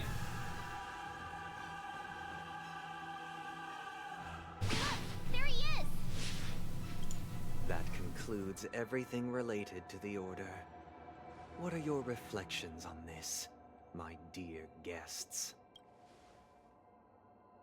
Nevertheless, this is but a trivial blip in the annals of galactic history. What truly matters is the course this river shall take in the days to come. You've arrived at the perfect moment. The Charmony Festival is about to commence, and it would be a shame if you were absent for the Harmony's prologue. Allow me to extend my warmest welcome once more. Welcome to Penacony Theater, the very core of the Sweet Dream, the abode of the Stellaron, the grand stage of the Charmony Festival, and the very place where the future of Penacony shall be determined through conflict. And the very place where your schemes get smashed to smithereens. Your unwavering faith in the Trailblaze is truly impressive. True goodness can only be achieved through faith. Allow me to point out that falling into a permanent slumber is not happiness. especially when those people are driven by someone else's will in their sleep. Do you still believe that the Order only seeks to control the universe as their puppet, Himiko? No matter how perfect your vision of paradise may be, a cage remains a cage. Oh my gosh. The Queen of Sleep herself speaks.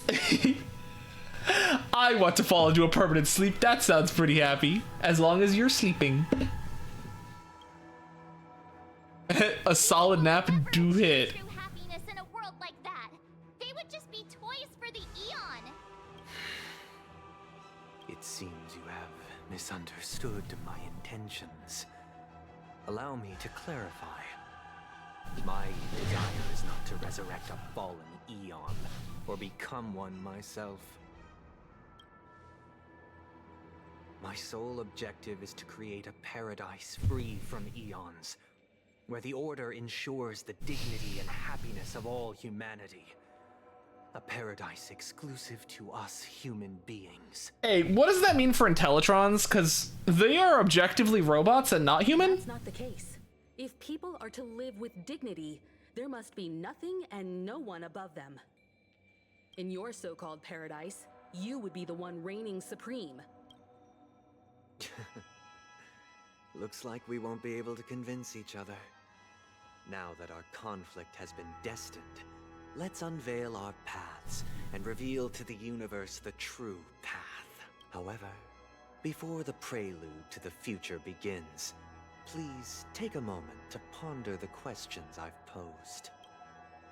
Is darkness equal to daylight? Are sinners equal to the righteous?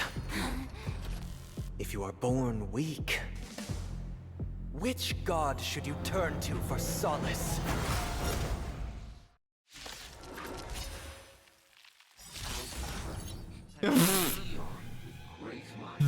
The past, the present, and the eternal show. Oh, fantastical, wonderful, awesome. I should have brought Himiko. I am going to back out. Change lineup. Oh, they let me change the lineup. Madam Himiko, it's your turn to shine. Oh, oops. I needed to hit continue, not what I did. Feeling lucky. Feeling lucky. Okay, looks like we're just getting Stillwater runs deep. Sound lingers. Please stay tuned. All right, here we go. Sunday, please don't do the whole thing again. Sunday. There he is. Okay, no, you're not going through the whole speech again. Is darkness equal to daylight? Or... Okay, yep. I know what's happening. Here we go. All right.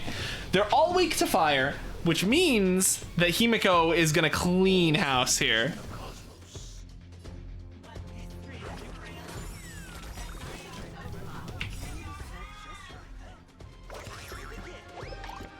Let the show begin. All right. Watch in awe as Himiko commits crime. You know what? Let's actually make sure that this guy is super weak to, Or maybe I'll take it all. There we go. You won't get away. Grace and You elegance. still don't understand. Humanity never conceals its desire to control the heavens, and I'm no exception. Yeah, we gotta hit this one. Sure, I'll play along. You hit this one. You won't get away. Activate the Himiko spin. Watch your head. No dirty tricks. Okay, don't charm Himiko. Let's go. I have something for you.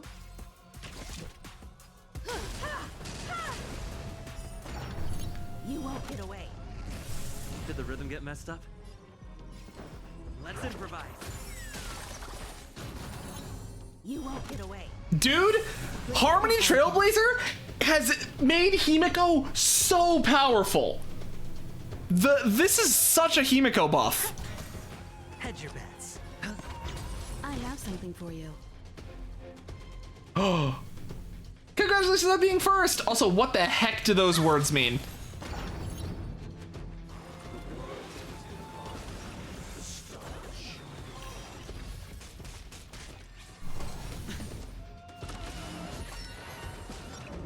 Uh-oh. I'm Eepin. What the heck does alien dream mean? Cannot take action within a certain number of turns and regenerates minor amounts of HP. When this unit is attacked, greatly increases the damage it takes. Getting attacked dispels alien dream state. Okay. So I'm just unconscious right now. Time for an overhaul. Okay. Every petal all will be swept away by the wind.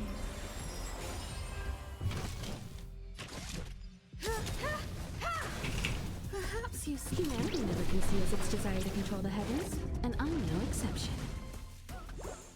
I'm awake. Dreams do come true. You won't get away. I hit the mark. Let's make sure the shields are up. There we go. Let the show begin. Super brakes are enabled.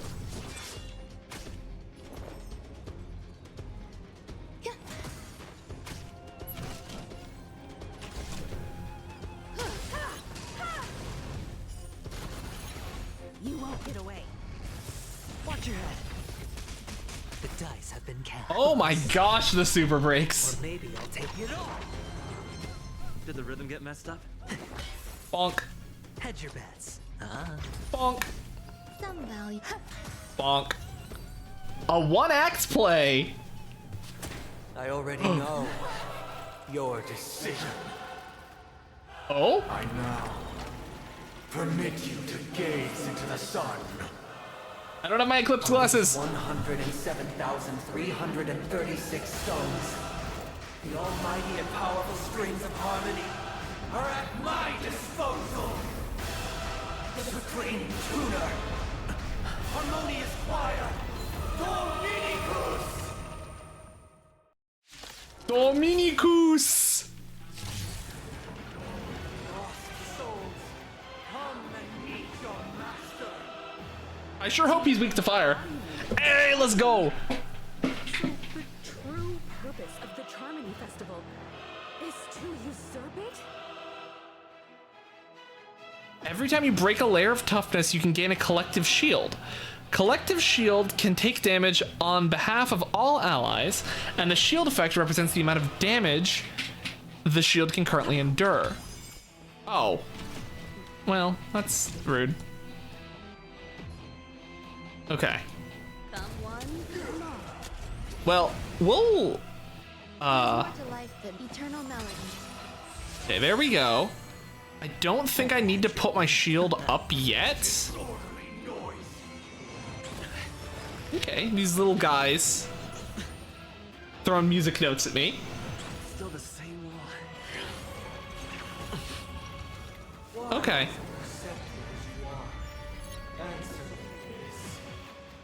The Volteggianato movement is about to occur. Whoa. Every petal in life will be swept away by the wind of time. Oh, I should maybe take it off 1x speed. Listen up. Okay, that doesn't count as a weakness break for Himiko. I need to actually break the little guys. Perhaps humanity never conceals its desire to control the heavens, and I'm no exception. Let's play our own. Let the show begin. Alright, I have a 5,000 strength shield up. Sure, I'll play along. Let me make sure I can tank some good hits. Oh.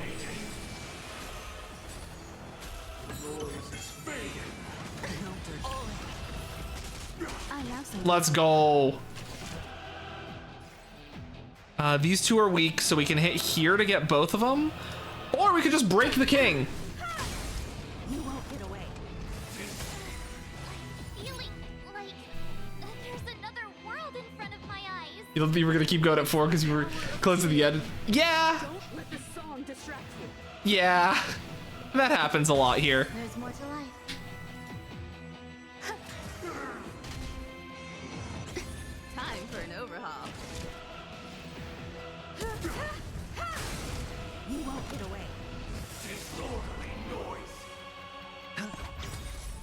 Okay. This is definitely not the only phase of the boss, so... Existence is meaningful.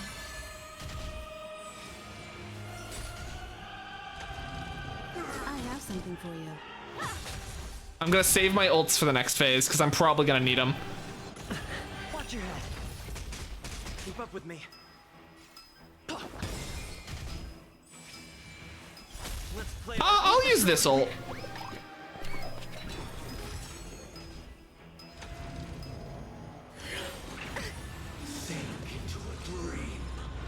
Okay, nice try. Disorderly noise.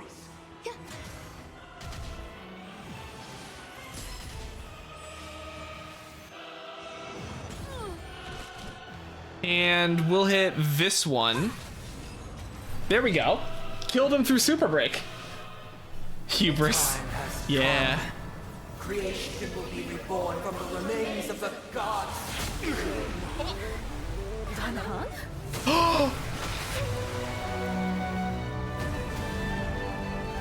Holy moly, it's the whole... Radiant spirits. They're here! Heed my word. He literally called in the entire Xianzhou fleet!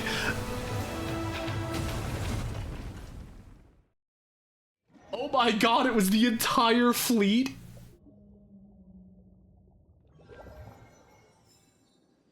Wake up! Wake up! Hey, wake up! The sun's frying your butt! I don't know if it was necessary. Are you alright? Can you hear me? Do you remember your name? Didn't I shoot the sun out of the sky? Kind of. It was General Jing Yuan who helped us shoot it down. In any case, since you remember what happened just now... Did that actually happen or was that a dream? Are we in a dream now? Are we in the dream or reality? It's a long story. Simply put, Don Hung used the Jade Abacus of Allying Oath when we were in the middle of a fierce battle, and summoned the General to help us just in time. And then we returned to reality. Look, this is your room. Everyone else has also returned from the dreamscape. Himeko and the rest are at the lobby discussing matters with the General. That feels anticlimactic. I don't think that's right. Prove that you're all right. Come with me. Not going to come chat with me, sleepyhead. Oh. Enemies tagged with this mark will share HP. That voice. Is that Black Swan? Enemies with multiple layers of toughness. Yeah. We probably could have. Hey, where are you going?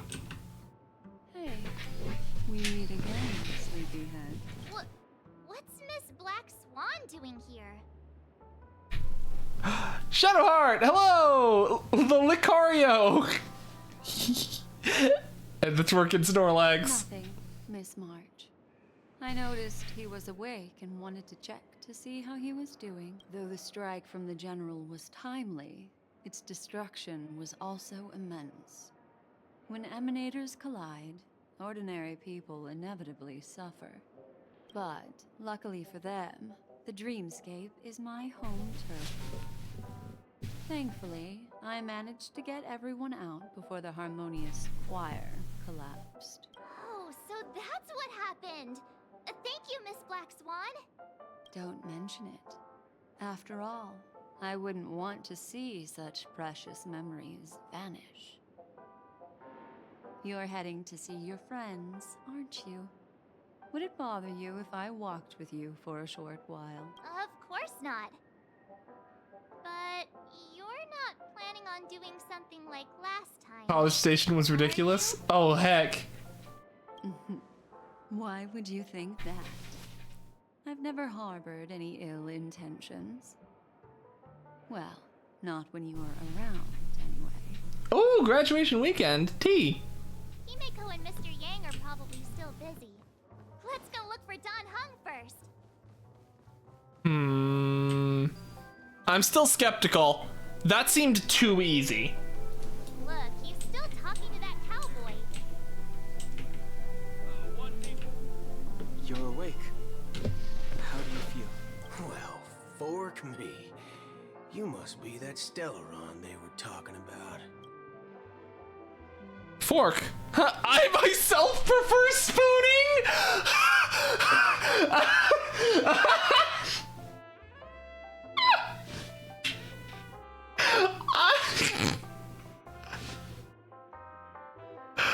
Oh my goodness gracious, what? Yeah, I'm saying that. Allow me to introduce him to you. This is Boot Hill, a Galaxy Ranger. During our pursuit of a certain person, Rogue, congrats on taking first. just so happened to uncover a shocking plot being concocted by Mr. Sun. I did not fart. I am but a bird. I do not do that. Which is why we sought you out, to help the Astral Express save the world together. You might have heard my chair. My chair is squeaky.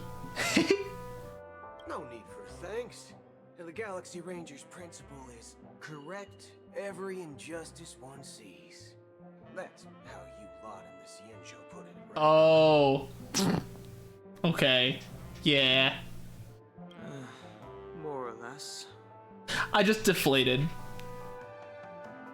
Wait, hold on a sec. This is the first time I'm hearing about this certain person. Who are you chasing? Yeah. Good question. It's, who was it again? Don Hum. Do you remember? Oh, it is. He doesn't remember because it's Acheron, and she is set, like she can't be remembered. I don't know, man. You're looking kinda sus. That ain't it. I just can't seem to recall. Weird. My neurochip hasn't registered any malfunctions. The Smucker's Uncrustable commercial. I can't seem to remember either. What's going on? Heck. Forget about it. If it slipped all our minds, reckon that person was just a minor scoundrel. Unimportant. Ain't gonna stop us from piecing together the story anyhow. Yes, when the dust settles, I'll just think of a way to recall it in the memory zone. Everyone, let's hurry up and look for Miss Himiko, shall we? He's now a minor star on Penacony, and the entire hotel's concerned about his well-being. You're right. Let's head to the lobby then.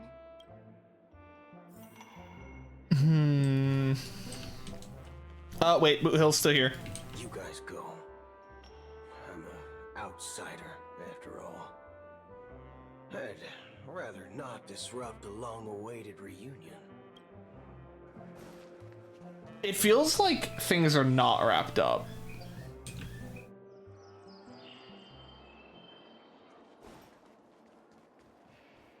Look, they're with the... That's all right.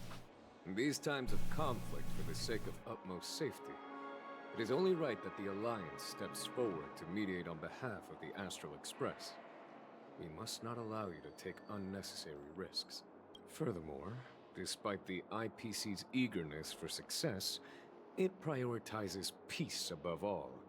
And the family, trapped though it may be, professes a desire for harmony. The Alliance has always won people over with reason. Let's go, Goldfish! Oh no. Fall. And come to a peaceful Ugh. Climb back up here. You can't be redeem and fall all the time. Okay. That should be good.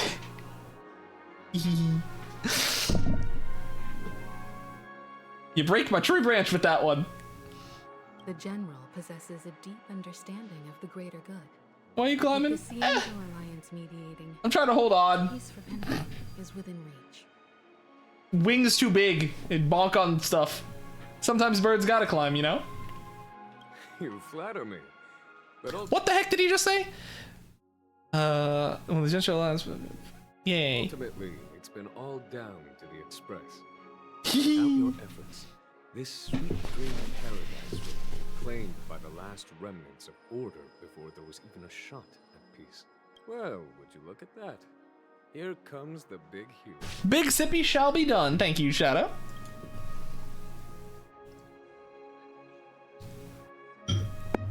Let me guess, you were thinking about me again. If it isn't the galactic baseballer, a hero with unparalleled insight. Are you okay? I heard you couldn't wake up. Are you feeling unwell? Don't worry, Mr. Yang. There is nothing wrong with him. He practically burned through a life of jokes on the way here. What about you, Mr. Yang? I heard that even Miss Robin wasn't spared. And that guy locked you both up. It's a long story. But at least Mr. Sunday took it easy on us. He used an ability called tuning to connect our consciousnesses with his. In other words, he imprisoned us within his consciousness. Thanks to General Jing Yuan's destruction of the Harmonious Choir, we were able to escape. He used that tuning on us too. Does that mean that we were almost imprisoned as well? I can confidently say now, he was truly after a fair fight with us. Had he wanted, he could have easily taken us down, without so much as lifting a finger. Speaking of the Oak family head, where is he now? It's complicated, but in a nutshell, he's now the former Oak family head. The IPC has named him the key figure in the family's Penacony split, citing a threat to cosmic peace. He must represent the family and answer for the unrest caused. His trial is set to take place at Pier Point. The family quickly labeled him and the remnants of the Order as enemies, declaring the turmoil an internal rebellion. This move effectively barred the IPC from intervening in family affairs on both moral and rational grounds. Everyone really has their own agenda after all. Then, what's going to happen to Miss Robin? She and Sunday won't be able to deny their involvement in the Charmony Festival. They're siblings, after all. Why the sigh, General? I can only say that this incident is an unexpected mess for the girl. The Alliance will try to persuade the family to consider this matter carefully during mediation. It's time, everyone. The IPC's key members and I have agreed to consult one another before the upcoming negotiation. Do any of you wish to sit in? Given the General's invitation and the matter's significance to the universe, the crew will naturally accept. However, if the IPC has any reservations... Why, of course you're welcome. They've mentioned that your team is a trusted ally of the IPC in Penacony, so there's no reason not to welcome you. How? Something is definitely not right here. How did the Xianshou fleet show up during that fight when we were in the dream? Besides, if there can be reliable observers from the Astral Express present, discussions will go more smoothly. So, what do you all think? Well then, we shall oblige. I'm kind of allergic to those types of situations. I think I'll just head back to my room and start packing. Not to worry. Himiko and I will take care of things. I'm afraid I'll also have to return to the Express first. The conductor is worried about us. It's best I go and explain the situation. Thank you. What about you? One more month for Monster Hunter Stories? Oh, really? Whoa. Or have you got other plans? Kanto! Hello! Welcome, welcome! Thank you so much for the raid! Hello, Benish! Hi, guys! Hold on, let me get that shout out. Yo, you were playing Unite? Yo, what are your thoughts on the new patch? Daddy's home! Hey, Bonzan, how you doing? Welcome, welcome. How you doing, Kanto? Hope you guys had a good stream over there. If anyone here isn't following Kanto, you totally should check them out. They play a lot of variety and Pokemon Unite. They're really cool to hang around with, and I always have a good time lurking there. You just happen to tune back in as he rated out. That's so funny. Well, welcome, welcome. Hi guys. For anyone new from Kanto stream, I'm Pale Noctua, the Fading Astral Owl. I normally stream noon to 3 on Monday through Thursday, but I am going late today because I really want to finish the story finish. I thought I could finish it in 2 hours extra, and it's 5 now, and I haven't. So, oops. But yeah, I'll do another big sippy. Eastern time, yeah. We play Pokemon Unite every Tuesday and Thursday with Variety Monday and Wednesday. Monday is Star Rail, as you can tell, and Wednesdays are Variety. Right now, Minecraft, maybe a little something else extra as Wednesday, depends. We'll see what happens. But, oh, almost dropped my cup. But yeah. Is that Don Hong? Yup, that's him. I have to help March pack her suitcase. You know. If that's the case, our galactic baseballer can join us. The guy's getting smack talk on the Karen posts. Oh my gosh. Yeah, dude. Don Hung, everybody's talking about him on the Karen posts. The representatives from the IPC have insisted on his presence. Allow me to lead the way. Follow me, please. The negotiation will commence at the hotel lobby. Everyone, please follow me. I'm just teleporting downstairs, jumping off the balcony. Hey, AFK Johnny, yeah, all the Karen posts, people are talking about Don Hung for some reason. Oh, and who is that over there? The Intelligentsia Guild's Dr. Ratio. This assembly is quite something.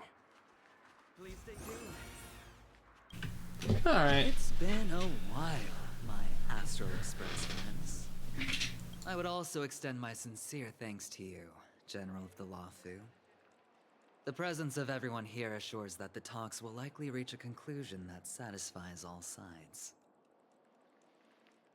Oh. Looks like everyone has come with expectations. Care to share? Of course. Topaz, if you please. Sure, leave it to me. In summary, it's good news.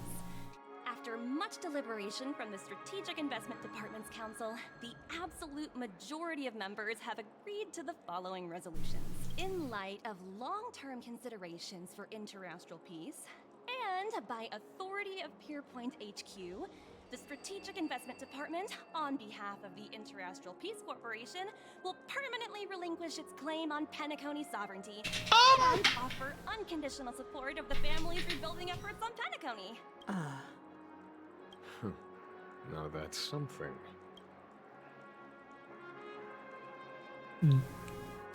Doesn't that mean Aventurine took a big hit for nothing?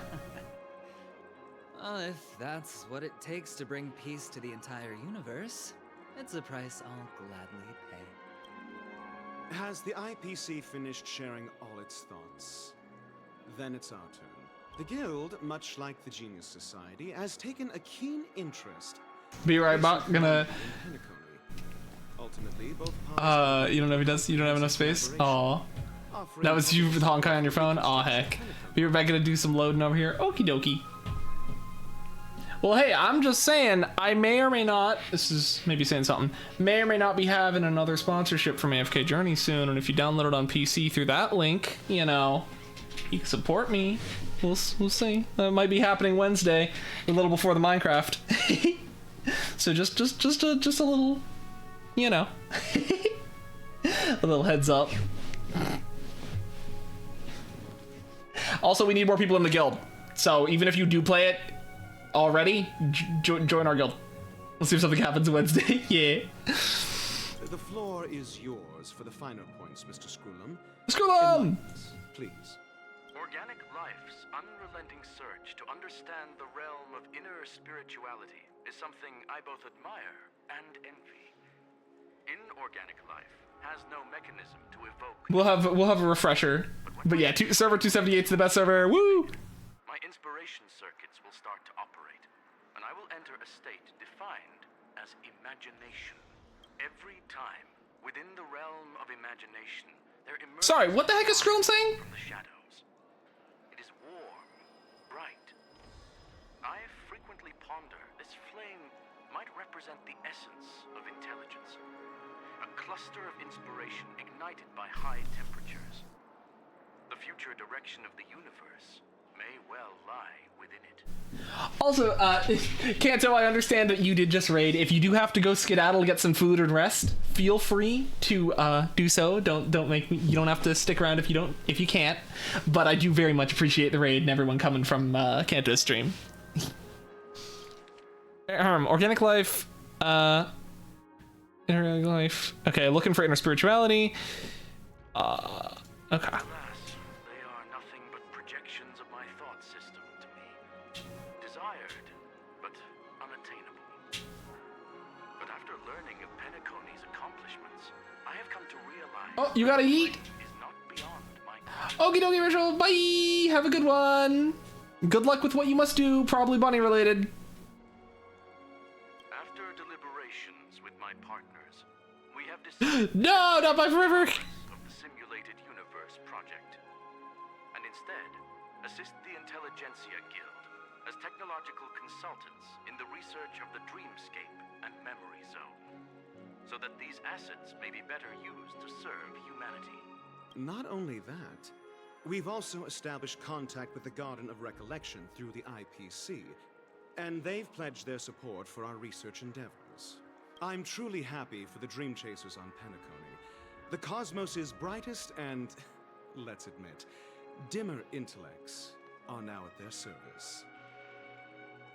Yay, it's a big W for everyone! I keep getting the feeling this is too good to be true.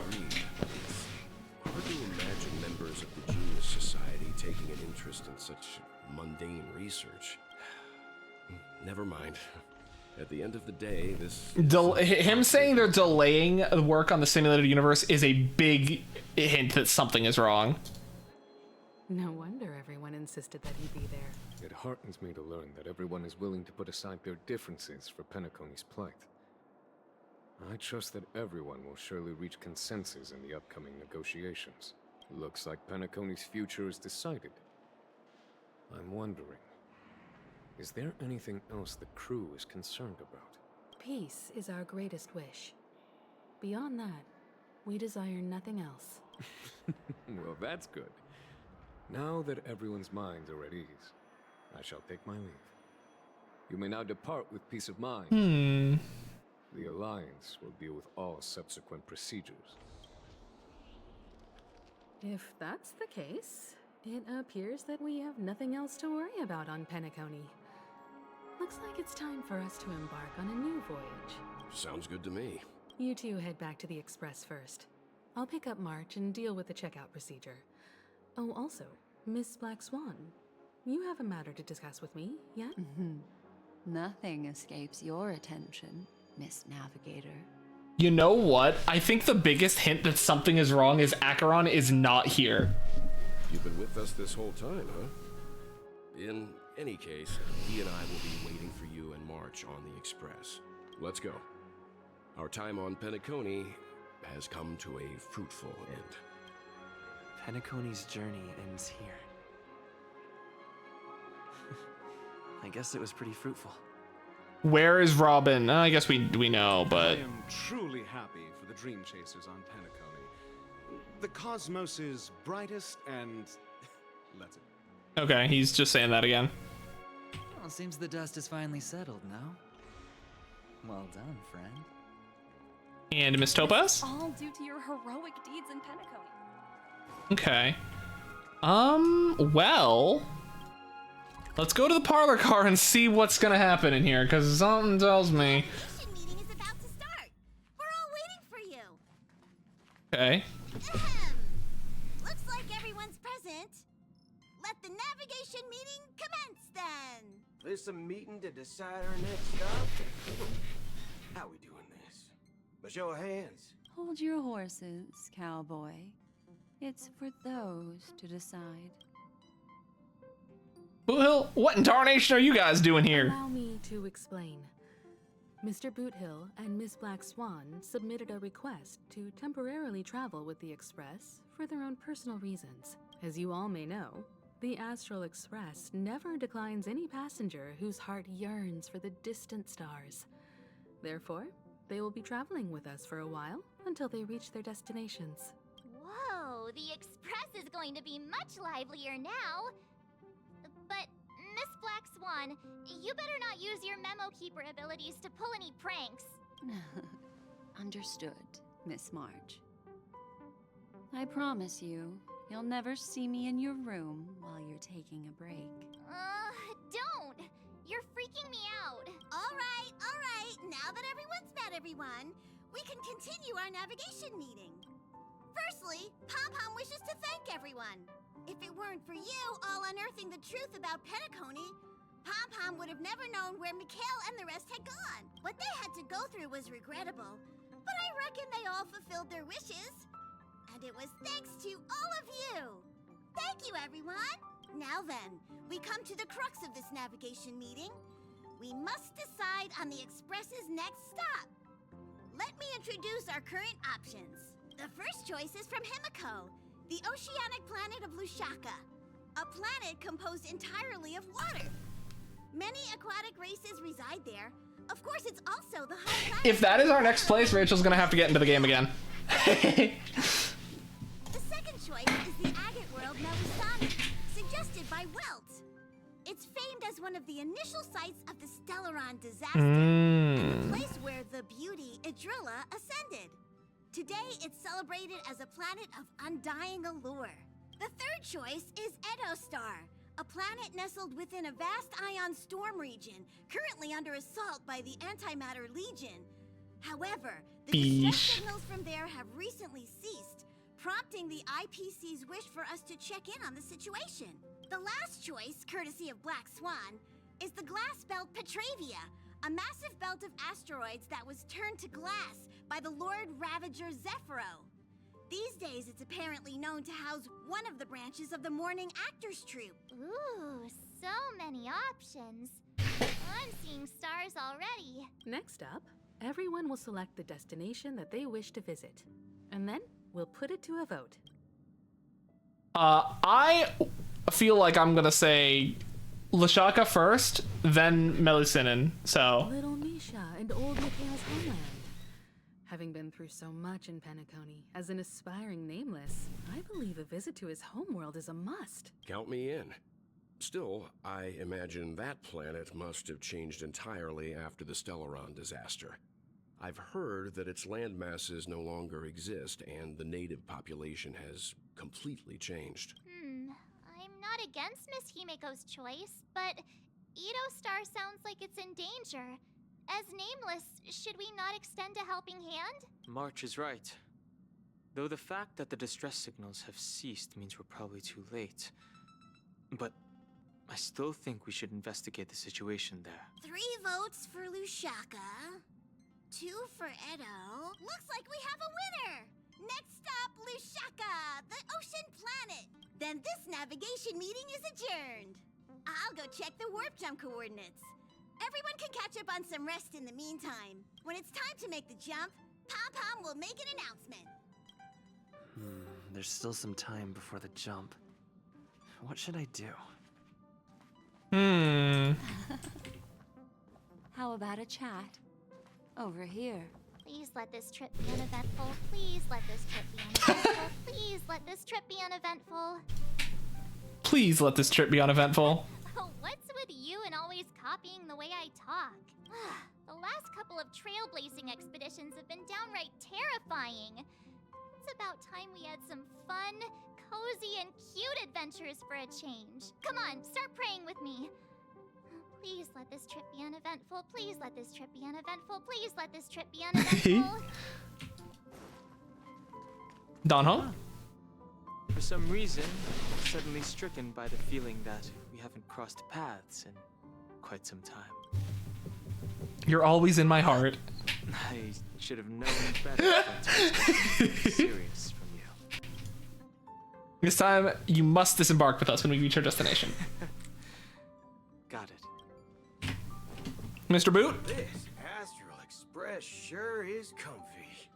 But I got one tiny problem with it. How come there ain't no potent drinks on this ride? I can live without malt juice.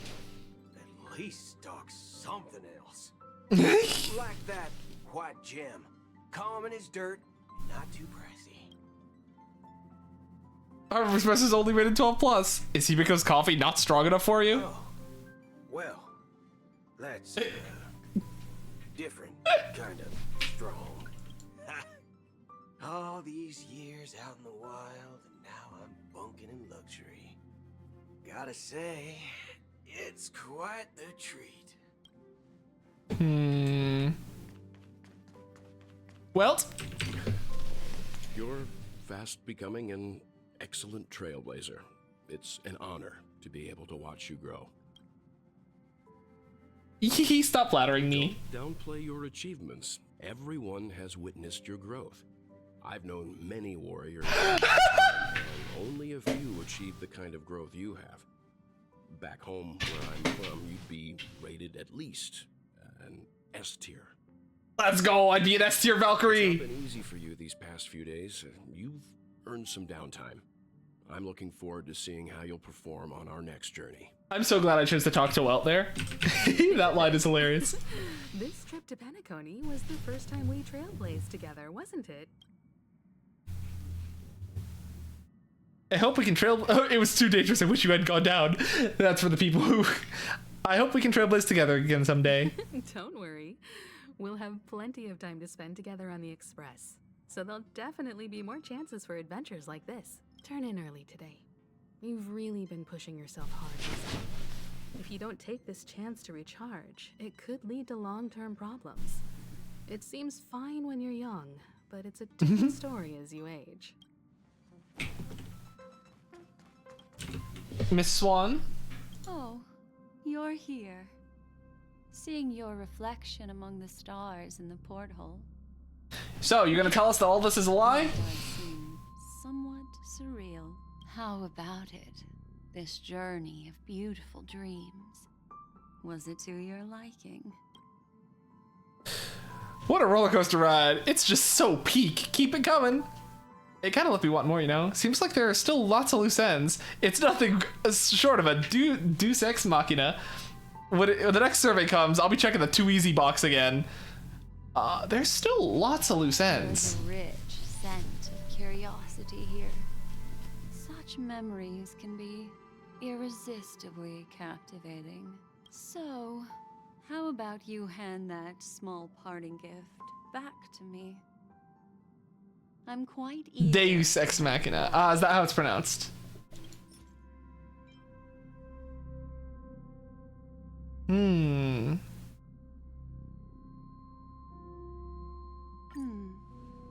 Oh? I wasn't the one who broke it. Never mind. I just stumbled upon a particularly fascinating spot in your memory. Before I explain, I would like to apologize to you.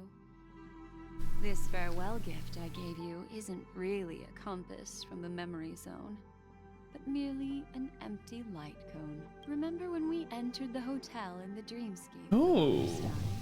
And Yeah, I forgot the memo keepers are the creators of the light cones. From your companions.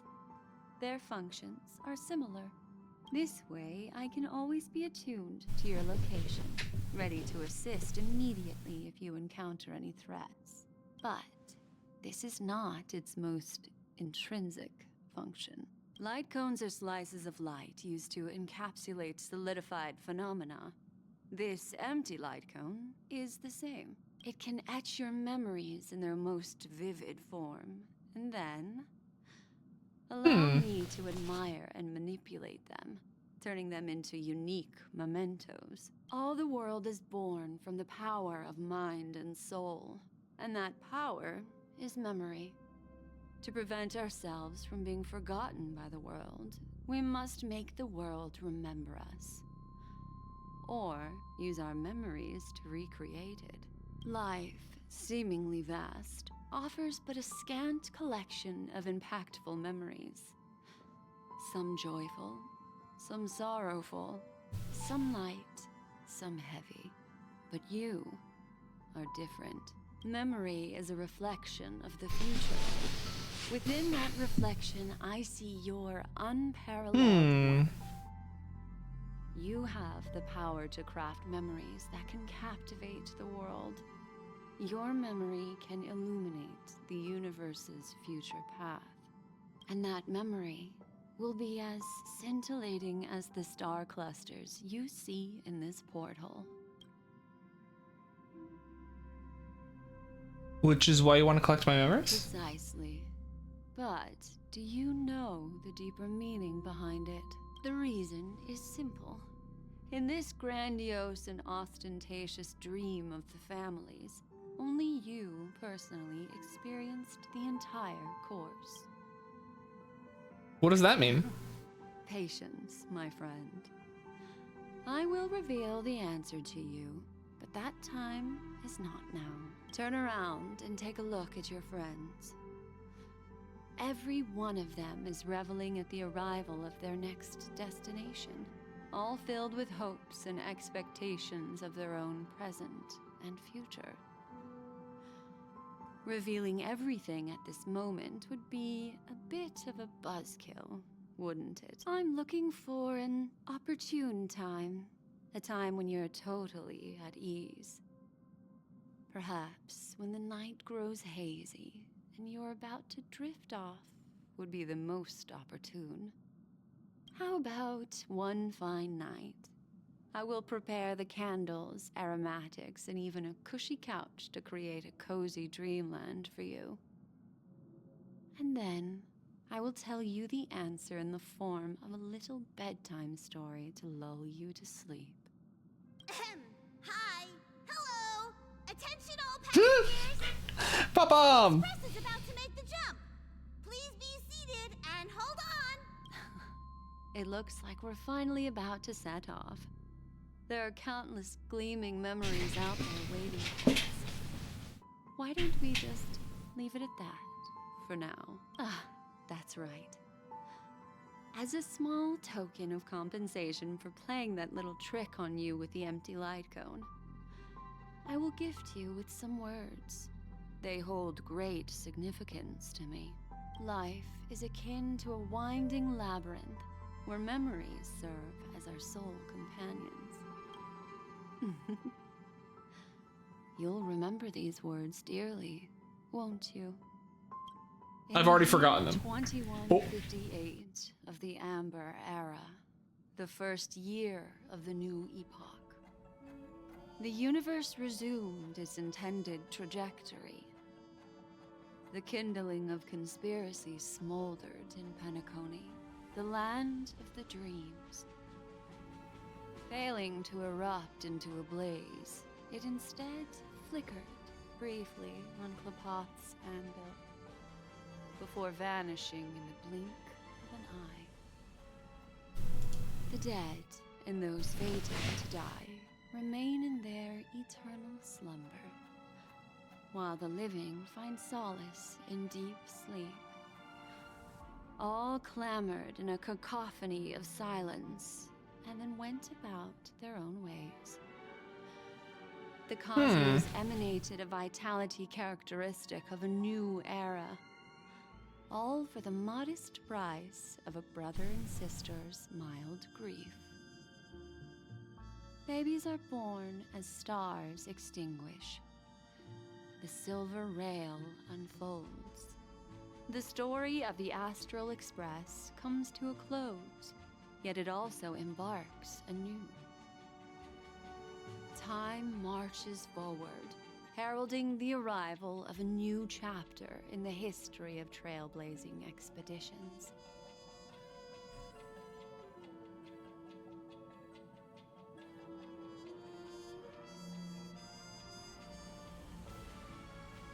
Really?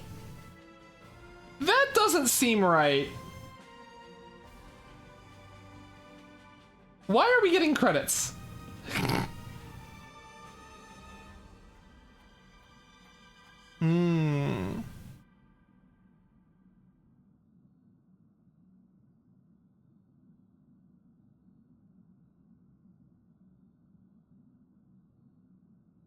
Aww. Script supervisor, Elio.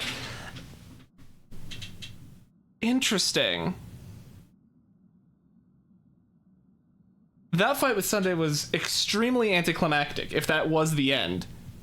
Count Countless shooting stars streak the sky tonight. If you can pick the right one, it will carry your wish to thousands of distant worlds.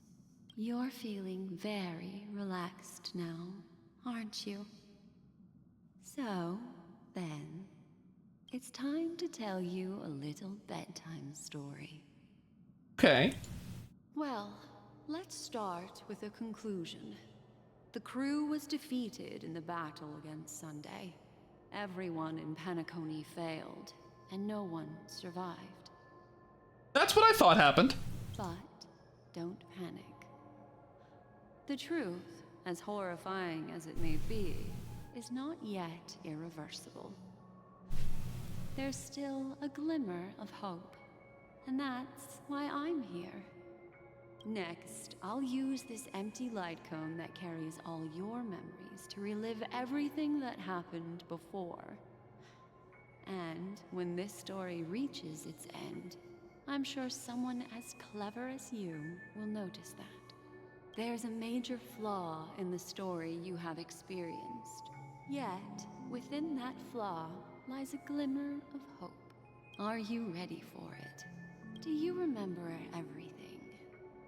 When the clock turned back, the Express started a warp jump, sending you to a strange dream.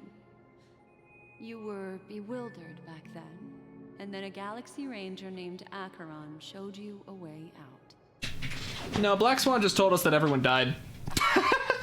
When you arrived at the Reverie Hotel, you met the doorman Misha and had a confrontation with Aventurine, an IPC representative. Thankfully, Acheron appeared again and helped you. After that, you saved Firefly and explored Penacony together. During the tour, you ran into Sparkle disguised as Sampo and accidentally entered a child's dream. There, I rescued both of you from death, but Firefly didn't return to reality. She realized the truth and tried to involve you in her plan, but that resulted in an accidental death. Even more unsettling, you soon encountered another murder. The 2 cases of death prompted you to investigate the truth behind the sweet dream. Despite your efforts to gather information about the 2 victims, you didn't make much progress. But you did learn about the Watchmaker from Gallagher. Meanwhile, Aventurine was secretly carrying out his scheme, in which you were one of the pawns.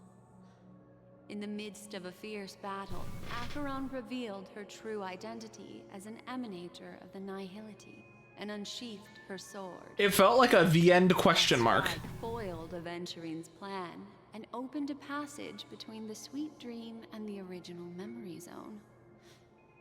Upon your arrival at Dreamflux Reef, you learned the truth that death was actually dormancy, as well as the truth about the dreamscape, the Stellaron, and the bellboy, Misha. You split up with Sunday and Robin, looking for a way to seal the Stellaron.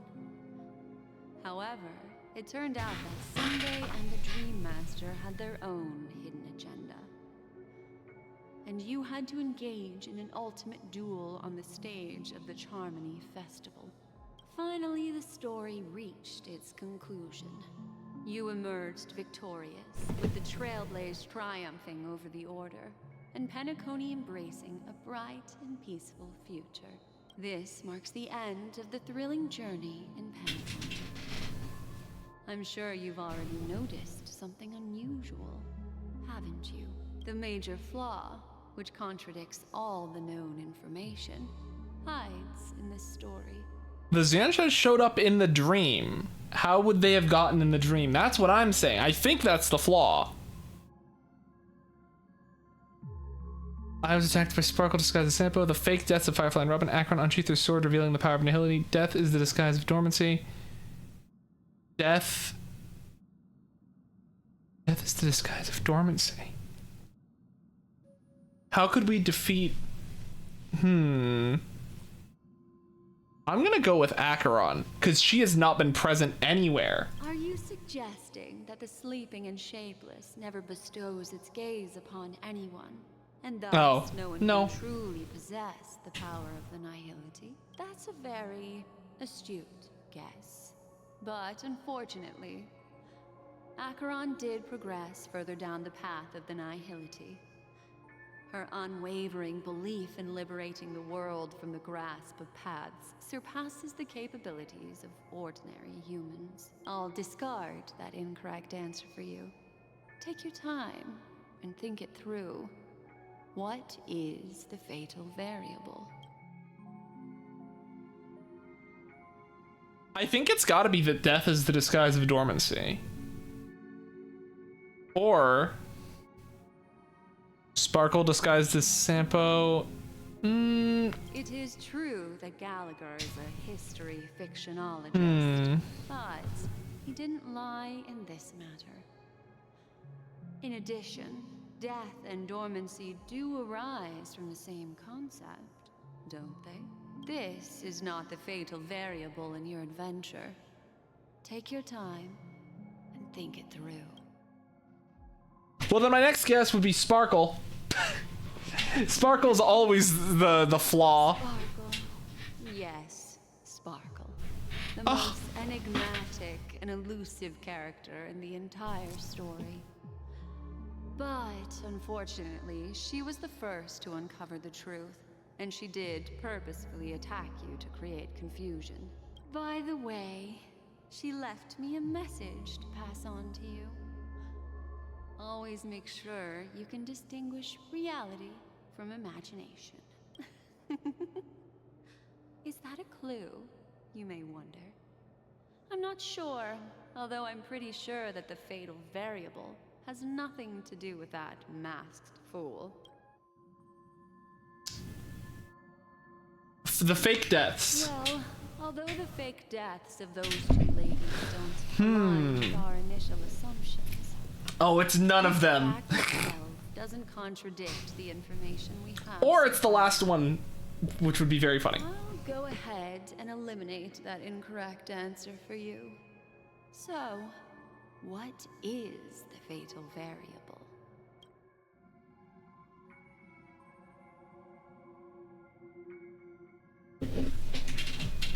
Is the fatal variable the fact that because Misha was able to leave the dream bubble, the hotel itself was also part of the dream? Little Misha. Or should I call him the Watchmaker? Dude, I'm going process of elimination, I guess. He's only a segment of memory in a dream bubble. But I feel like this might also be false, but led him to leave the bubble and embark on a grand. at least I got to experience all of what Black Swan said. Well, Misha is a rather special memory zone meme, and he was granted power by the Trailblaze. Yeah, he shouldn't be able to appear in the normal hotel. Be able to do. A life born in the memory zone could never manifest in reality. So, why did he appear in the Reverie Hotel in reality? The answer is simple. He is the one fatal variable. That's crazy that it was the all our known information. This means that you, who wholeheartedly believe in this memory, are still trapped in the dreamscape at this very moment. Wake up, sleepyhead. Break free from this eternal dream and return to the real world. We'll find our answers there. The train is about to make the jump. 5, 4, 3, 2.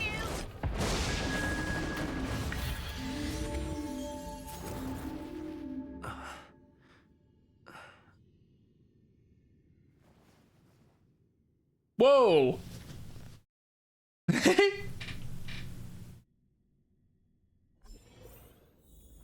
This way, darling.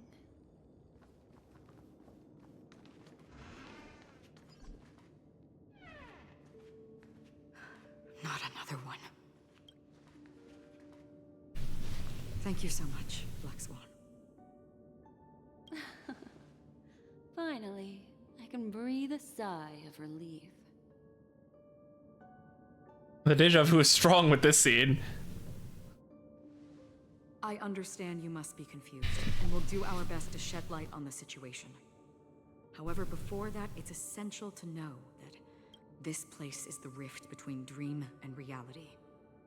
A place reserved only for those who have awakened from Enna's dream. Do you remember Sunday's ambitious plan? He intended to harness the power of the Stellaron, the collective will of over 100,000 Oak family members, and the desires of everyone in Penacony to usurp the harmony and restore the order.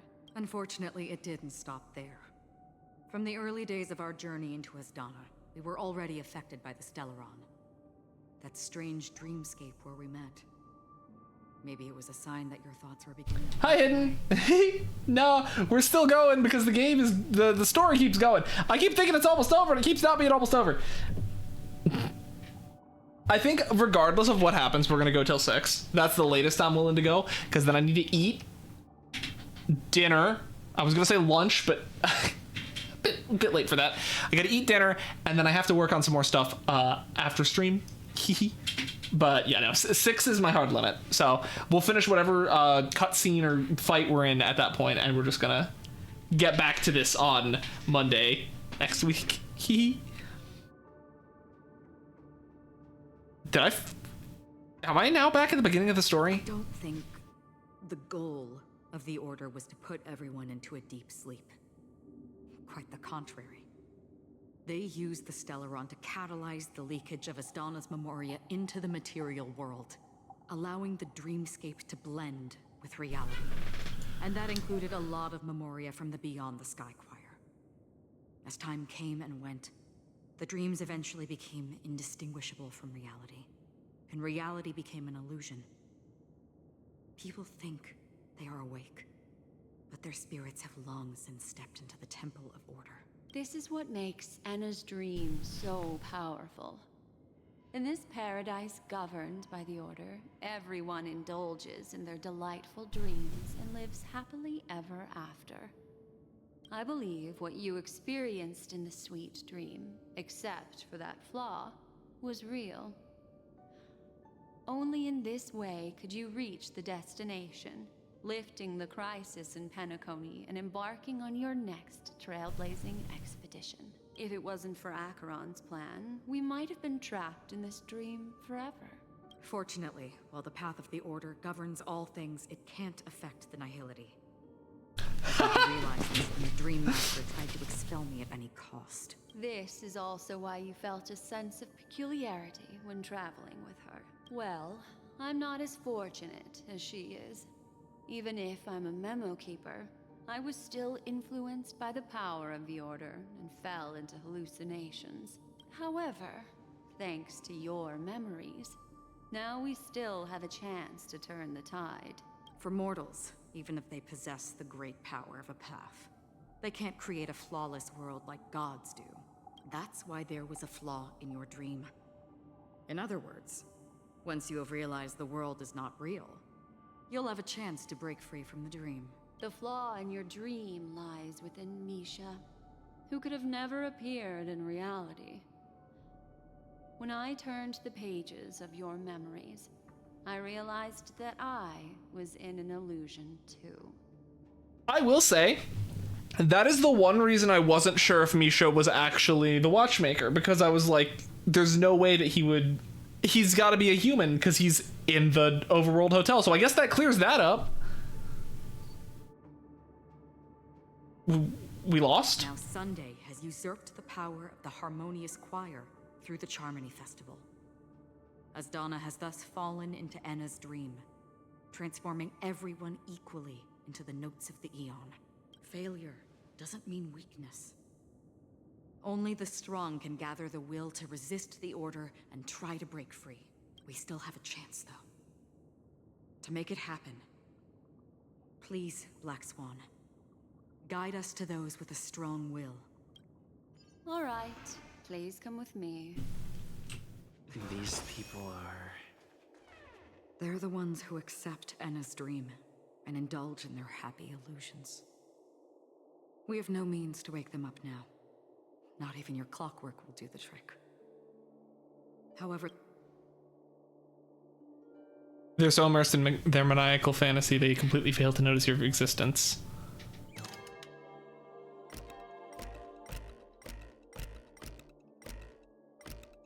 That's wild. Clockwork doesn't seem to be working anymore.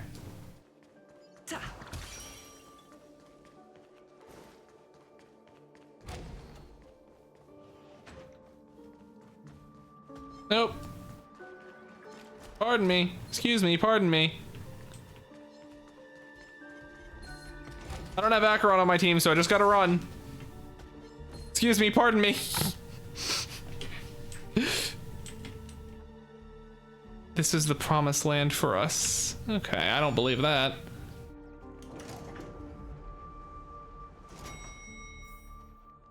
Blessed are the slumbering ones. Thou hast heeded my call. Hey, my birds! Hey, guys!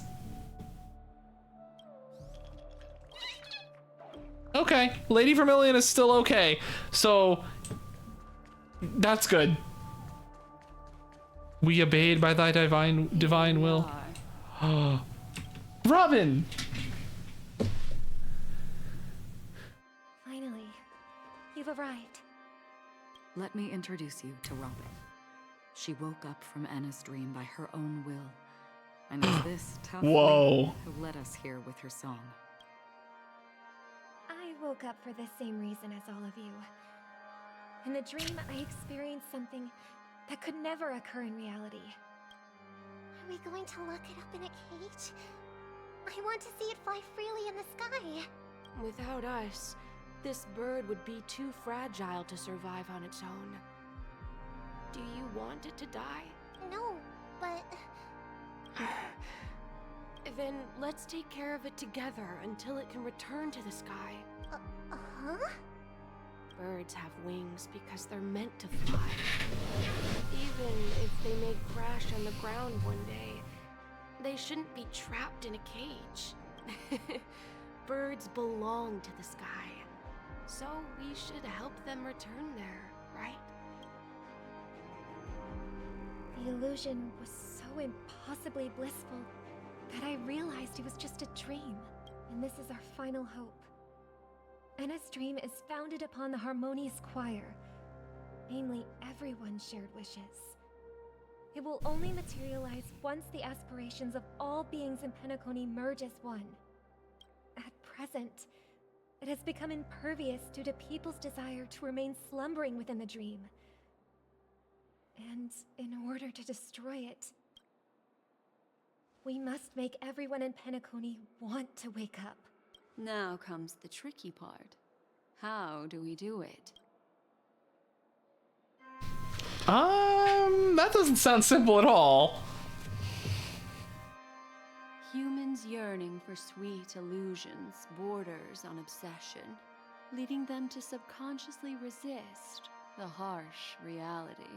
Therefore, I carefully selected a moment where he was completely unguarded, guiding him to uncover Hey, let's go, Benish! Good job! to make him regain his consciousness. However, to wake up everyone in Penacony and get them to share the same determination, And Rogue, congrats on being first would be again. impossible. Indeed. I'm afraid it's almost as difficult as resurrecting an Eon. But we can't just stay here and do nothing. Dunhung and Booty Hill! This is a critical moment for the whole universe. Who cares about some dumb number? Well, someone enjoys making a dramatic entrance. Oh yeah, Benish, yeah, I've been calling him Booty Cheeks for like the past since he was released. You're welcome.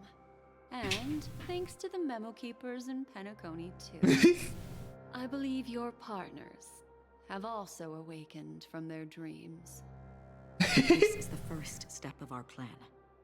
With the assistance from the Garden of Recollection, those who possess a strong will, like you, Dude, oh man, you missed it. There was actually a part where I could... Oh man, I don't remember what I said. It was like... What was it? It was like, damn,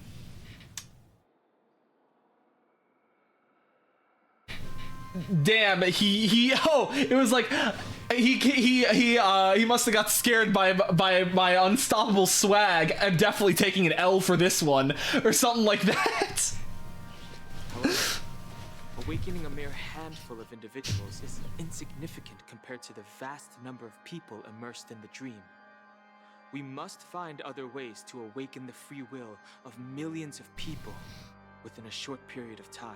If breaking through from the inside proves challenging, we can seek assistance from the outside. We've long been aware of a potential solution. Asdana is a galaxy known for its abundant memoria, and the remarkable phenomenon known as synesthesia dreamscape. It was. It was too yacht. They often find themselves and others sharing a collective dream. At this very moment, there is only one dream encompassing the entire Asdana system. So, you mean, if we can attract a large number of outsiders to this system, their free will would intertwine with this dream and shake it to its core.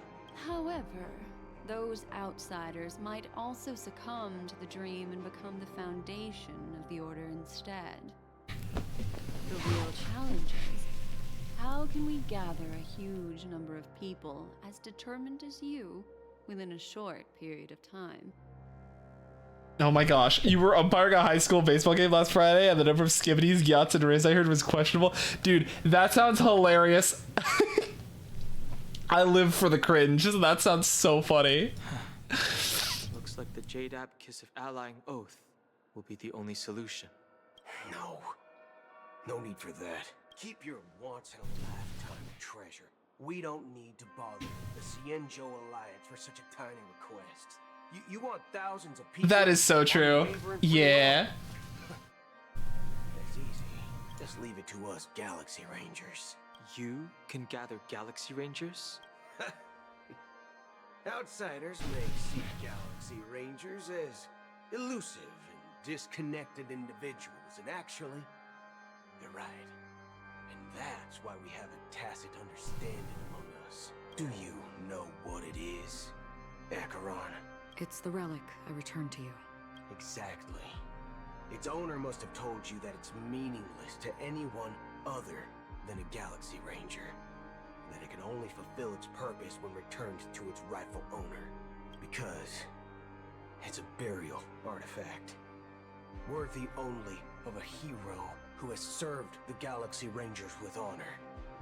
When its light illuminates the universe, it means the fall of a hero. And in the direction it falls, countless meteors will streak across the sky. Those meteors... Oh, wait. If a Galaxy Ranger dies, they send off a signal and all of the other Galaxy Rangers will come to avenge them? Is that what we're about to hear? The shooting stars of the hunt only descend on the longest night. That's actually hype. Comes the dawn. We've stayed silent for far too long. Now, it's time to remind all the cowards, oppressors, and villains of the universe of our presence. I'll be the one to ignite the first spark. Once the dreamscape is swayed, I'll complete the second step. I'll fine-tune the slumbering souls with the Song of the Harmony, interrupting them with the discord of Trailblaze, and guiding them towards reality. It's true that some people are born strong, and others are born weak. If the Trailblaze is the target of heroes, then the Harmony will guarantee that the strong help the weak. Only the people of Penacony themselves can be the saviors of their homeland. Their path of happiness should be forged by themselves. Sees Dino in the sky. My Galaxy Rangers need me. Oh my gosh. This includes my brother as well.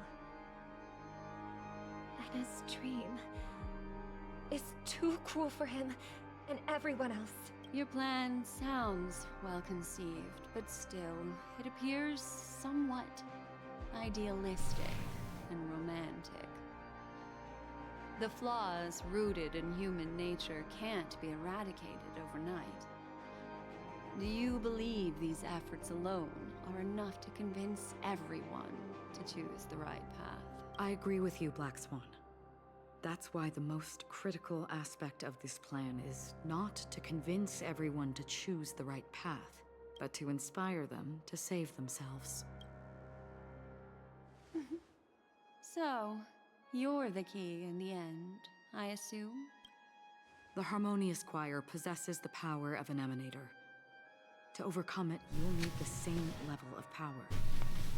The final step in destroying the sweet dream will be my responsibility. That's a relief to hear. Now that our roles are assigned, let's get to our battlefield and pose a grand finale. I'm so hyped. May I have a moment alone with you? There's one more thing I need to explain to you. This grand festival is drawing to its close. This is the starting point for the ultimate stage of our journey. Just as it marked the beginning of all the stories in Penacony.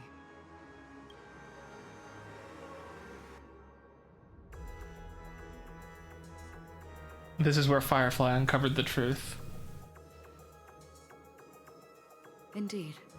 She was the first to discover the world beyond the shores of death, and shared this truth with all of us. There's something you should know. We were able to locate you within this boundless dream, and find the key to breaking free from the dream. All because of one person's unwavering dedication. Firefly. She awakened from the dream ahead of others, discovered the Express amidst the stars, and brought us valuable information about the remnants of the Order. She may have been aided by the script, and it came at a cost. As you know, Firefly is a stowaway who entered the dreamscape in a different way from ours. Without the dream pool in the hotel or assistance from the family, she can only awaken from this dream in one way. A real death. That's true, because Firefly isn't actually on Penacony. We mustn't fail her determination. I'm not implying that we must win this fight no matter what, but our resolve should match that of that courageous lady. Are you ready? Let's embark on the final stage. Very well. Now, please close your eyes. Here we go. The real boss fight. Oh, they give me a trial character. Nah. How much break effect? I have 176. I can't view detailed info. Can I level this card up? Sure, a couple more stats is a treat. Okay. So we're gonna go Harmony Trailblazer, Himiko, If there's anything you need, don't hesitate to ask. Veruan May, It's you again. As always. and Aventurine. Mr. Stellaron, time for us to reveal our... The gang's all here. All right. How long has this reign been ongoing? If I remember correctly, it has lasted for decades, or even centuries. The unwavering determination of the Oh, the hands have gathered. They're reaching higher. But thankfully, we've guided those lost souls to their lives beyond. They were heroes in their time. And they won't be reduced to puppets. Oh, this whole story is how she got the Galaxy Ranger thing. You see, the shadows on the sea have vanished. These were all Galaxy Rangers. Do you remember? He once said that the sky would clear when the regrets of the departed had faded away. But it's still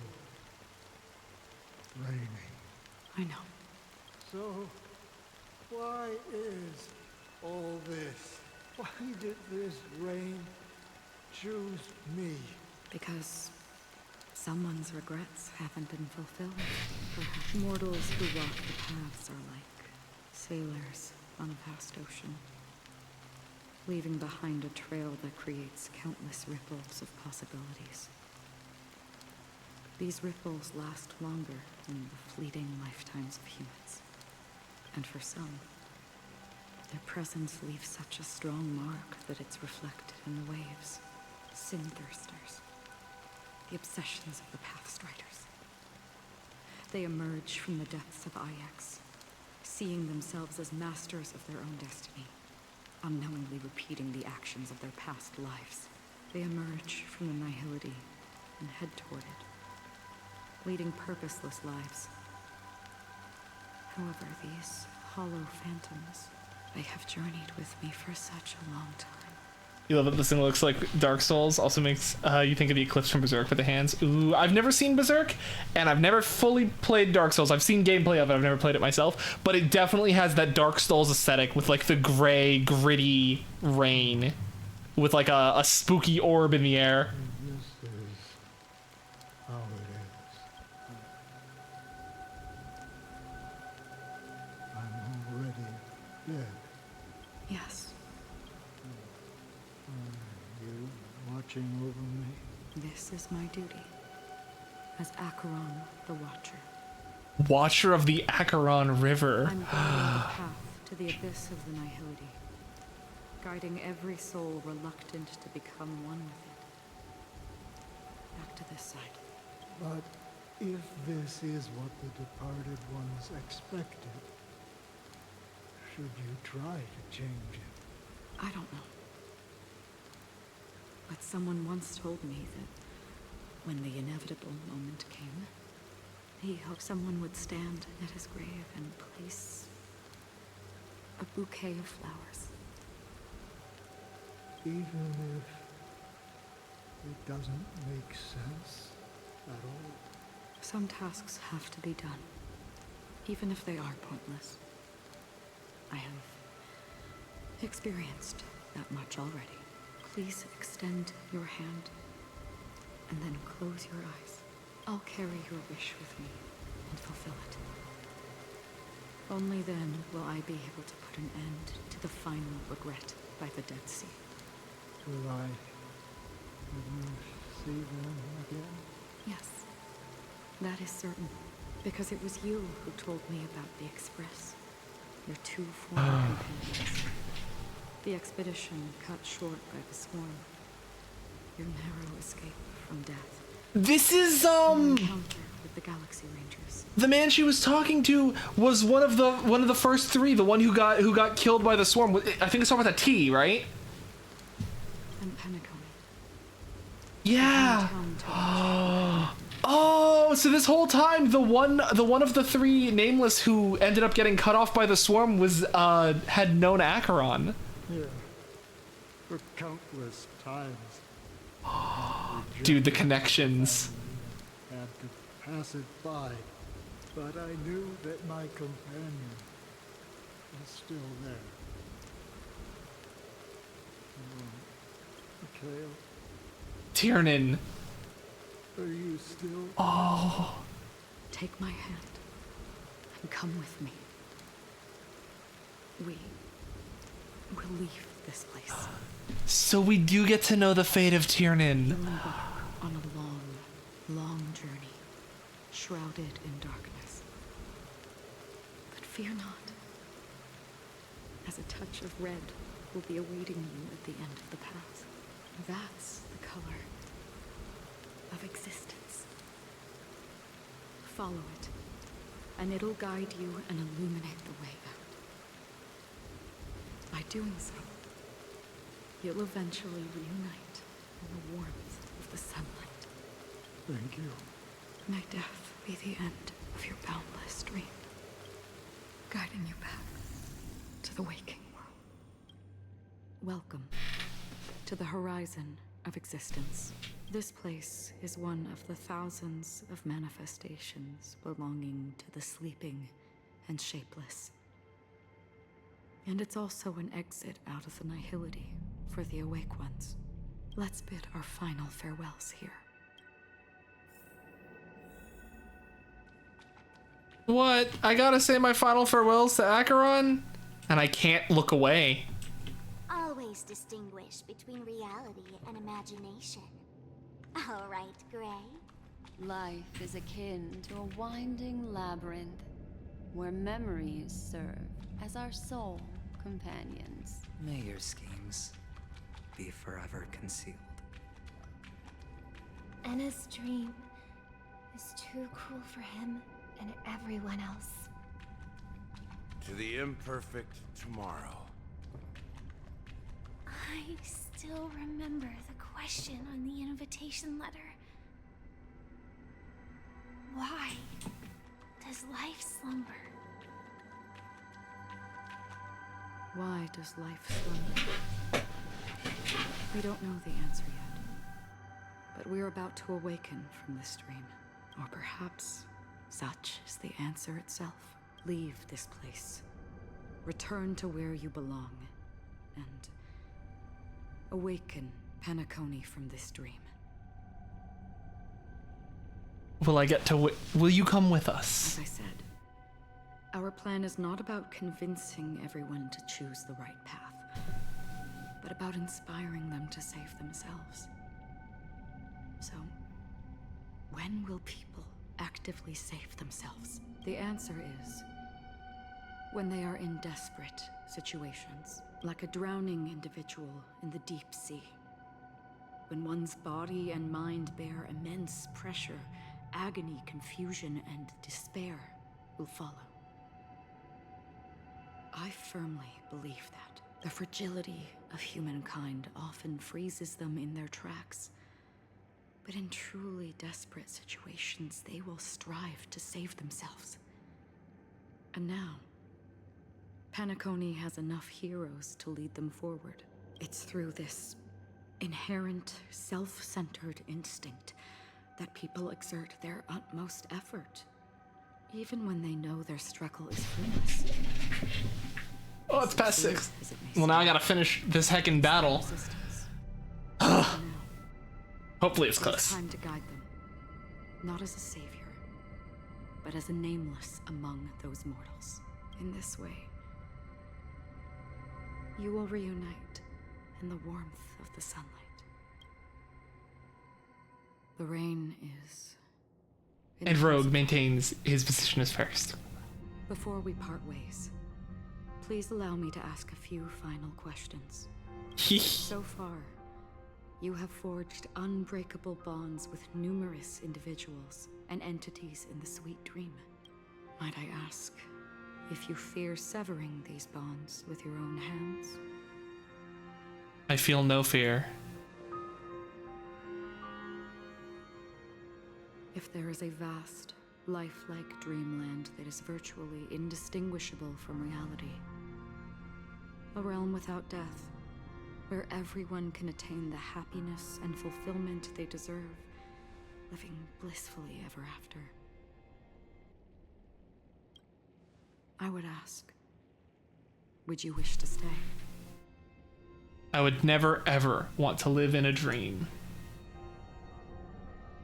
Imagine if this splendid dream were fated to fall apart. Friends, family, strangers, followed by the gentle breeze, soaring birds, the stars, and ultimately yourself. I am the soaring birds.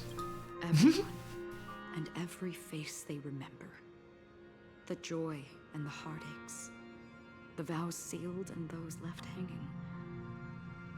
All will inevitably march towards a predetermined ending. If you had grasped the journey's finale right from its inception,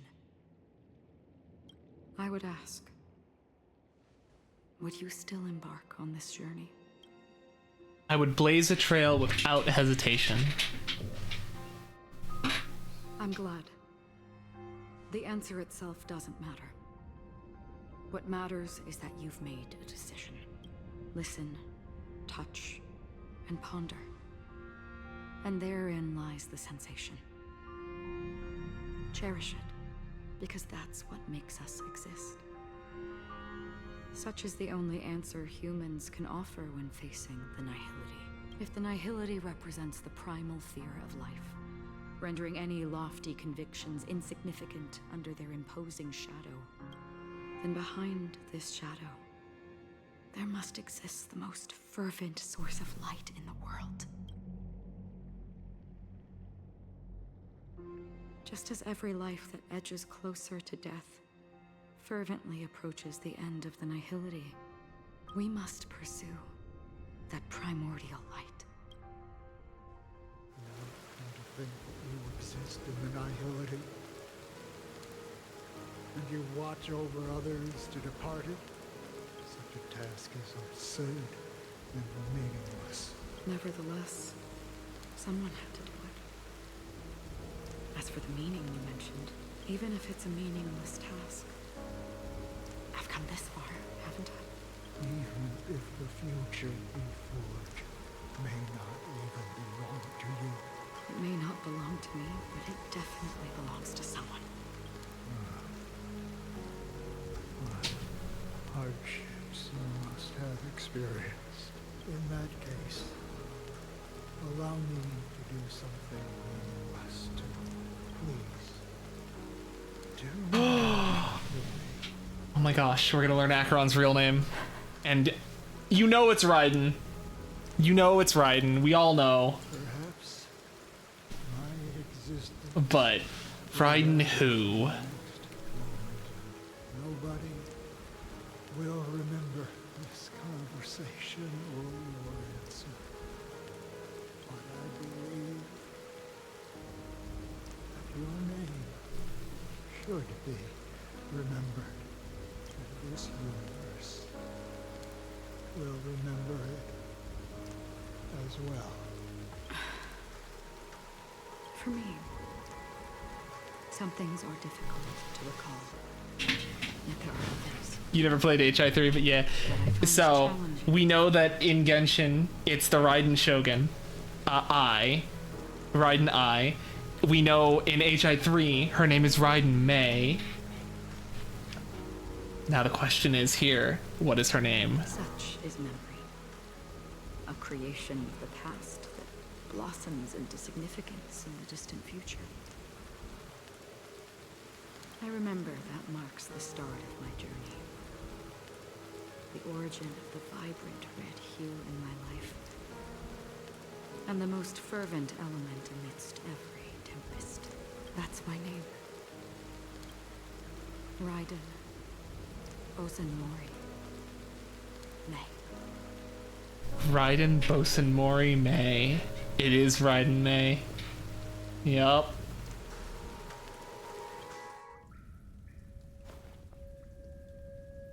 The Golden Dream is getting restless. In the coming long nights, I'm afraid you will face many setbacks and witness many tragedies. And in the end, you will only see in black and white. But please believe me, that in that monochrome world, there will be a glimpse of fleeting red. And when you make a choice, it will appear once more.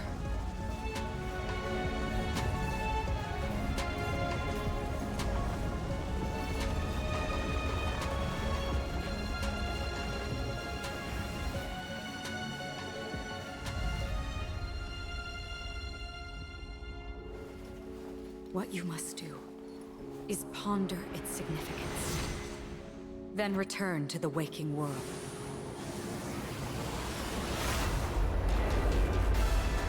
Oh, that's where we all find our answers. The squad. Her real name is Mommy Space Dino because she's your mom. All right. Broken free from the dream of order. We've done enough sleeping already. Let's show them a wake-up call. Listen to our song. Oh, we can see the little clocky coins in slow speed. All right. Well, let's do this. E.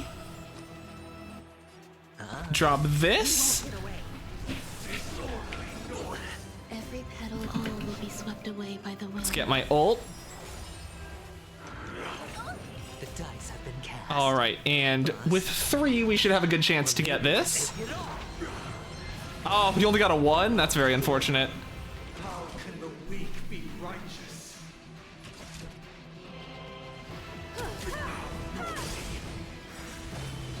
Yeah, you're not gonna like what's gonna happen to you, bud. And I'm no exception.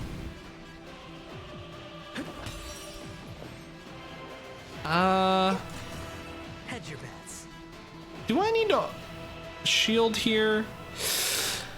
I'm gonna have the 5,000 damage shield, but yeah, let's get the shield a bit thicker.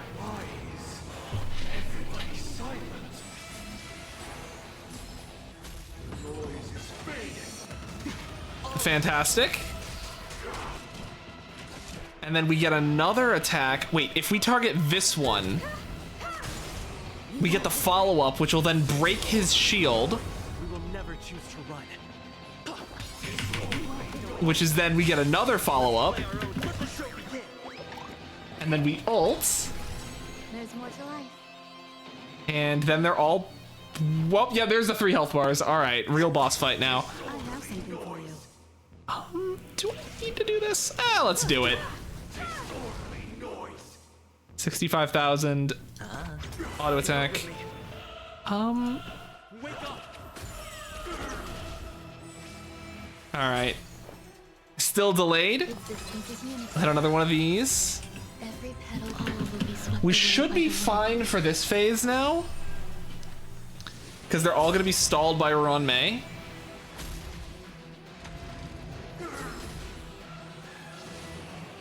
Okay, that one's real.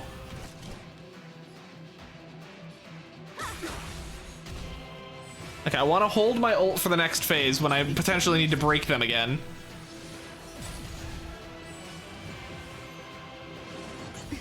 Watch your head.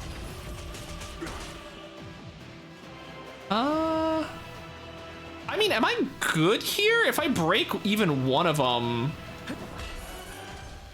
then I'll get another Himiko spin. Sure, I'll play along. So if I just do this, You won't get away.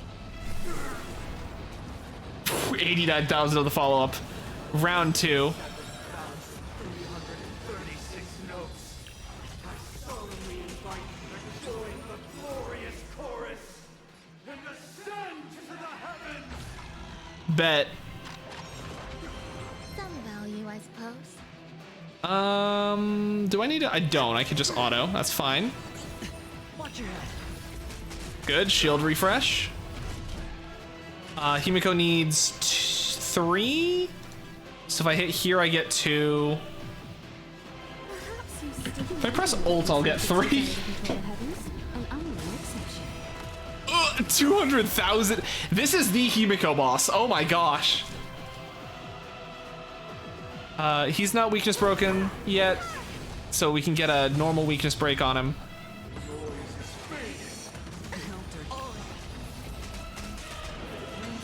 Indistinguishable from reality.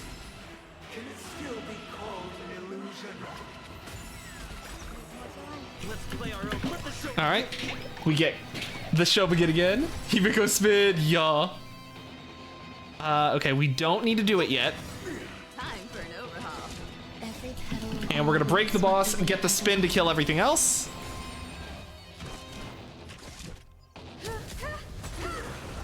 You won't get away. I hit the mark. Yep, he stalled, perfect. You won't get away. Hit one more break. That's a 3.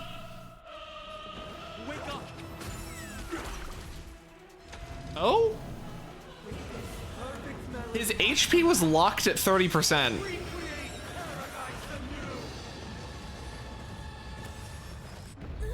Oh?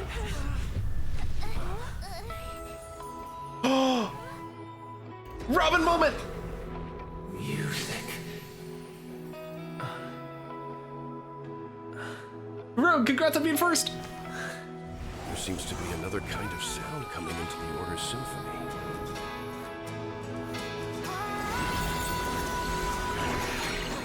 Penacony's first and last disharmony.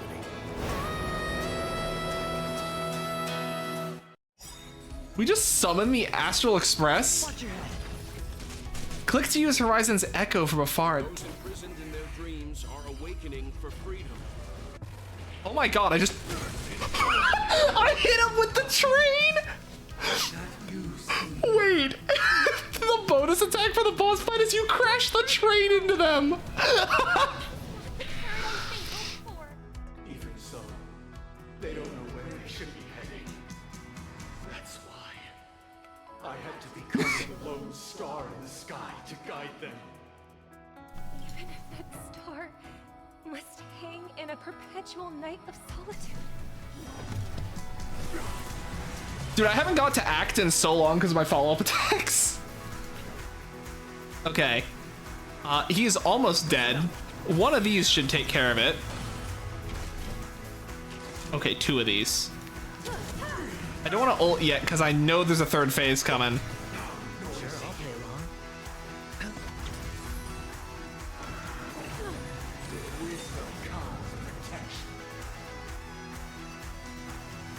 Wake up!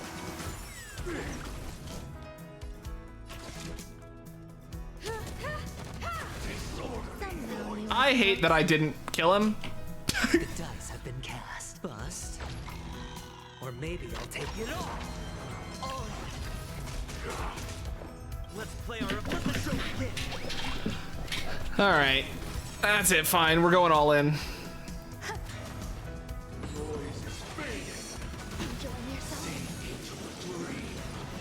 Uh-oh, she's sleeping. Also, the Robin music going hard. I have something for you. Noisy. If we had never experienced solitude, how could we have embarked on different paths? Now, our final talk has concluded. All the work of creation has been completed. The inevitable day has arrived. The embryo of philosophy will reshape for us all of reality. I'm sorry, what? If your paradise can save more people, sever my path with your hands. Keep up with me. Every time you break a layer of enemy toughness, you gain a certain collective shield.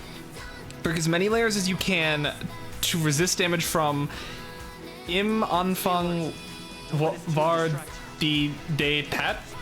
It's German. I know it's German. I just... Swept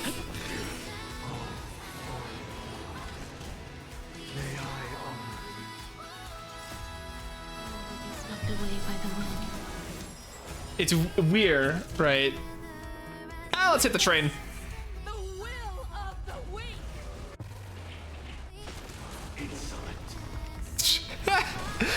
Heck it, let's hit him with a train. I don't really want to ult until I can get Ranmei E up. On the 3rd day, grant language. On the 4th day, can't value. Okay. Well, let's see what we got. When in doubt, train. Yup.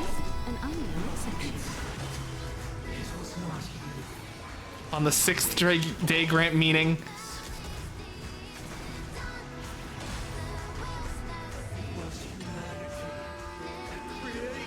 Well.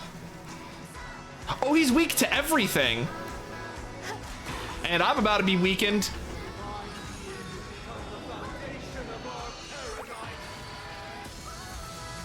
Oh my goodness gracious. Hedge your bets. I almost just wiped.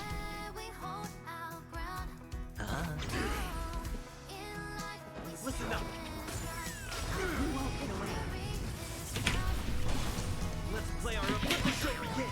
Oh my god, I almost wiped. I have something for you. If I didn't have Aventurine's shield up as well, I would have actually wiped. That's crazy. Okay, we got super breaks. Some value, I suppose. Every petal of all will be swept away by the wind. Have a noble soul. Don't be shackled by the past.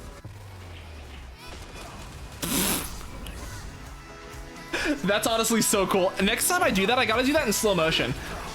Well, if there is a next time. I don't think there's a next time. I think he's dead on the spot. But also, yeah, this song goes so hard. Perhaps you still don't understand. Let's do this the dramatic way. Humanity never conceals its desire to control the heavens. And I'm no exception.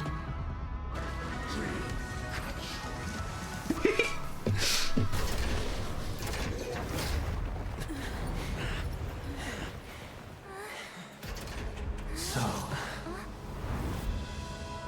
why does life slumber? Because someday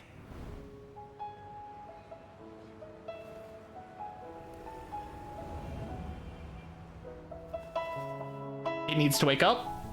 we will wake from our dreams. I do it.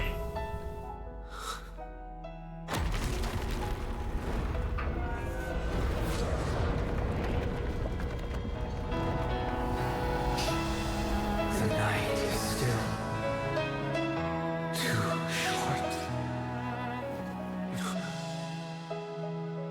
Aww. Brother, the dream is over.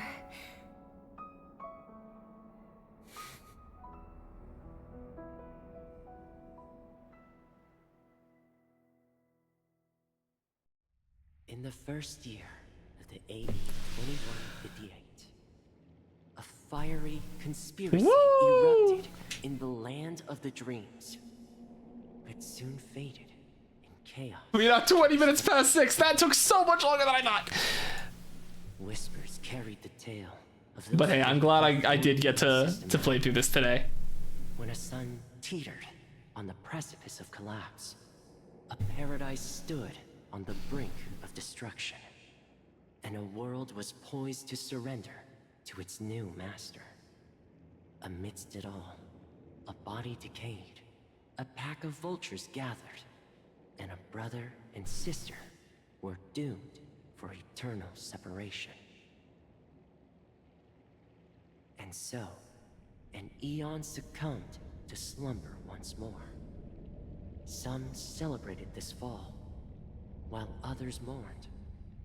Among the insignificant witnesses... Yeah, I would have been streaming it all next week, but I was already struggling to avoid spoilers, so I'm like, This time, Eon met their demise with dignity. As the cosmos bathed in the radiance of a pure dawn, a tempestuous storm brewed on the horizon. The chant of everything for the Amber Lord grew ever louder. Yet, no matter how one contemplated, time inexorably swings Klapot's colossal hammer in eternal cycles. The tale of the Astral Express reaches both its conclusion and a new beginning. Time marches forward, heralding the arrival of a new chapter. Is this Aventurine talking? Of trailblazing expeditions.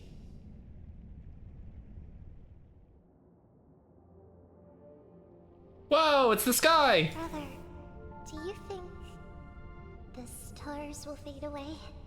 Where did that come all of a sudden? Because the constellation that looks like a bird, the Torrent Eagles, looks a bit dim lately. It's the Torment Eagles. Don't worry, it's still there. It's just it's located in the inner ring of Penacony and can only be seen when spring and summer overlap. As for the question you asked, I think stars do die, just like people. But do you know, sister? No star actually belongs to the present. The light we see from them is from a long time ago, even after the stars perish. extinguished, their light will travel millions of light years, spanning countless years, to illuminate the night sky of another world. In our paradise, I believe there will be a star like that, shining with the same light. Its radiance will last forever, and its name will be happiness. No, not just one star. We should have 2 stars. Or maybe even more. Yeah, you're right. It's a deal. It's a deal then. This is our promise, and nothing will sway our ideals. Yeah, you bet. There we go. All right, actual credits this time. Oh. Starring Don Hung, Joachim as Welt, Raiden, Boston Mori May as Acheron, everyone as everyone.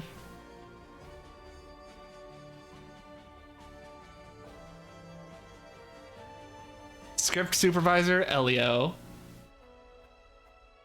But wait, there's more! Here's another 3 hours of gameplay! In loving memory of Rosalina Jane Estella, an ex-surveyor aboard the Astro Express and a young scholar brimming with enthusiasm and curiosity. Hailing from Zoroun system, enlightened by remembrance, and dominated by academic cliques, she majored in memoria-dynamics. To seek out broader academic purposes, she joined the crew in the Astro Express to build Astana and launched her research in memoria. Towards the end of the War of Independence, she piloted a shuttle on her own and disappeared in the memory zone in search of secrets about the primordial dreamscape. Her research focuses on the basis of Petaconi this day, as later generations. This is too much! This is too much to read! Brooklyn Tiernan. He died during the war. While reopening the Silver Rail, he was ambushed by the swarm and disappeared, only to be rescued by Galaxy Rangers. He fought in the crusade against Lord Ravager Zulo and managed to survive. That day, that was until a self-annihilator found his relics. And Mikhail Legwork.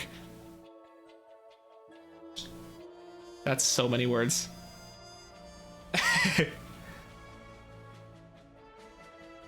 Wow.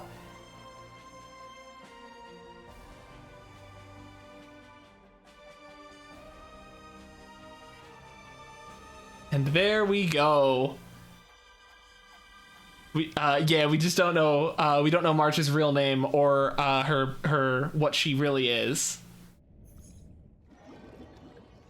And reliving the dream again.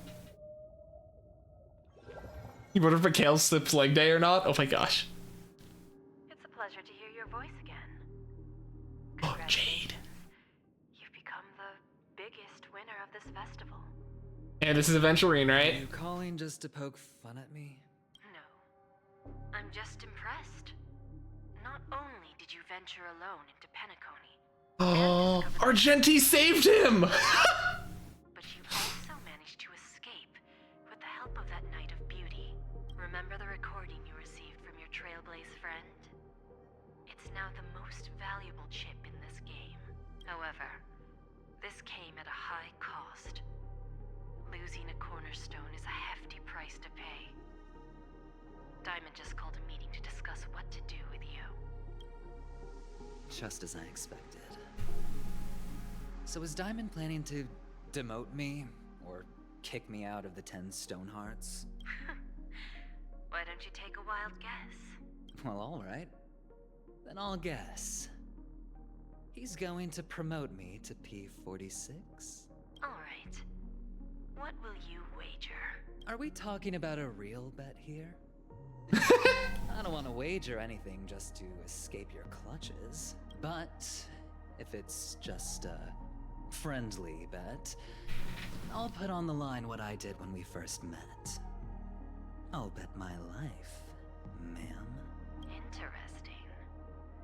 But since it's Diamond's call, no one can predict the outcome. I'm on my way to Penacony. Once everyone is settled, we'll return to Pier Point for the final showdown. Ooh. Sounds like I'll be out of the action for a while. Finally, a chance to kick back and relax. Yeah. Leave everything to me and Topaz, child. Thanks to you, as soon as the Jade Stone was delivered to the family's compound, We finished up our preparations. The seeds we planted have taken root. Soon, it'll be time to reap the rewards. Huh?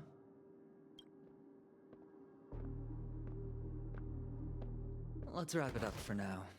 Looks like I've got a visitor here. Oh. Oh. Booty Hill. Surprises today. Didn't expect a Galaxy Ranger and wanted criminal to show up here. One who managed to take out 2 IPC members under the noses of our fleet. Do you understand what that means? Screw Wubba Boo, I just put him to sleep. Don't try to intimidate me with that nonsense. Besides, I've taken down more IPC lackeys than the residual value you squeezed. And I don't mind adding a few more zeros to my wanted poster. I have a question for you. Be honest, or I don't mind putting a bullet into your head. Tell me, where is Oswaldo Snyder? Oh? Screw Wubbaboo is gonna be my new go-to. Dude, I might start using that. Oswaldo Schneider, head of the marketing development department. Ooh. And with that, On the 8th Day is complete. And with that, there's so much stuff that we just unlocked. Including this. This is what this event I've heard takes a very long time. So that I've been waiting so we'd be able to start working on that as soon as possible. But more importantly, let's get back to the train. Because we need to put some music on before we go find someone to raid. Or probably maybe just end stream, because I am very hungry and very tired. Hi, Pom Pom. Hi, Pom Pom. There we go. Hee. All right. What was that new song? Was it No Business Like Show Business?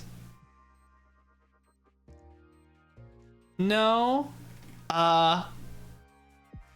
This? Oh, it was that one.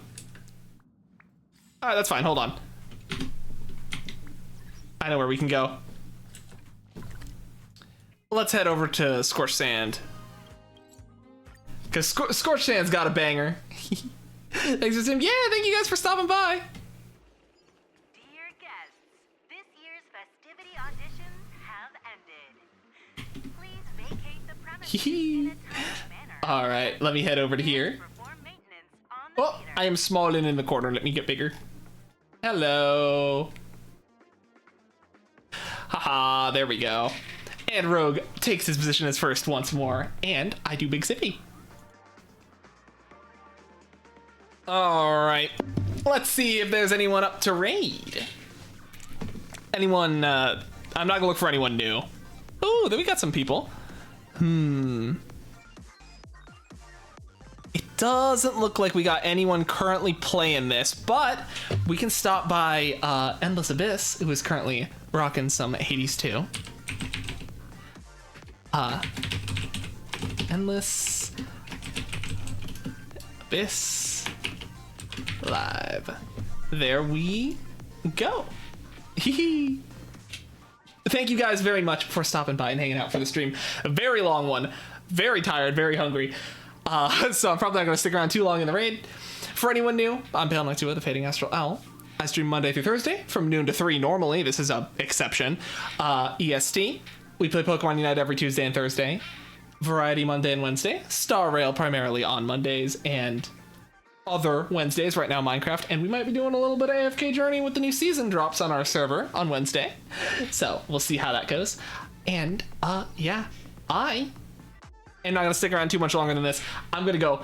I hope you guys have a wonderful rest of your day. Enjoy the raid, and I will see you guys later. Goodbye!